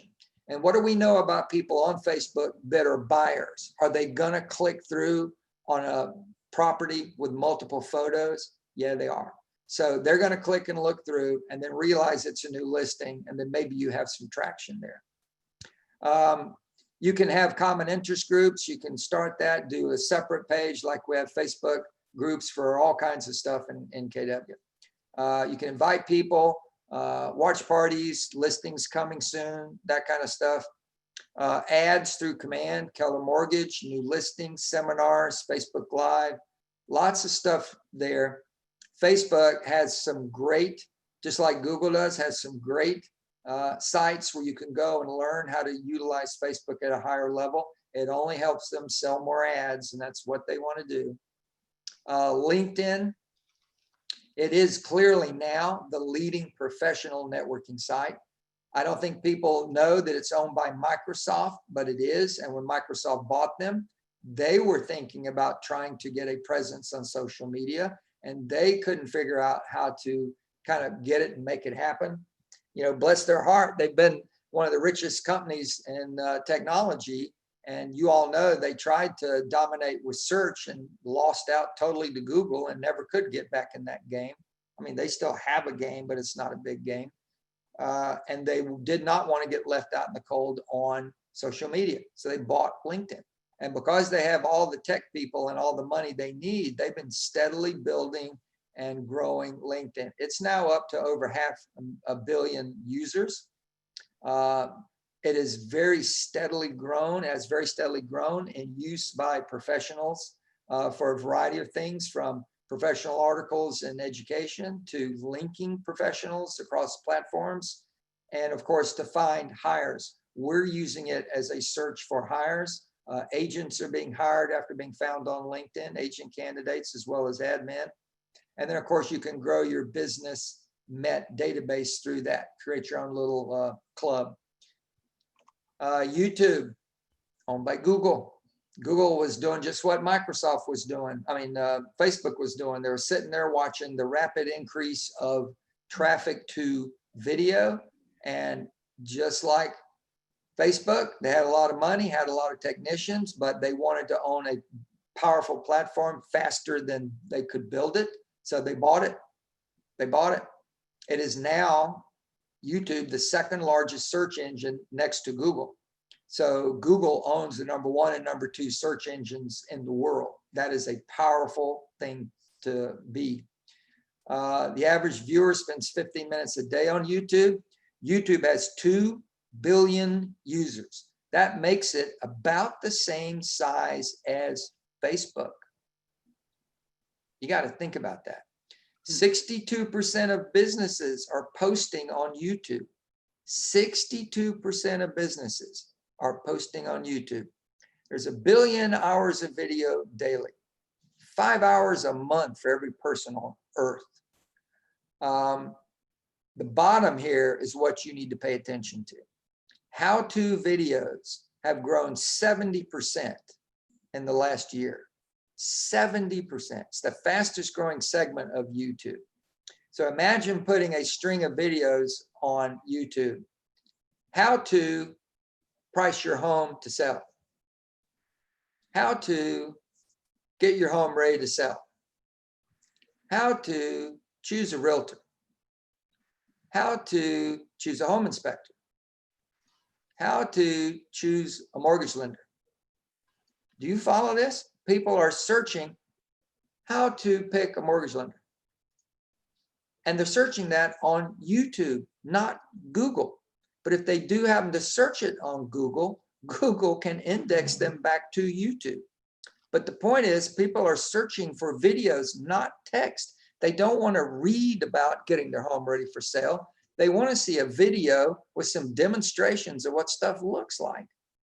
Now, this is you. You need to be posting videos on YouTube, and you need to be doing it now. This is the game where we still have so many people at work at home orders that some of them are going to be permanently staying at home, but a bunch of them are going to go back to work at some point. And when they do, they won't be watching as much video. This is a market of opportunity right now for you to get a strong presence on video. And I'm okay with you doing Instagram as well as YouTube, but you should know that Instagram is less than half the size of YouTube in terms of users. So in just sheer user space, I would focus on YouTube for that reason alone. On YouTube, you need to have 2 channels. One channel would be property views, and the other channel would be information. So your how-to videos would be your information channel.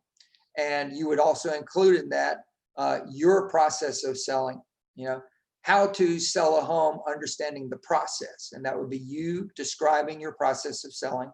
And then the other channel would be property views. So houses or your pond, the area you like to work in, you could do videos. And remember, the videos individually, 1.5 to 2.5 minutes tops. They need to be fun and informative. Those 2 things create great result according to YouTube. If it's informative, that has power. If it's funny, that has power. But when it's informative and fun, that has the most power. So that gets shared the most, in other words. So pay attention to building both those elements. If you're standing still, basically reading a script to the camera, you might be spot on in your content, but nobody's going to care about it because it's no fun. But if you were fun, but you were saying nothing but vapid comments, nobody's going to care about that either. So other than to make fun of you. So focus on building those 2 channels on YouTube. If you added a video a week, 2.5 minutes, you write it out, you practice it a few times, and then you shoot it. If you did 1 a week, that'd be 50 videos in a year. You'd probably dominate your local market that way very quickly in terms of presence on social media. So WordPress, again, I'd recommend you consider a vlog, a video blog instead of WordPress. You need to look into it in terms of your database. What do you think they're doing? What would they appreciate? We're getting ready to take a break at the top of the hour. Lead generate with Twitter. Twitter. I already mentioned I don't like Twitter, but apparently a lot of other people don't. They're at 330 million users. They were at 500 million. So the site is falling. Twitter was in trouble prior to us getting a president who uses this platform a lot and kind of gave it a bounce back. It was in declining health. It had tried to be sold by the ownership group and it fell through a couple of times. It was a little bit of a mess. One of their biggest issues is how to monetize the product, and there's not a clear answer to that.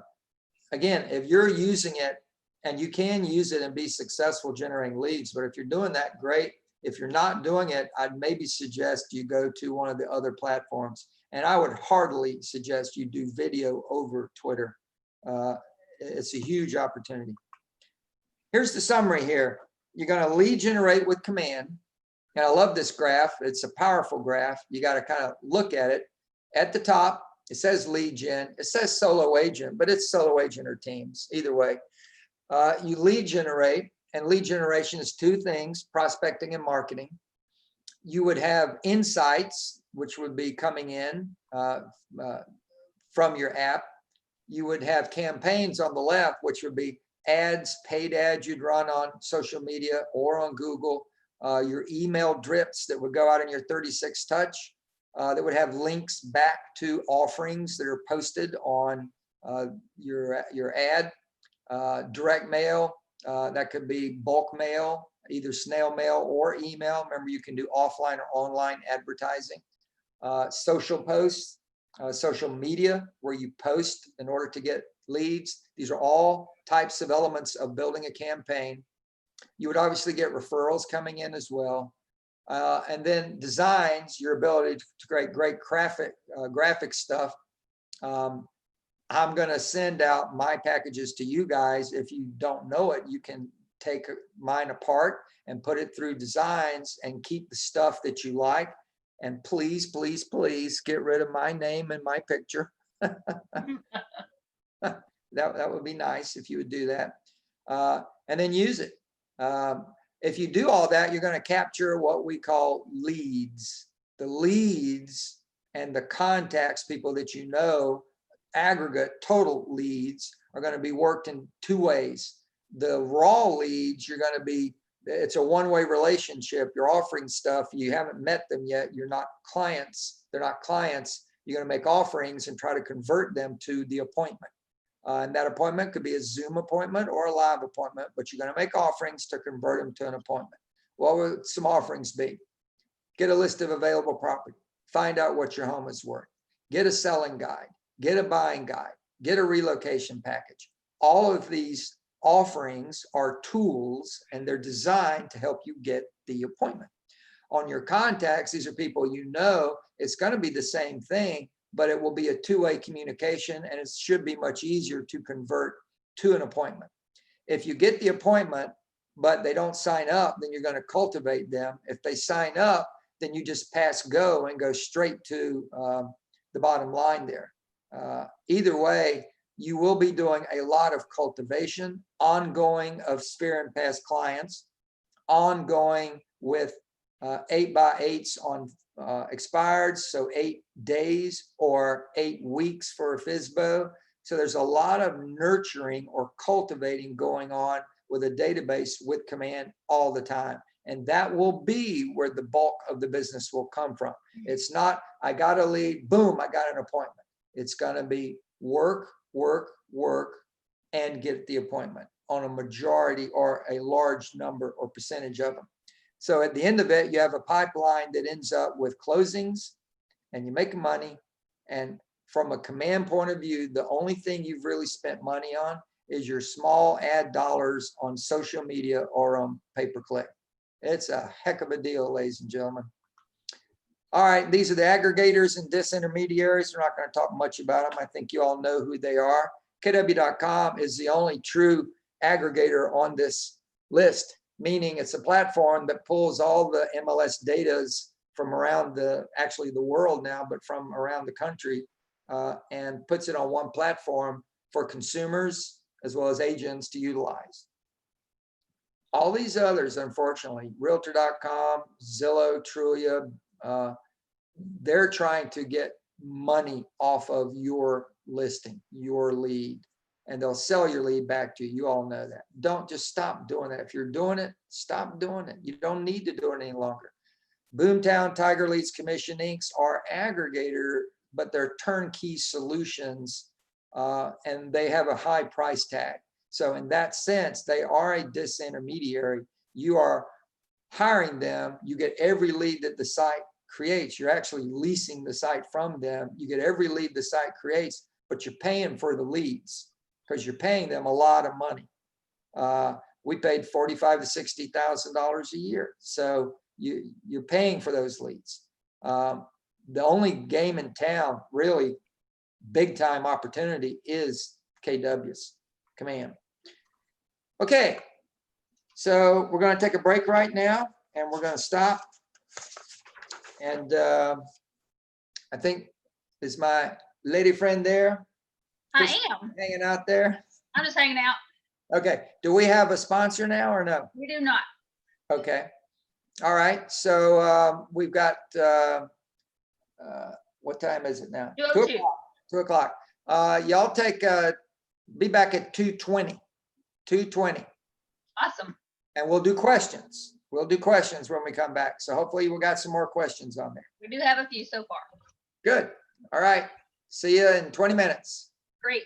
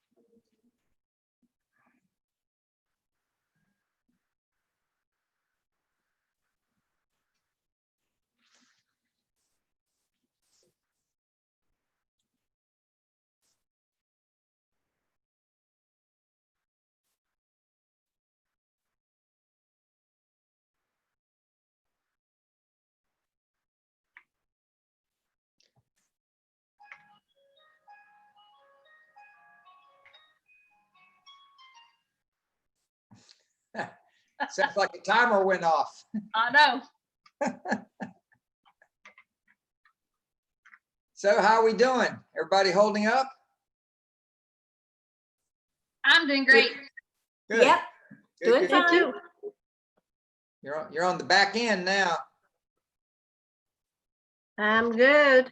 Good, good, good. So what do we got in the way of questions, Miss Christy Lee? All righty, daddy. So, one of them was, can we get a copy of your reload package?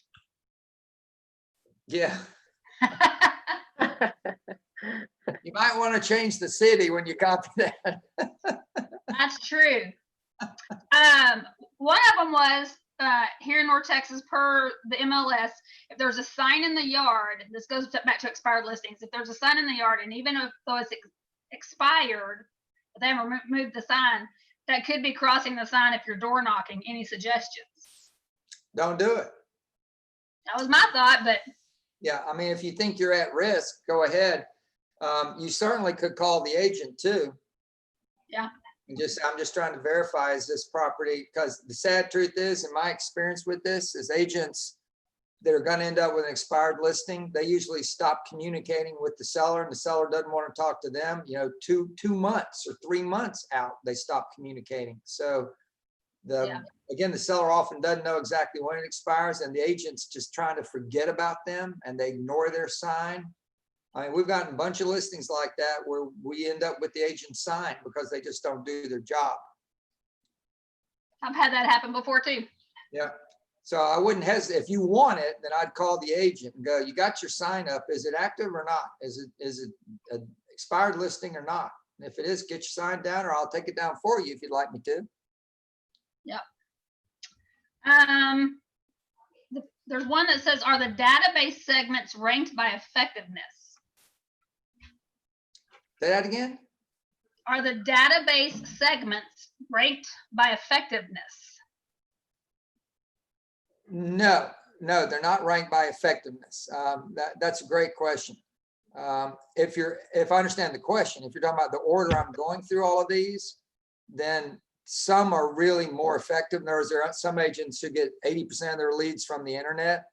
There's no order here. The overall list is based on the most popular lead gen platforms that are being used, or not platforms, priorities that are being used by agents in our company. And because of our size, we believe it's probably the same for most all companies. I mean, everybody's working their sphere and past clients. A ton of people do opens, a ton do expires and FSBOs. I mean, there's nothing really, the basics are the basics, Okay. right? And they always work and you always go to them. But technology is changing everything, and technology is something that everybody has to go to now, just like all retailers. They can like it or not, but if they don't have an online presence, they're going to suffer. Just ask Macy's about that. They were too far behind in getting an online sales business going, and they got hammered by Amazon really bad. And they only just now have gotten back to profitability, although with COVID, they might be back in trouble again. But they had gotten back to profitability, and guess what got them back to profitability? Online sales. So it's the same thing with agents. You can ignore this platform, this reality, at your own risk. And Gary thought the risk was so high, he turned the entire company into a tech company in order to, beat back that risk. Yeah. Okay, regarding farming, one was thinking about having a Zoom happy hour Q&A with a giveaway. How can I make it better? Is it an active farm, or are you trying to start a farm? That's a good question. Okay, that's the ultimate question. We didn't talk about it in farming, but the truth is, I did say very clearly, you need to be present. We talked about being at the schools. We talked about sponsoring teams. We talked about community events. You need to be present. But where it really starts, and I didn't say it, is door knocking. So if you get a listing, and this is normally the way it happens for most agents, is they'll get a listing in a neighborhood and they really like the neighborhood and they like the price point and they like the fact the listing sells rather quickly. So they decide they want to get more listings in there. But the best way to work it, to get it going, is to door knock around your listings. And if you know that up front, it becomes a strategy that you will utilize over and over again, where you'll door knock to promote the listing, and then you'll door knock to promote an open house at the listing, and then you'll door knock to announce you've got it under contract, and then you'll door knock to announce you're taking the sign down, it's officially closed. And that simple strategy is very non-threatening door knocking, and it works. We're going to talk a little more about that when we get to circle prospect. Okay. Do you keep unmets in your database for 12 direct plans? Hang on one second, that last question. The point I was trying to get at, I would start the campaign in a farm, if you're starting, by being present in the neighborhood, not present online, being present in the neighborhood. Get a listing, be present, door knock some neighbors, get some general interest started up, and then go to the online presence. That's what I'd recommend. You can get a listing fast by door knocking. You don't normally get them fast by online presence. I'm sorry, now what was your question? That's true. Do you keep unmets in your database for 12 direct plans? That's another great question. But if you'll remember, before lunch, we talked about you get somebody and you put them in your database, a non-met, and you work them, whether it's a FSBO or an expired or a farm, you work them. And there's a point where you make up your mind about, you're either going to keep working them, or you're going to delete them, or you're going to shift how you're touching them. So an 8x8 is a short-term approach. And at the end of it, you should either delete them, put them in a long-term low touch or a long-term high touch approach, or delete them. That's it. So you don't, again, you're not trying to keep adding people to your database without regard to performance. It's going to take time and money to work a database. So you want to have the optimal return on investment, meaning sales happen. And this is ignored by agents top to bottom, the very top teams all the way down to newbies. They ignore this all the time. It's not about a lot of people. It's about the right number to get the sales results you want. So if you're not getting it, then you need to fix it by replacing the people. Here's a simple truth about that. Any agent out there watching this, if you tracked your business, you should know how many METs you have, and that would include past clients in Sphere, how many METs, and in the last 12 months, how much business came from your METs. So if you've got, I'm just throwing numbers here, if you got 600 METs, I would ask you, so how much business came from your METs? And if you told me you got 30 deals, I'd say, well, that's good, but let's examine that. 30 deals at a conversion rate of 1 for every 10 means you actually have 300 people in your MET database that matter and 300 people who don't. So I'm not telling you to get the number under 600. I am telling you, you have 300 people in there who need to be replaced with a better 300. So agents hear those conversion rates, but don't think about it in reverse. Meaning how many people you get should drive how many deals you get, but how many deals you're getting tells you how valuable is your database, how good is your database, because it points backwards. So everybody should do that analytic when they look at their database, is how much business did I get, both referrals and internal business, and then how big is the database, and how many people are superfluous and you need to replace them. And now we're back talking about 50 lunches and finding more influencers and getting better people in there and getting the other people out. Gotcha. Yep. You mentioned Yelp when searching for competition. Would you recommend Yelp for a lead source? Sure. Anything that's searchable, can be a lead source. But again, the question is, what is going to be your systematic approach where things are done on a consistent basis regularly? And anything where you're just doing hours and hours of searching for pop-up opportunities, if you're busy, that's not going to happen. The problem with internet lead generation in general is that it takes time and or money, and that doesn't change. Facebook, Twitter, Yelp, whatever you're doing, it takes either time for you to constantly be present and be hunting, or it takes money for you to pay somebody to do the hunting for you. But that's what we were doing with, you know, Tiger Leads or Boomtown or whatever. You're paying them to do the hunting for you, right? And then you get the lead, right? You're paying them to build the tool and the algorithms in order to do the touches in order to get the lead. So either way, you're going to spend time and or money. That was, again, the power of what Gary's given us with Command, is we're not going to have to spend the money any longer. And it's going to be actually more powerful than any tool we've ever used. So it's just crazy not to go there. It's just crazy. Agreed. I would be more concerned literally about not doing Yelp. I'd be more concerned about not doing video right now. I'd be very concerned about not doing video. If you're going to spend time on Yelp, I'd tell you, take that time and spend it on creating video content. It's just so underappreciated. If you haven't noticed, everybody's watching stuff like crazy. Absolutely. Yep. And those how-to videos up 70% in 12 months, how-to videos, you just need to go there.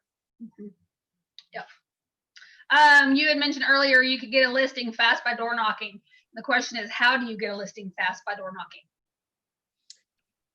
It is that that 4-step thing, and I'm gonna pause that because we're getting ready to talk about it when we talk about circle prospecting, because that's exactly what that is, and we'll talk about it. Yeah, Okay. And then the last one was, can you expand on the KW.com being the only true aggregator? Which KW sites, interfaces, apps include all MLS listings? Does the KW app include all listings? Yeah, I didn't mean to say it was the worldwide. only aggregator. It is the only aggregator on that list that I had. But the fact is, aggregators, that used to be what Realtor.com was intended to be, was an aggregator, until it got turned into a for-profit corporation, and we lost control over it. In fact, lost ownership of it, except for a couple of percentage points. And then it became our enemy. It became a disintermediary to the people that actually paid to create it, which is just god awful ugly. I mean, it's just ugly, dark page in the Realtor Association's history. But by the way, the people that don't know it, the people that did that deal, 3 of them went to jail over it. It was done duplicitously. The deal couldn't be undone, but it shouldn't have been done. Anyway, they created the disintermediary opportunity, and Realtor.com became the first disintermediary. And then they started not just selling leads back to agents, but they started selling the pipe to other companies who wanted also to sell leads back to agents. And that created Zillow and Trulia and everybody. So Project Upstream, that Gary helped fund and help create, tried to grab control back of listing placements. And the major brokerages went in with him to try to do that, but ultimately they couldn't agree on one simple thing. And that was, okay, if we take back control, who has control over where the listing is shown? And all the other big companies wanted it to be the broker, and Gary said it should be the agent. And he has been forever our guardian, and he put his feet in the ground and wouldn't budge. So the whole thing busted apart because they couldn't get agreement on who would have control over the listing placement. So ultimately, KW is the only, quote, clean aggregator out there, because they're not selling leads to anybody and they're not giving your data away. And that is the cleanest definition of a pure aggregator. And all the rest do. All the rest either sell the data or sell the lead or do both. And it's just, by the way, I'm not saying they're doing anything wrong. What they're doing is business and it's legal. But it actually starts with our MLSs selling feeds.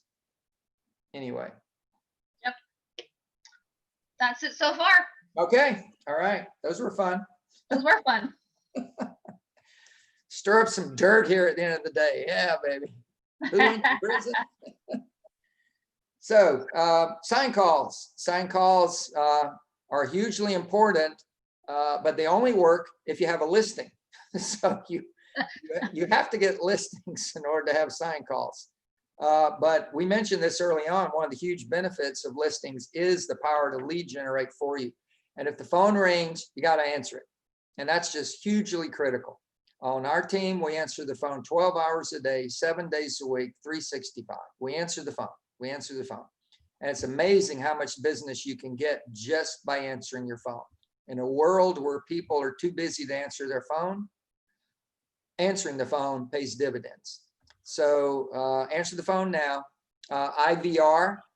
IVR stands for Initiated Voice Response Systems, and there were several versions of those for a while. We used it for a long time, and it worked really well. And then along came the smartphone. And when the smartphone came along, IVR stopped working as well. IVR, you would have a rider on your sign that said, free recorded message, 800 ... punch in this code number. And when they did that, they'd be listening to the message and your phone would go off and they would be telling you there's somebody listening to your recording, and you could call them right back while they're still listening, and they would get a call waiting. They'd answer it. Hey, it's Gene Rivers. You're listening to my recorded message on Smith Street. Well, how can I help you? And they'd be thinking, wow, how did you know that? Well, it's because that was the technology at the time, and it worked really well. But once people had smartphones and they could pull up all the data, pull up the listing, pull up the pictures, they stopped calling to get information about the property. They'd find it on the smartphone. A lot of people around the country have said over the past few years that sign calls have been falling in general, fewer and fewer sign calls. I think that's true. I think it's started to turn back around now, where we have so many shortages of inventory. A lot of people have been going out hunting, and when they see a yard sign, they've been calling immediately. They don't want to pull it up, they just call immediately. However, I think the best strategy to get regular sign calls back up again is text messaging. So you should be running a series of riders on your signs, making offerings, and realize in today's world, a lot of consumers, buyers that are out there in the market, they're driving around neighborhoods looking for property, looking for a FSBO, and they've already looked at your property online and they've already ruled it out because it's too big, too small, too much money, whatever, it doesn't have a special feature, so they're not interested. But your rider could make a different offering that they would be interested in. So your rider could say, new to town, free relocation package, text this number. Haven't bought a home recently, free home buying guide, text this number. Need to sell in order to buy, free seller guide, text this number. Need a list of school report cards, text this number. I mean, you could go on and on and on. There are a lot of offerings you could make that would stimulate a response in order to get the offering. And then you've got yourself a quality lead and you can follow up with them. People have tried single site URLs, QR codes, a bunch of stuff. I don't think anything's more important right now than an accurate phone number where somebody answers the phone, and text messaging on riders. Coming soon. This is market by market. If your market allows you to do a coming soon property where you have a sign up and it says coming soon, the data is in the system, but it's not available to be shown or seen for a time period. And that varies MLS to MLS. There is no quote law on this, but ours is 2 weeks. And for 2 weeks, you can get promotion of the listing. And then on the end of the 2 weeks, it has to be available.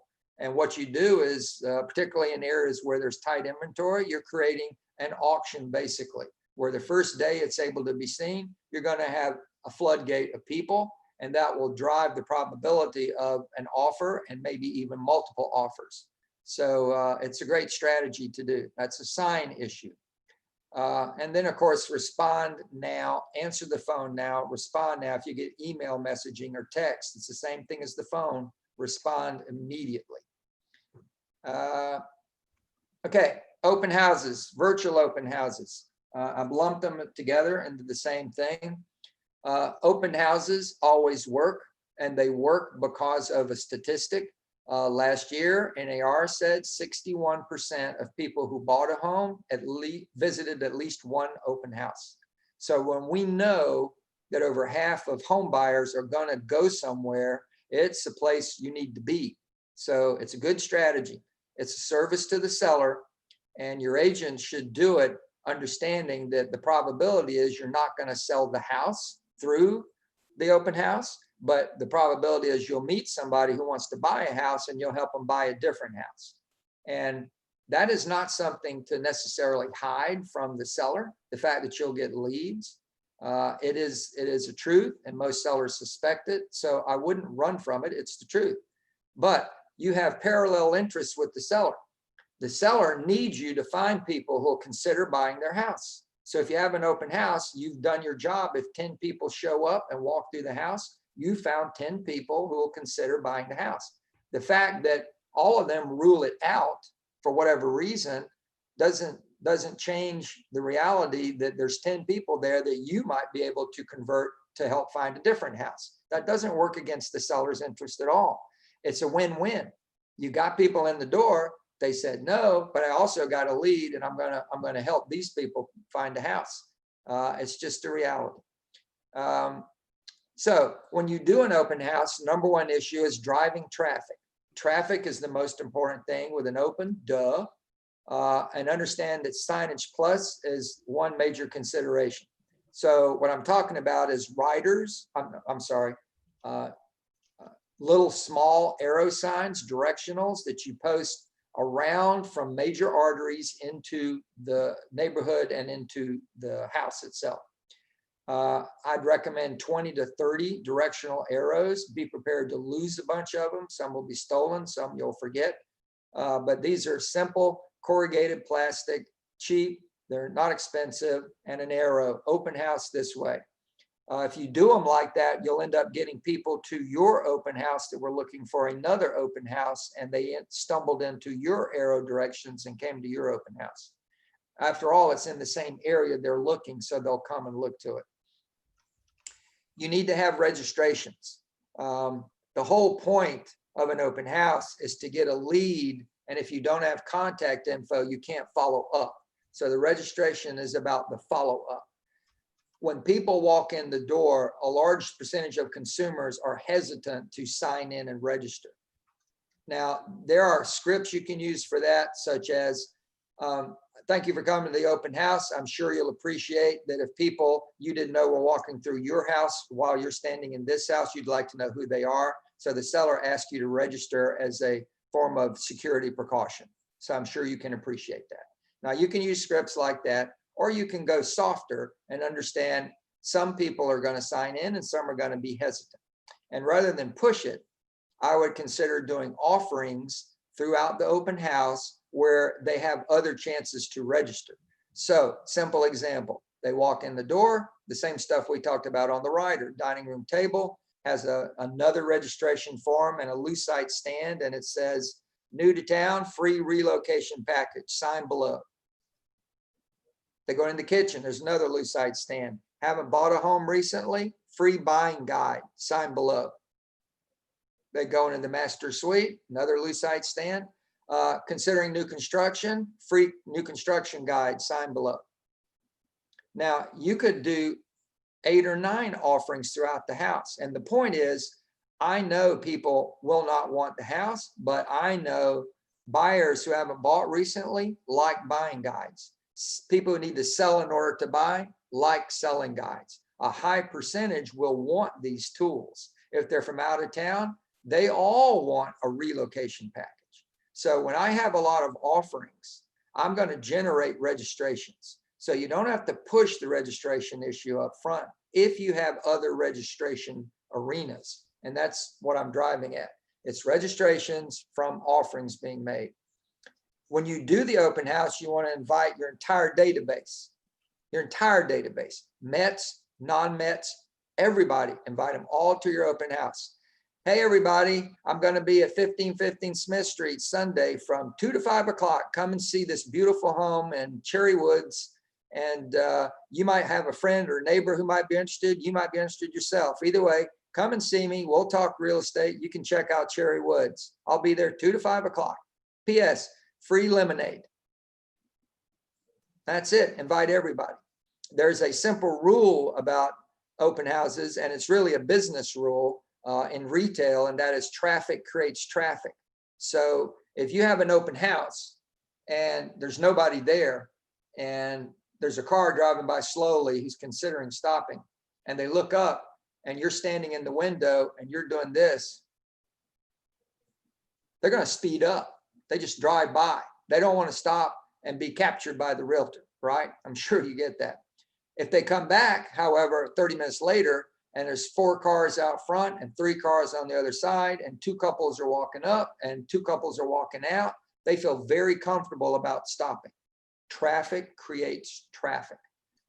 Neighbors that come home and go, wow, what's going on? There's so many cars at the Smith house. What is going on? Let's park the car and walk over and check it out. And if they're thinking about selling it all, what they want to check out is the realtor and how are they getting all this traffic here, because they've never seen anything like this. So invite everybody, and the more traffic you get, the better off your open house is. The 20 by 20 by 20 is something we talked about. It's about inviting the neighbors to the open. And I'm just going to save it for the circle prospecting conversation, which is coming up. But the invitation of neighbors is critically important. It does increase the odds of the sale of the home by inviting the neighbors to come and see the house and remind them that they could know somebody who might want to buy the house. You could post your open house tour. Now we're going to talk about the virtuals. When the shutdown happened, there were people already doing, live open tours on Facebook Live. There were people doing video tours and posting them with their videos. So there's nothing new here, but it became explosive because people no longer could do open. So a lot of people started doing the virtual open house. Understand, a virtual open house is different than a video tour attached to an MLS listing. The virtual open house, the realtor should be on camera, front and center, going through the property.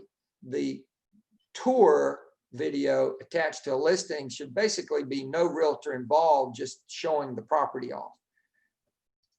The people that started doing this started getting explosive amounts of traffic.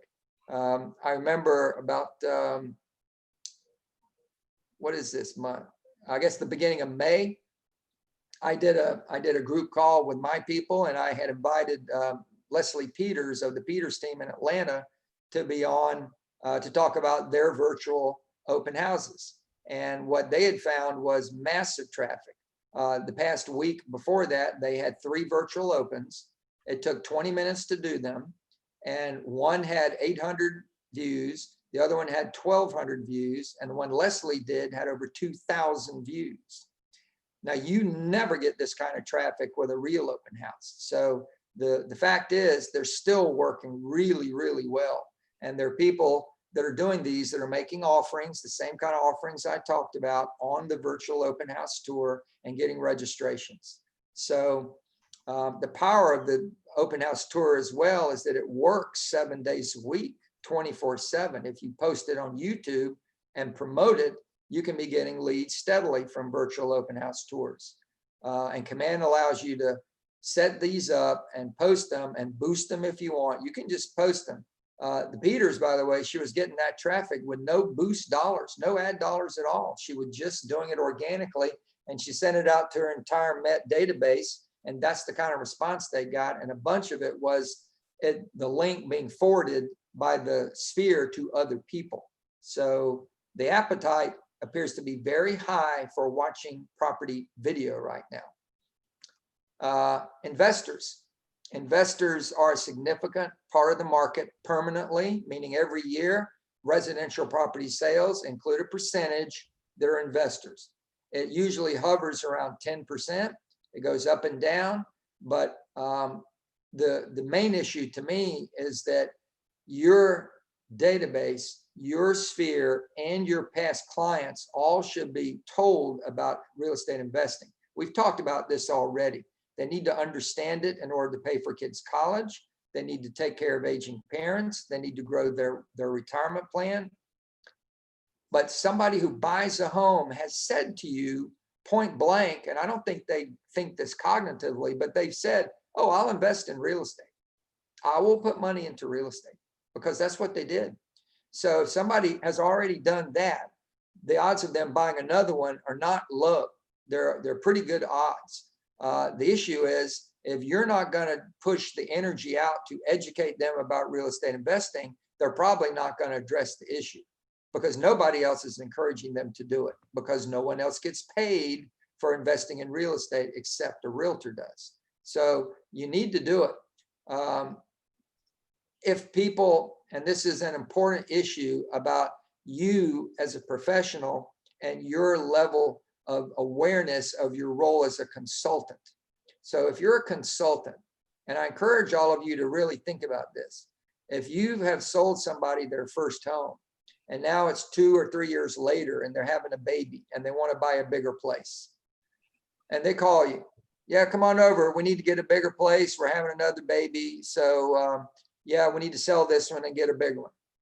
You should go over there with the understanding that it is possible that if they're selling that one to buy another one, that they might be able to buy another one with a 3.5% down government loan and keep the one they've got as an investment property, either for their kids or for themselves. And that would help them grow their wealth. Now, it's a great thing for us to get a listing and a purchase and a buyer at the same time. But the fact is, I think you owe it to people to say to them, you know, Bob and Mary, you've only been here 3 years. There's not a ton of equity. You could keep this house. It will cash flow on the rent, be a great long-term investment, and buy the new home for only 3.5% down, get the seller to pay your closing costs. This is a smart opportunity for you. Now, that's the way a consultant thinks when they look at clients, is how can I maximize their opportunity? So instead of just jumping on the opportunity for us, think about the opportunity for them. And you and I know that right now in almost all markets, a first-time buyer or a growing family property is going to get snapped up quickly. And a lot of them are getting snapped up by investors, not by owner occupants. So you're not doing anything but good by helping them keep what is a valuable asset that others will jump on if they get a chance at it. So they can use their equity. If they've been in their home, you know, half a dozen years or more, they got equity. They can use equity to buy an investment property. Again, you all should understand MREI flip and hold, but specifically MREI, you should read it several times. You should be doing a seminar. I truly believe this, twice a year for your past clients in Sphere. And I know I said that's what we do. There's a problem, not a problem, there's an issue. If your average sales price as an agent or as a team is here and investment property is here, if you go after a lot of investment property, you're going to be dumbing down your income per sale. And there's only so many hours in the day.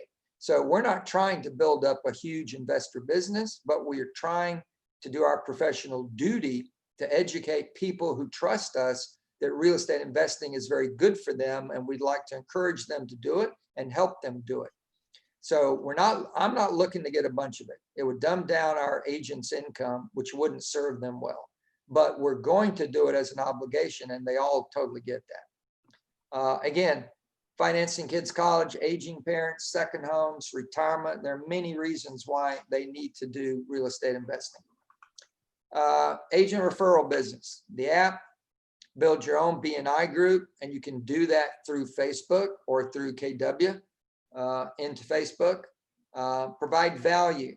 So if I wanted to build an agent referral business, I could go to the Census Bureau or to the Chamber of Commerce and look for migratory patterns. I'd want information on where are people moving from to my community.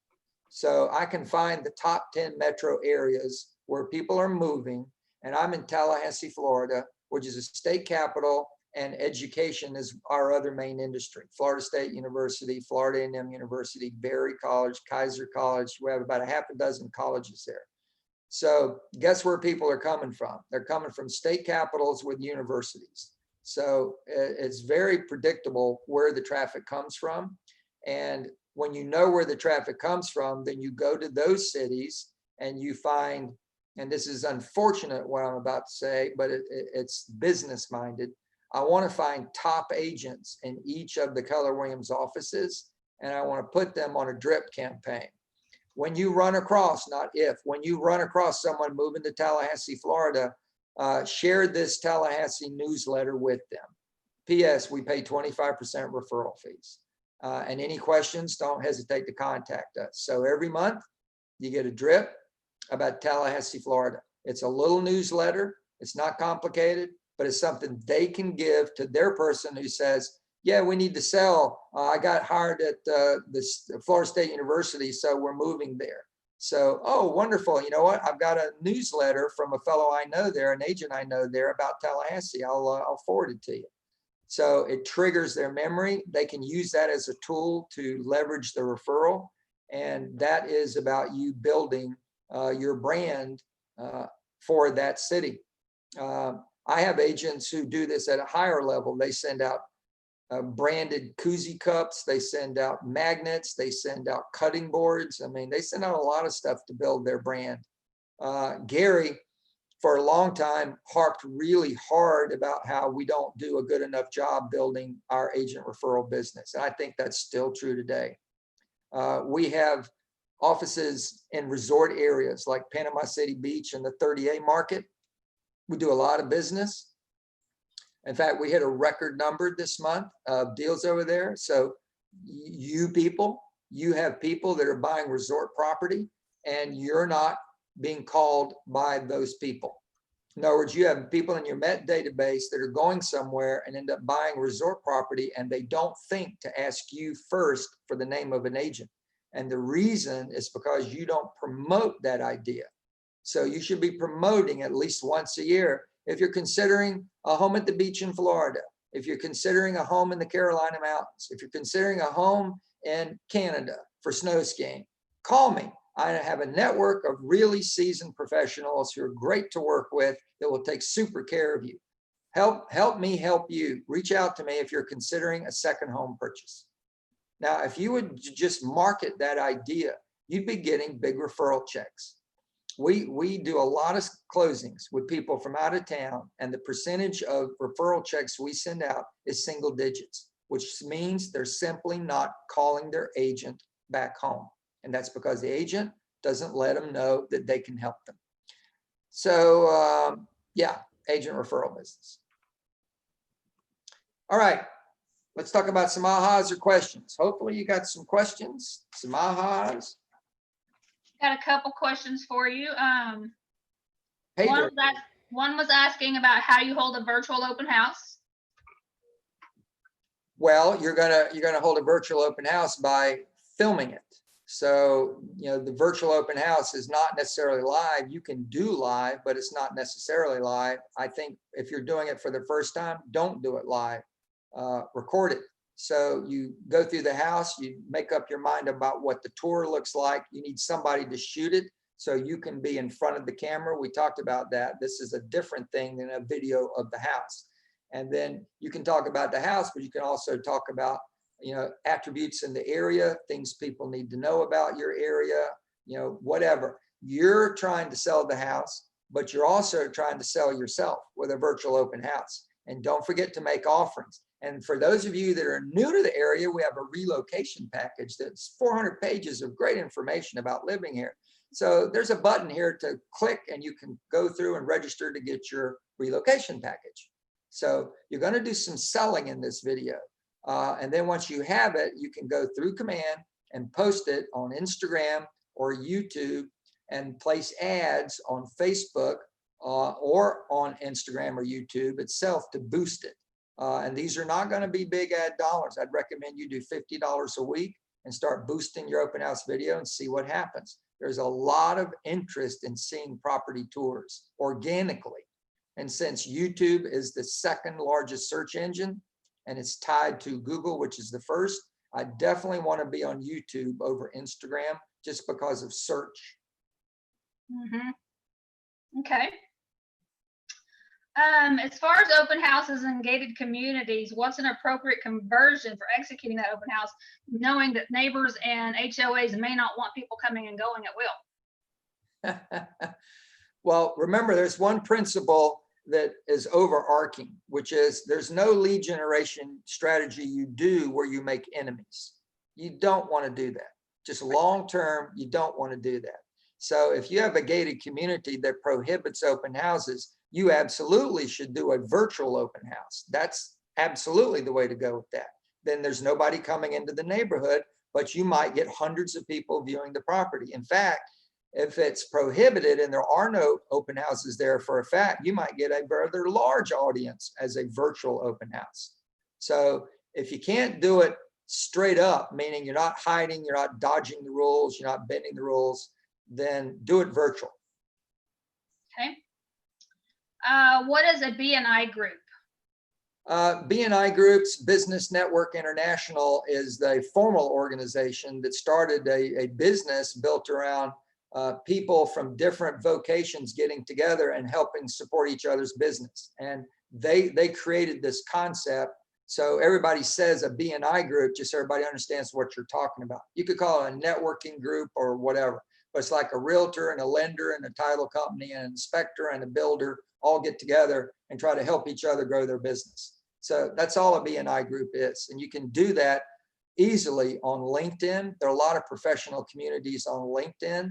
So you simply get your group together on LinkedIn and tell them, if you don't have a LinkedIn page, get one, because I'd like to link us all together and then help boost all of our businesses together so that I can start telling my clients, yeah, go to my group on LinkedIn, my professional services group, click on it, go there, and you'll see all the people I use, plumbers, electricians, they're all there, that kind of thing. Great.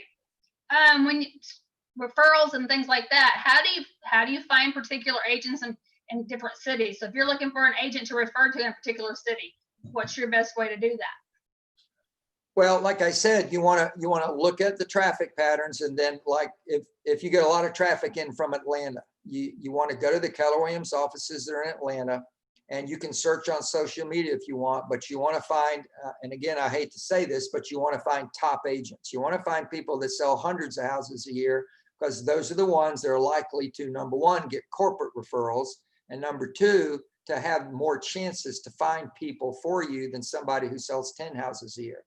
I love all agents, but if I'm trying to get referral business, I've got to find somebody who's got a higher chance of getting an opportunity for me than another. So you can contact the team leader or the productivity coach, and or you can go and search and see if you can find top agents in the market center.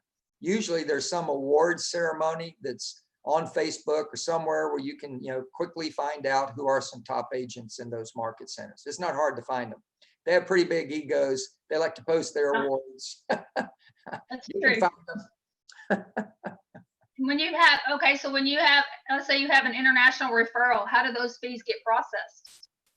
That's going to be an MCA question. Yeah, how those fees get processed? Yeah, that's out of my pay grade. Yeah. I'm actually trying to find out how to do one right now for someone. Okay, So when I find out, I'll let you guys know. there you go. There you go. You mentioned finding out people who are moving to the area. How do you find that group? Well, And where again, does it come from?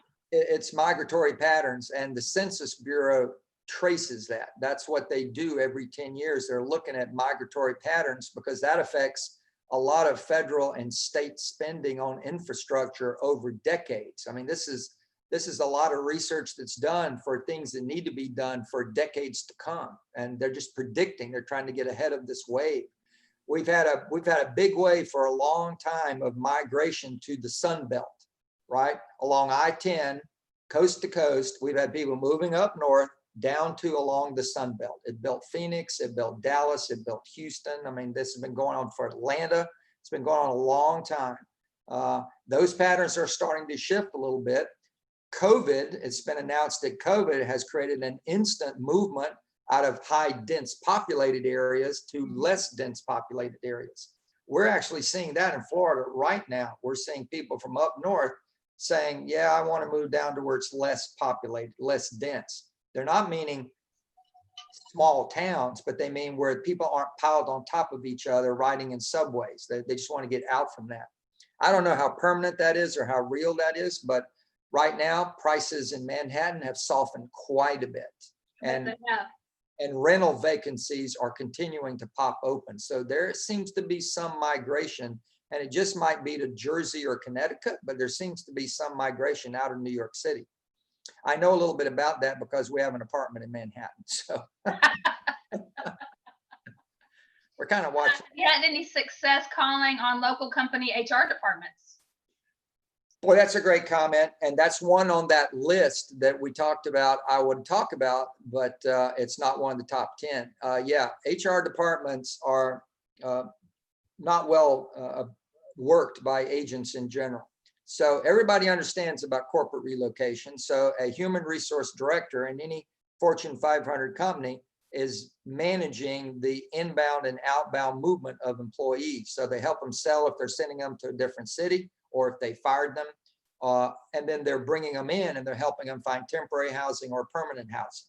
So if it's a Fortune 500 company, a lot of that is tied up with third-party vendors. So it's hard to crack into.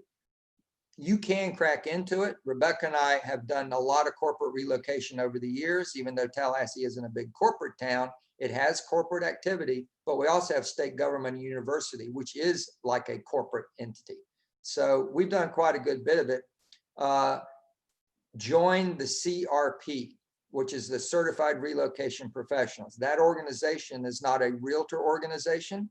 It's an organization created by the Fortune 500 companies to deal with relocation issues. That organization is about 1/3 agents, 1/3 appraisers, and 1/3 HR directors. And they're all dealing with the simple realities of taxation and expense and corporate relocation. And it was set up in response to a IRS opportunity that meant corporate relocation costs a lot of money and it's tax deductible to the corporation if they follow specific guidelines and fill out specific paperwork. So all this industry popped up. So that's one way to crack into that, is to be part of the organization that oversees all of that work. Because then the HR person knows, you know about the paperwork, you know what's involved, and you are willing, you're not going to fight them over doing the weekly reports you have to do and paying the high referral fee, which you have to do, which is 35 to 45%. So that's one way. The other thing, though, that's really overlooked is HR directors are also in charge of something called employee enrichment programming. Mm-hmm. And that literally means they are taught in college if they get a degree in human resource management, which most of them do. And by the way, you can find these people in your community by going to SHRM, the Society of Human Resource Managers. They even have ads on TV. But you can find members of SHRM online, and you'll know that if they're in a city, they're working for a big company that has both relocation probably, but they also have the need for employee enrichment programs. So here's the bottom line. You can do a professional, we're back talking about collateral material, a professional 4 or 5 page brochure or a pamphlet that says my services to HR departments in servicing inbound and outbound relocation and employee enrichment programming. And you can talk about what you do to service those needs. The employee enrichment programming, very interestingly enough, one of the most popular programs for HR directors to put on in the corporate world is the home buying seminar. Another one is the greening your home seminar. And another one is real estate investing seminar. These are popular seminars in the corporate world to put on by HR people. And we have a book for all 3 of those. And we have the programs already done for all 3 of those. So that's a great thing for you to offer and get your foot in the door. I have somebody that I've worked with consulting, and we decided to attack this because he's in a big enough city where there's a bunch of HR people. And we found out, I told him, go search SHRM, see how many are there. And he was astounded at how many they were. So then I said, grade them out, look for people who have 2,000 employees or more, because then they're steady business on both sides of that issue. And I said, here's what you're going to do. It's just like a FSBO expired. You don't do 1 at a time. You're going to work 10. So you're going to create that handout, and you're going to send it to 10 HR directors of the companies you really want to get into. And then you're going to follow up with a phone call and see about getting an appointment. And your cover letter is going to ask for an appointment and tell them you're going to call for it. So he sent 10 out. I'll cut to the chase here. He sent 10 out. He got 4 appointments in a week. And 2 of them started seminars as fast as possible because they had openings and didn't have programs. So in 30 days, he was doing seminars in these companies. He is still doing seminars in both of those companies, and it's a steady stream. It's one of his pillars of his business. And it's not the new seminar. It's the follow-up with people that attended seminars a year ago or 2 years ago. The business keeps unfolding out of seminar attendees, which is true in general about any agent home buying seminar or investing seminar. That business keeps showing up over time. Here's the kicker to the story. One of those companies he got inside of has 3,000 employees. They were new to the market. They built a whole new headquarters and moved in about 2,000 employees. I'm sorry, they moved in 1,000 employees, but hired 2,000 employees. And the 2,000 employees they hired were all basically renting temporarily. 2,000. He's doing sales out of that group steadily as their leases end. He's selling them houses. The name of that company is Oracle. And I've told him for all 10, when you get any appointments, ask them how many agents are soliciting their human resource material programming, employee enrichment programming. And he said all 4 told me 0 agents have ever approached them. So this is a wide open opportunity. I know I was long-winded, but I'm answering the story, the question. That it? So far. Okay, let's keep rolling. All right, we got 40 minutes or so, sprint to the finish here. All right, so work in your database, just about following your touch programs, your smart plans or campaigns, following up all the leads that surface, duh. You want to have an overall focus on listings. We talked about the reasons why. The marketing is a huge issue, and control over your time, that's another huge issue. And both of those are equally important to me. Increasing your income per sale, that's a big issue. Volume, you can do a lot more volume when you have a lot of listings. Better market knowledge. It is true that listing agents, because they're on the line getting it sold, typically get better market knowledge awareness. And it brings you buyers and sellers, not just buyers. Most millionaire agents build their lead gen model around generating seller listing. Not all of them, but most of them do. And what they know is this. There's a form you can use to analyze how many listings you need to carry. It is a MAPS coaching form, but it goes through 8 steps, but it boils down to this. Whatever volume you're trying to sell for the year, like 100 sales a year, you need to understand there's a relationship between how many listings you carry at all times to that number. And you can do the 8-step form, but the bottom line is it's 10 to 15% of your annual sales goal in listings at all time will guarantee, because of these issues, it'll guarantee you hit your annual sales goal. So the single most important thing to focus on if you want to sell 100 houses a year is never be below 10 active listings. Never. And if you have 10 active listings all the time, you're going to sell 100 homes a year or more if you do lead capture and follow up on the leads that show up off of those listings that you get. It's not complicated. So that's what top agents understand. And that's why, I mean, think about this. The people that netted $1 million in MREA 1 and the people in MREA 2, both were averaging 50-50. Half their business was sellers, half was buyers. That's not an accidental thing. It stays like that because they focus on getting listings and then they follow up on all the leads behind it, but they're always leading with listing count, not buyer count. So they tend to always have a 50-50 business. That's the way we look. That's the way most teams look that understand the game. So here's a simple marketing plan for getting your listings done. Getting your listings marketed and sold. I'm not going to read this to you. It's very straightforward. But if you do not have a step-by-step plan for getting your listings sold, you will not be getting steady leads. You're not servicing the seller properly, and you're losing money because you're not making advantage of having that listing. And you'll see a bunch of this is stuff we've talked about, the signs, flyers that get distributed to the area, web listings with the virtual tour, open house program, blasting all your database too. This is a lot of the stuff we've already talked about. Growing your database, again, what you want to do to grow your database is contact the people in it and feed information to them about buying, selling, or referring. Is it a good time to buy or sell right now?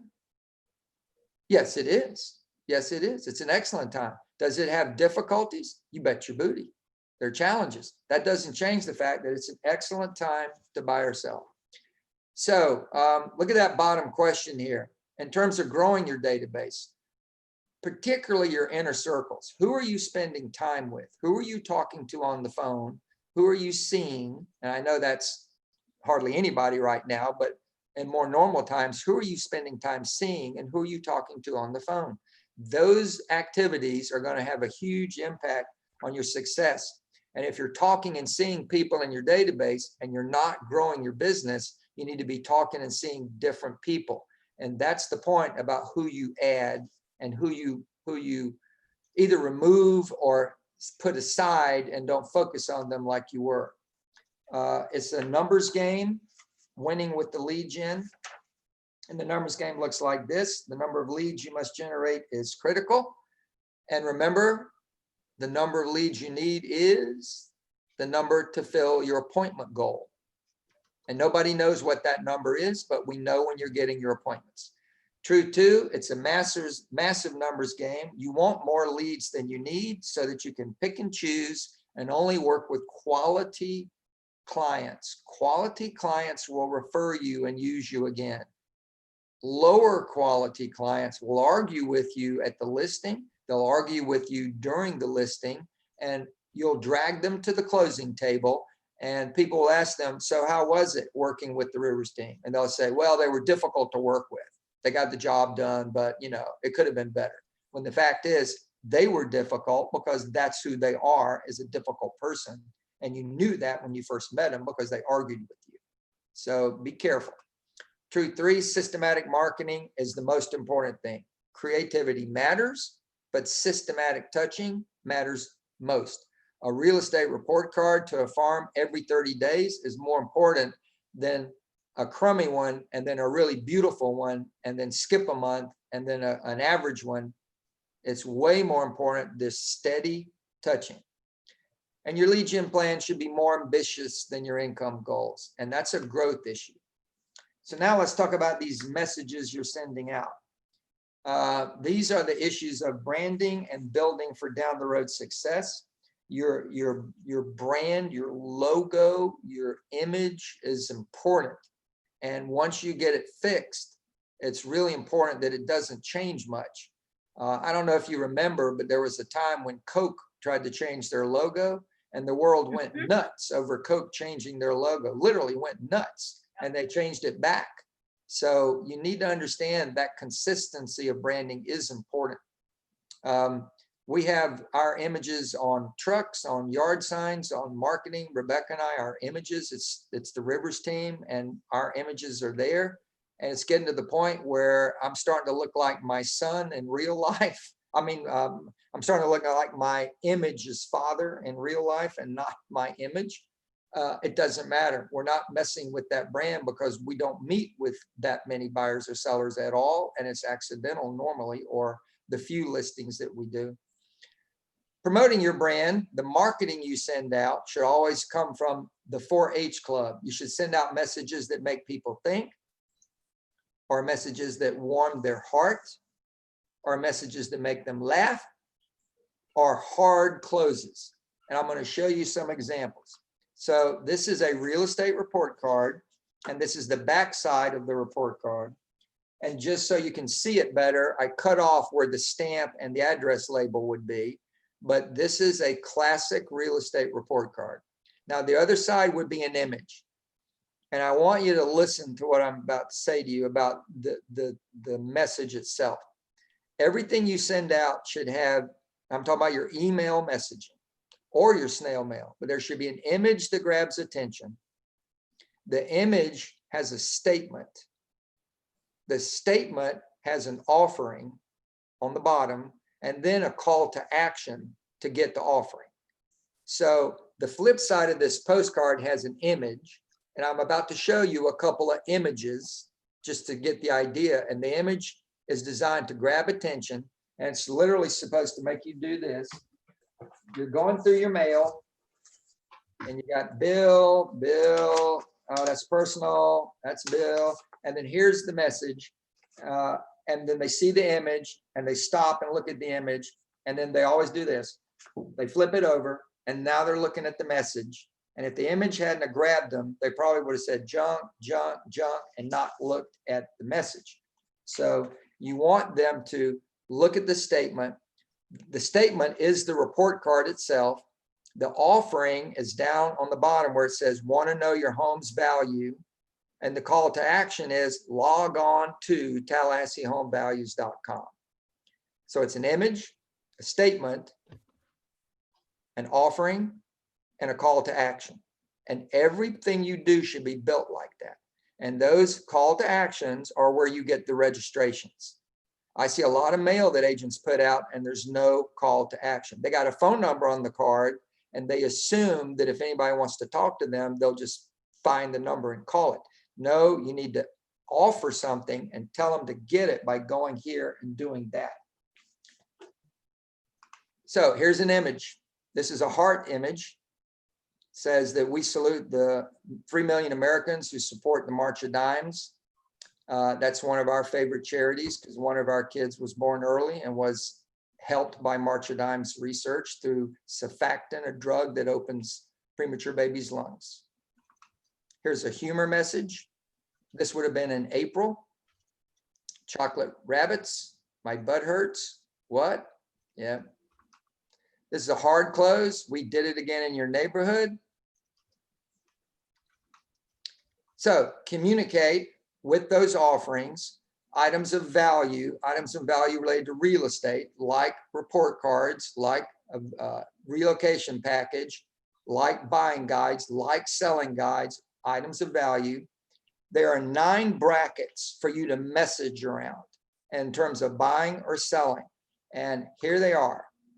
You have first-time buyer messaging, growing family, move up, second move up, luxury, downsize, second home, residential investment, and small commercial. Now, what I'm telling you is some of these you should send out 4 times a year, some of these 1 time a year, but you should be messaging about all of this. Messaging. You should be part of their thinking or discussion about doing any of this. And most of the agents that I've seen in the industry and in my offices, I mean, I hate to say it, but they don't message like this. They typically message buying, selling, leasing, commercial, remember me for all your real estate needs. And that's it. And that's like a restaurant advertising. Anytime you're hungry, we have food. It's like the most bland marketing you could possibly do. So first time buyer message. I'll give you a simple example. Know someone buying their first home? It can be an exciting time and a challenging time, but you can help them celebrate by giving them a copy of the New York Times best-selling book, Your First Home. You'll write an inscription in the front page. They'll get the book and keep it forever. Click here to get your copy of Your First Home for the person you know about to buy their first home. Now, you should send that out at least twice a year. Millionaire Real Estate Investor Seminar or book, same thing. You make a statement about residential investing is one of the best ways for you to pay for kids' college, take care of aging parents who run out of money, prepare for your retirement, grow wealthy, buy a second home. There's so many benefits of investing in residential real estate. And remember, 80% of your wealth is created by money from strangers. What a country. Click here to sign up for the seminar. You should do that at least twice a year, the investment seminar. So you could go down this list, and a lot of these have a seller message and a buyer message. And you need to think about both when you do messaging. So in my world, the move up and the second move up, that would be 2 to 4 messages a year about those. So again, all of these you should be sending messaging out. This is for listings. If you want to grow your listing inventory, these are the classic places to go to blow up your listing inventory. Number one is your spare and past clients, but you drop the script of I'm looking for people who want to buy or sell real estate. You drop that. I'm looking for Bob. I'm looking for somebody who needs to sell a piece of property. We are short on inventory. Do you have 2 minutes, Bob? We are short on inventory in many categories. I'm looking for someone who wants to sell a house, sell a townhome, sell a piece of dirt, sell a small commercial building. We have inventory needs. We have buyers that are waiting, and I'm frustrated I can't service people as well as I could simply due to lack of inventory. So Bob, I need you to really help me find somebody who wants to sell their home, or they have a friend who wants to sell a home or a townhome or a condominium or a buildable lot or a tract of land. I'm looking for inventory of property, Bob. So please keep me in mind. I'm going to follow up with you in 7 days and see if you found somebody. And you keep following up until you get your listing inventory up. And this will be a call particularly to your top 150, where you keep pushing them to find somebody who's selling. If the turnover rate is 6%, then the odds are high out of your top 150. Do the math. 9 of them are going to be selling something this year, but they all have 150 chances of finding somebody in their world who's also selling. So there's no question they have the opportunity to help you do this. Understand this. It's a bold law. What you focus on expands. If you shift your language and talk all about sellers, you'll find more sellers, I assure you. FSBOs and expireds, they're obvious, and we've talked about them. Circle prospecting. Circle prospecting is one of the best ways, one of the most important ways for you to blow up your inventory. You have a listing. It's in a neighborhood. I want you to understand this mindset and this flow. It's in a neighborhood where you know you'd like to get more listings. So I just signed the listing, and I know I want more listings in this neighborhood. So I asked the seller, can we do an open house the first weekend? That's the best time to do it. I'd love to do one next weekend. Can we do one? Seller says, sure, let's do it. So you say, great. Now you listed it. There's no sign up yet. Tomorrow the sign's going to go up. So tomorrow you need to door knock at least 60, if not 100 neighbors. And what you need to do is announce the listing. And I'm going to give you the script for this, but you need to get 10 flyers for each house. So I'm going to do 100 homes or 60 homes. It's 10 times that number. I need 600 flyers or 1,000 flyers, but I'm going to give 10 flyers to each home. The flyer should be something done really quick. It's a little photo display.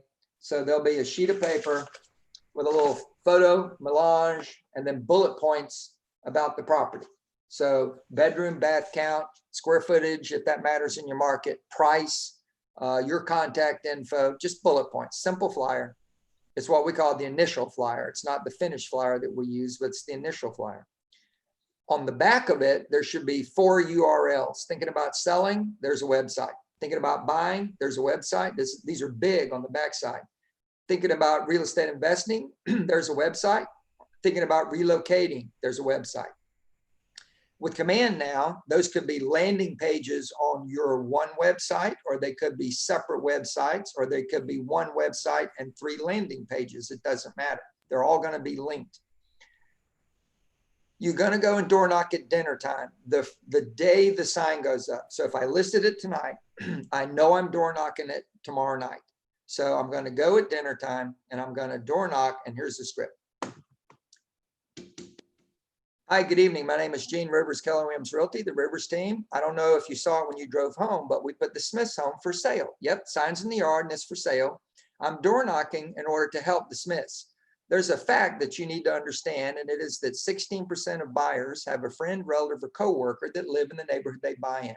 This literally means you might very well know someone, a friend or a coworker or someone in your family who might want to be in the Smith's home. It's right next door. That would be awesome, wouldn't it? So do me a favor, hand out these flyers to your friends, family members, coworkers, anybody that you think might be a candidate to buy the home or might know someone. And they can go on the website, check it out, and call me if they want to make an appointment to see it, or tell the realtor if they're working with a realtor. But we'd love for you to help the Smiths move, and we'd love for you to get a neighbor next door that could be your buddy. So that's awesome. My name is Gene Rivers, Keller Williams Realty. And if you have questions about selling, buying, investing, or relocating, turn the page over, and there's some websites right there for more information in general. Thank you so much. I'll see you later. Now, I know I'm going to do the open. I didn't say a word about that deliberately. I know I'm going to do the open. So now, 2 days later, I'm going to come back and I'm going to door knock with the same flyer with a banner now that says open Sunday 2 to 5 and date it. I'm going to door knock. Hey, good evening. Nice to see you again. Yep, Gene Rivers, Keller Williams Realty, the Rivers team. You know what? We decided to do an open house with the Smiths this Sunday. So I brought 10 more flyers for you to hand them out. It says open 2 to 5 this coming Sunday. So tell all these people they don't have to do a thing. They can just come to the open house. Don't have to worry about arranging a showing. They can come to the open house and check it out. And guess what? Why don't you come over and check out the house, and we can talk about market in your neighborhood. I'll see you there Sunday 2 to 5. Bye. Now you're going to go door knock again, and you're going to go door knock when you have it under contract. So when it says pending or whatever you do in your market, you're going to go back again and you're going to door knock. Hey, nice to see you again. Yep, it's me, Gene Rivers. Listen, I don't know if you saw the sign when you came home, but it's under contract. Is it a friend, relative, or coworker of yours? Do you know? I hope it is. But either way, it's great for the Smiths. The home is under contract. Here's why I'm door knocking, though. We have people still reaching out to us who want to be in this neighborhood, and that one's gone now. Would you like to sell your home? Now, if you want to do an indirect close, the indirect close would be, so I'm trying to find a neighbor who might want to sell their home. Do you know any of your neighbors that might want to be selling? And either way, it's a straightforward approach. It's not complicated. And then I'm going to go back one more time. And that's when the sign is coming down, when it's closed. And the tone is different. Hey, good evening. I'm taking the sign down on the Smiths. And I just wanted to ask you a question, a last question. Do you have 1 minute? I won't take much time. Yep. So this is about me becoming better. Has any realtor worked as hard as I have, in your opinion, in this neighborhood to sell a home? No, not really. You work pretty hard, I must say that. Great, thank you. So one more question. So if you were, I know you're not selling. I already asked you that a week ago and you weren't, or a month ago. So if you're ever deciding to sell, do you think you might interview me? Is that a possibility that you'd interview me, since I am the hardest working realtor you've seen in your neighborhood? No, it's possible. I might do that. Wonderful, wonderful. Then I have one last question. Could I put you on my private real estate newsletter? It goes out once a month. It'll keep you up to date about the market, trends, rates, other stuff. I'd like to just put you on that list so that we can stay in touch that way. And if you ever do decide to sell, it's easy for you to find me. I'll only call you one time, and that'll be after you get 2 copies. I just want to make sure you're getting it and to get some feedback from you, because I value your feedback. So is that okay? Can we do that? If so, can you please give me your email address? And that's it. Now that will create appointments, direct appointments, but it'll also create business down the road, doing circle prospecting. And circle prospecting can be done with mail. That's the old just listed, just sold cards. That's circle prospecting. It can be done with the phone. You can do it by calling people. This is what a lot of large teams do with their ISAs, their telemarketers. They make them do outbound OSA work. Or it can be done by door knocking. Now, whether you do it by one or the other or all three, and you could do all three, you could door knock when you list it. You could do a follow-up phone call to announce the open house. You could door knock again when you have it pended, and then do an email about, would you like to receive my newsletter? So I don't care how you do it, but touching those neighbors 4 times with that level of work and focus is going to impress a good deal of sellers. One question sellers often ask of a listing agent is this: have you ever sold a home in this neighborhood? And when they know for a fact, you not only sold it, you worked your tail off, that's very important to a segment of the potential seller market. Okay, we're going to skip the aha now because we're going to do a final aha and questions in just a minute. So if I've done my job today, and I hope I have, I've given you some stuff you could use, some stuff you need to do. You leave here knowing, I got to do this, I got to do that. The problem is keeping focused. You know, you're gonna have to catch up. You missed a day, you got messages, you got emails, you got to go home to dinner with the family. You could wake up in a week and you haven't done anything. So this is about keeping your focus. It's 5 steps. Remember this, you need money, people need housing. Hello, keep that focus, right? So you create a personal plan, implement your vision about how much money you need to make, and then how many houses you need to sell to get that money. Get the plans from a big model. The big model is MREA 1 and MREA 2. And if you're a single agent, it's 3612-3. Read those books, download those manuals on 3612-3. That's where you get your model. Have a big goal. Have a big goal. Do you want a beach house?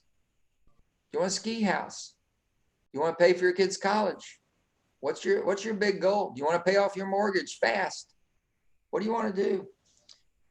Make process your focus. Process means be at work, whether you're working at home or the office, be at work, 8 a.m. to 5 p.m., 1 hour lunch. Do that. Make process your focus.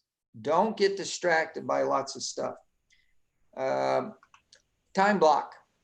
Time block. You should have 6 hours of an 8-hour day spoken for. 6 hours of an 8-hour day is spoken for. You know you've got to do lead gen. You know you've got to do client follow-up.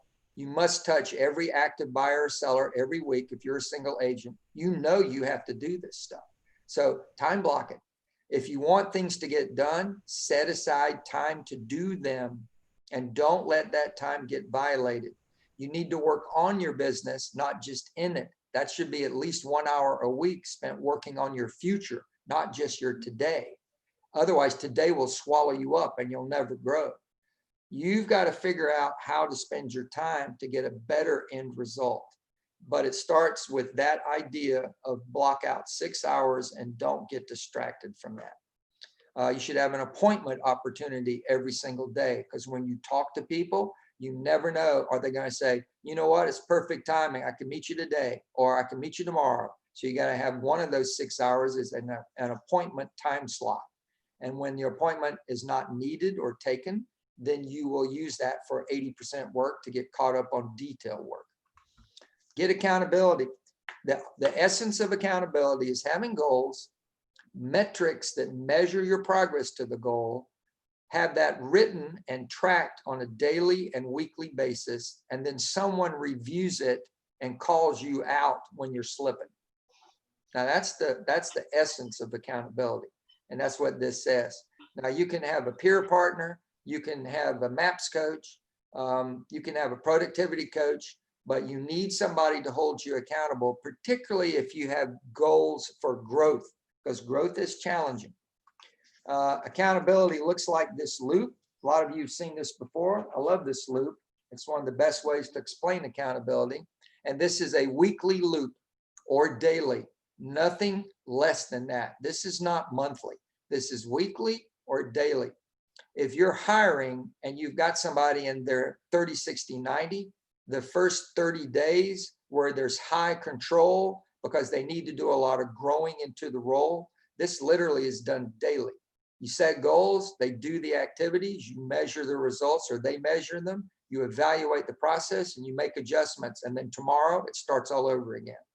This loop is the reality of whether you make it or don't make it with big goals. It's this loop right here. Get help from your environment. The physical environment, there are a lot of people discovering something, and that is the home is not necessarily the best environment for me to work. For some people, it's a better environment for you to work. So it can be a good or a bad environment depending on you. but you gotta figure that out. What's the best environment? And I will say this, I believe most people work best in a structured work environment. And that is something you either have to create at home or go to the office where you can have a structured work environment. There's no TV, there's no laundry to do, there's nothing but work. You got a desk, you got a computer, laptop, get to work, just do the work. And then your people environment, very important that the people around you support your goals, your big goals, and will mentor you or coach you or prod you. If you're hanging around with a bunch of realtor buddies at the market center, when things are normal, when you're hanging around and you have an aha that all these people are at about my level or less, and all these people were at the same level or less a year ago, you need to hang around with some new people. It's not that those people are bad people, and I'm not telling you to get rid of your relationship with those people, but I'm telling you, people that are much bigger thinkers and succeeding at a higher level are going to change you if you simply hang around with them. This is why a lot of people love going to Mega Camp. Mega Camp is about big thinking and hanging out and listening to people succeeding at a high level, and people get all jacked up and all excited because that big thinking works. And then keep your energy. This has been a struggle for a lot of you today. This is something that is tiring to go to training all day long. And I've been doing a bunch of Zoom training, and I'm not sure what the evidence is that it's more draining or less draining than attending a live class. But either way, going to training is tough for people, particularly who like to be active and moving around a lot. But the way you deal with success is through energy. And I believe this is the Millionaire Real Estate Agent Energy Plan. It actually was the Quantum Leap Energy Plan before MREA was written. So it's been adopted, but I believe in this. And the order doesn't matter for me. It's exercise and eat first, and then your meditation and pray, hug, kiss, and laugh. Pay attention to your calendar, lead gen, and you get all that done early. The only thing that I would change is I think lead gen has to be some in the morning and some in the evening, because there are people in your database that you will never get in the morning at work. You won't get a judge, you won't get a doctor, you won't get a school teacher. And the number one issue about lead gen is talk to your people at some point. So you have to do some evening and morning to be highly effective with lead gen. All right, ladies and gentlemen. So we have hit the 411, the last topic here. You all know what it is, I'm going to guess. If you're new to KW, you might not, but this is the tracking tool for accountability, annual goals, monthly goals, weekly activities. When you hit the week, think activity, don't think goal. So you have a goal at the top. There's a derivative of that for the month. Usually it's 1/12, and then the weekly activities to achieve that weekly goal for the month. So most people who've tried it and failed try to track too much. And I'm going to encourage you to track the very few essentials, the 20 of the 20, the ultimate Pareto in each category. In personal, I think you should track your health. I think you should track your personal growth. And I think you should track time off. You need to not live to work. You need to work to live. So you plan it, vacations, and take it. And personal financial, you need to do very simply the LID. You need to fund your lifestyle, you need to make investments, and you need to get out of debt. In business, it's even simpler. There's two things to track: profit and growth. And the goal of profit is to fund growth. So it's profit and growth. And then your job is the one that has four things in it, and it is contacts, appointments held, clients in a pipeline, and fully executed contracts. And those are the things that are your job. Even if you're a rainmaker with a team, the team has to do those four things. Your job is to keep the team on track with those four things. So we're at the end. So what have you decided to do? What are the questions that we've got hanging out there? What are the ahas you've got? It's wide open, Christy. Ahas, questions. Let's see. number 3 back into 3, first 5, last 5. Number 3 is challenging right now because of social distancing. Question here is, because you're a husband-wife team, do you have any resources or do you offer similar sessions for husband? I've dropped you. You've frozen up. I didn't hear what you said, hon. You're still frozen. Not good when the host is frozen. Okay, I know it's not. All of a sudden, I know. can you hear me Oops. now? I hear you now. Woo! Because you're a husband and wife team, do you offer have any similar resources or offer similar sessions for husband and wife teams? Wow, that's a great question. No, Mhm. it's something that I've discussed when I train leverage series about, being in business with a spouse or a partner, so it gets talked about, but no, I don't do any courses. Rebecca does some great training on time management. She's doing training right now on being a real estate mom and how you manage that. Because we have That's 4. a great thing to do. It's a great thing right now because she's talking to women mainly. Unfortunately, it's not a good thing, but it's mainly women agents that are staying at home with the kids and having to deal with that. It's men and women, but she's talking mainly to mothers. Yeah. Because she's done that. She's been managing her children and managing her real estate career, for the whole time. So she's talking about that. I may talk to you more about that later. Okay. So Daryl says I could listen to Gene Rivers every day. Does he have a podcast? Daryl, thank you so much for the comment, but I got my plate full. I can't manage any more than I've got. That's really nice of you to say, but no, I don't. No. What's the best video to teach me how to do Facebook ads and landing pages for the buyer, seller, investor, etc.? Well, there's a wealth of information about Command and how to utilize, the placement. But you just go find those by searching videos on Command, and you'll find them. There's plenty of information. If you're asking me about kind of a higher level concept, I would go to all of those social media sites: YouTube, Instagram, Facebook, LinkedIn. They all have links to websites telling you how to most effectively utilize their tool. That's the way they sell more ads, but it's the way you get more results. So if your question is a higher level one, is how best to maximize the platform, I'd go to them.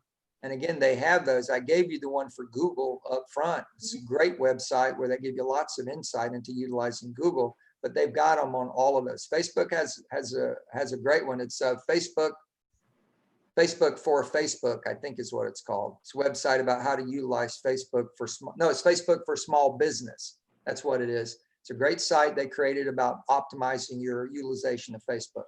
But I want to remind you, a lot of what Josh has done with Gary is to take care of all that work. You don't need to worry about figuring that out. They've got those relationships and they've got it figured out, and you just need to go there and do it.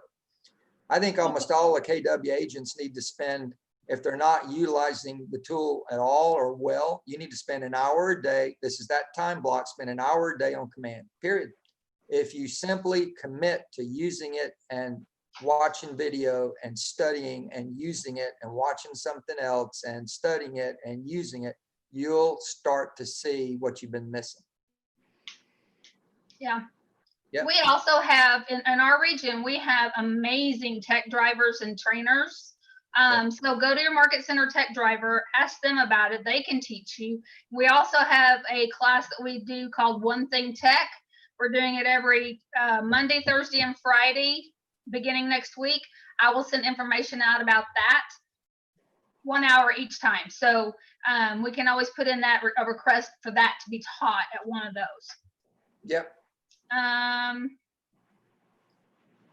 Let's see. How about some ahas? No ahas? There's 28 messages I'm trying to get to. Okay. Ooh, I like that. 28 messages. Great knowledge today. Thanks for the information, vast amount of knowledge, tons of great takeaways. Anything by Gene on YouTube, somebody said to watch. Great class. Do you create your own newsletters? Yeah, you should remember the most powerful marketing pieces are local, current, and personal. And you simply can't get that out of a can. A can is better than nothing, but when you make them local and personal and current, you get the most response, the most click-throughs, the most follow-ups. So try to do that. Time is a big issue. It's the main issue. So if you're a busy single agent trying to do a newsletter, you might buy a canned one and have 1 or 2 articles on the front, be personal and local, and the rest can be, you know, just kind of canned articles about the real estate market and what's happening in the world of real estate, that kind of stuff. Here's a question. When trying to break into geographic farm communities, what's the best way to start, especially when you know multiple realtors live there? Well, when you do what others won't do, that's when you dominate. So you need to do a little research here and find out if you've got a friend or maybe a past coworker or somebody that lives in that neighborhood. Find out what's going on with real estate agents in that neighborhood. If there are people that are mailing the neighborhood, but they're not door knocking at all, door knocking trumps everything. I heard Gary say it when I first met him the first year, and I've heard him say it since. And his saying is this: shoe leather beats any other strategy there is. Shoe leather. So if you get out there and meet people, relationships beat everybody. Now, if you're not somebody who's comfortable doing door knocking, and I understand right now with COVID, there's a big issue about door knocking. It's the health issue, right? So you got to be careful about that issue. But leave COVID out of this for the moment. If you're going to dominate in a neighborhood, it's very pragmatic. You need to meet the neighbors.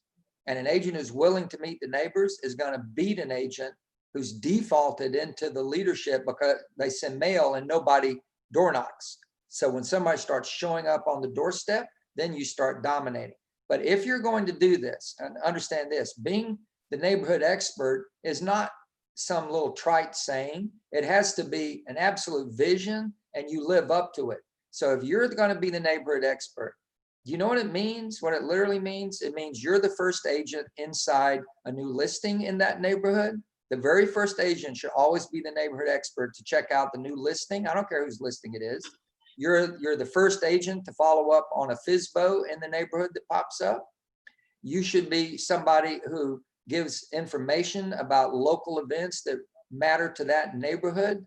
You should be at the schools that the kids in that neighborhood go to, supporting those schools, maybe sponsoring those schools. You're at the HOA meeting. When you start showing up and people see you supporting and caring about the neighborhood, then you start to become the real neighborhood expert instead of the person who just sends out mail claiming to be the top agent in the neighborhood. No, the top agent in the neighborhood is the one that the people see supporting the neighborhood literally, physically all the time. That's how you win. And it's a long-term play, but when you get it, you can't get knocked off of it unless they're willing to literally outspend you in time in the neighborhood. We have done, again, we mentioned this, we've done neighborhood cleanups, we've given out watermelons, we've given out pumpkins, we have done charity supports, multiple charities. If the neighbors want to do something, we're there to help them do it. And that's what a neighborhood expert actually looks like. That's great. AHA, FSBO, C-Call Mail.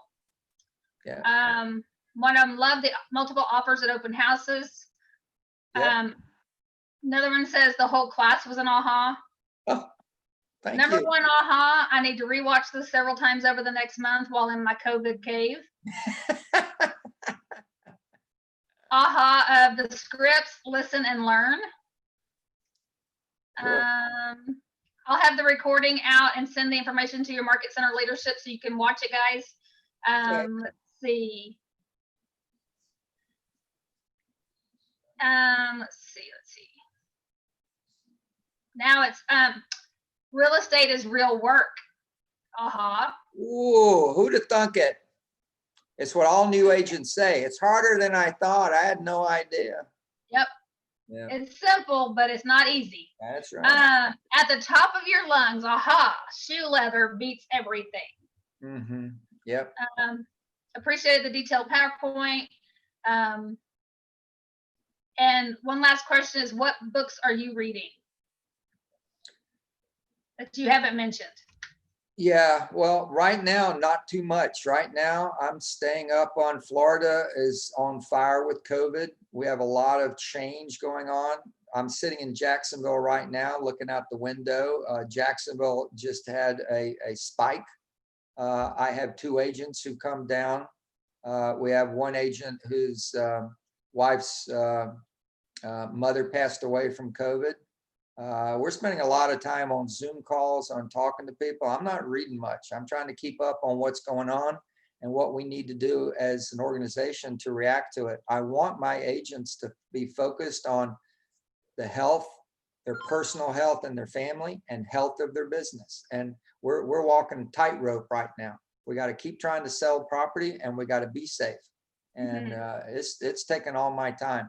Plus, we have 2 new team leaders, so there's a lot to do. There's a lot going on. There's a lot going on. Yeah, I'm not really reading books right now at the minute. Yeah, they're stacking up. Oh, and I just moved. And you just moved. That's true. There's that. Just moved out of the big house. Yeah. One last one is I appreciate the ideas for touches. Be specific on the messages. So many great ideas from this morning until now. Thank you. Oh, thank you all. Yep. I've always loved going out to Texas. I'm sorry I couldn't be there. Again, I know a lot of you, some of you I don't know, but y'all have a great organization and a great leader right there in that young lady. It was said earlier, but you fancy Cutco later, but Christy and I have been working together years now. Yeah.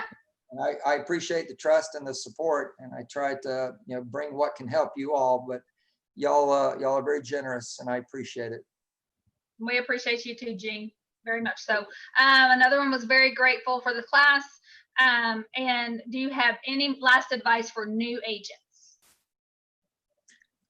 Yes, if you're a new agent, and you obviously are, you need to take Ignite and Bold. You need the new versions, fine. But you need to get clear in your head what you need to do. The accomplishment you need to make is you need to be able to have 1 appointment, buyer or seller, a week consistently. 1 appointment. Whatever all the training is about, I'm telling you, until you have 1 appointment a week, every week, you will have inconsistent income. And inconsistent income is what drives people to be in and out of real estate. So the people that have consistent income stay. The best way to get consistent income is 1 appointment a week, every week. The research says if you can literally get that young lady, young man, I don't know who it is, but if you can do that, then you will sell 20 to 30 houses a year. And if you do that, you'll be making a 6-figure income, and you'll be fully in the 20%. And you can do that in 6 months. You can be on track to sell at least half that number. So your first year, you ought to be able to do 15 or 20 sales a year if you simply can get to 1 appointment a week as fast as you can. Don't try to make a sale. Try to learn how to get appointments, and the sales will follow. Yep. That's what I'd tell you to do. I love that. Thank you. Great. Okay. As they say in Hollywood, that's a wrap. That's a wrap. We're done. Thank you. Thank y'all. Thank you very much. Thanks, Jean. Thank you so bet. much, Jean. You're always on. Oh, thank you. That's very sweet of you to say. Thank you. Thank you. It's awesome. Thank you. Thank you so much. Thanks, Gene. Thank you. Thank you. Thank you. Woo-hoo, I love it. That's had a great weekend. You are amazing, Jean. Thank you. Thank you, Thank Christy. Thank you, Thank you, Jean. thank you. Thank I you. enjoyed it so much. See Thank later. you. Thanks, Thank Christy. you, Jean. Thank you, Thank you, Christy. Thank Christy. you, Jean. Bye, guys. Y'all are so Thank you, sweet. Jean. Thanks, Jean. We Thank have a really sweet region for sure. you. Thanks, Gene. Great people. Yeah, yeah. Hopefully I'll see you all in the flesh sometime in the not too distant future. That would be fabulous. That would be fabulous, wouldn't it? That would be fabulous. Thank you so much, Sean. Thanks, Jean. Appreciate you. See you. Thank you. Bye. Gene.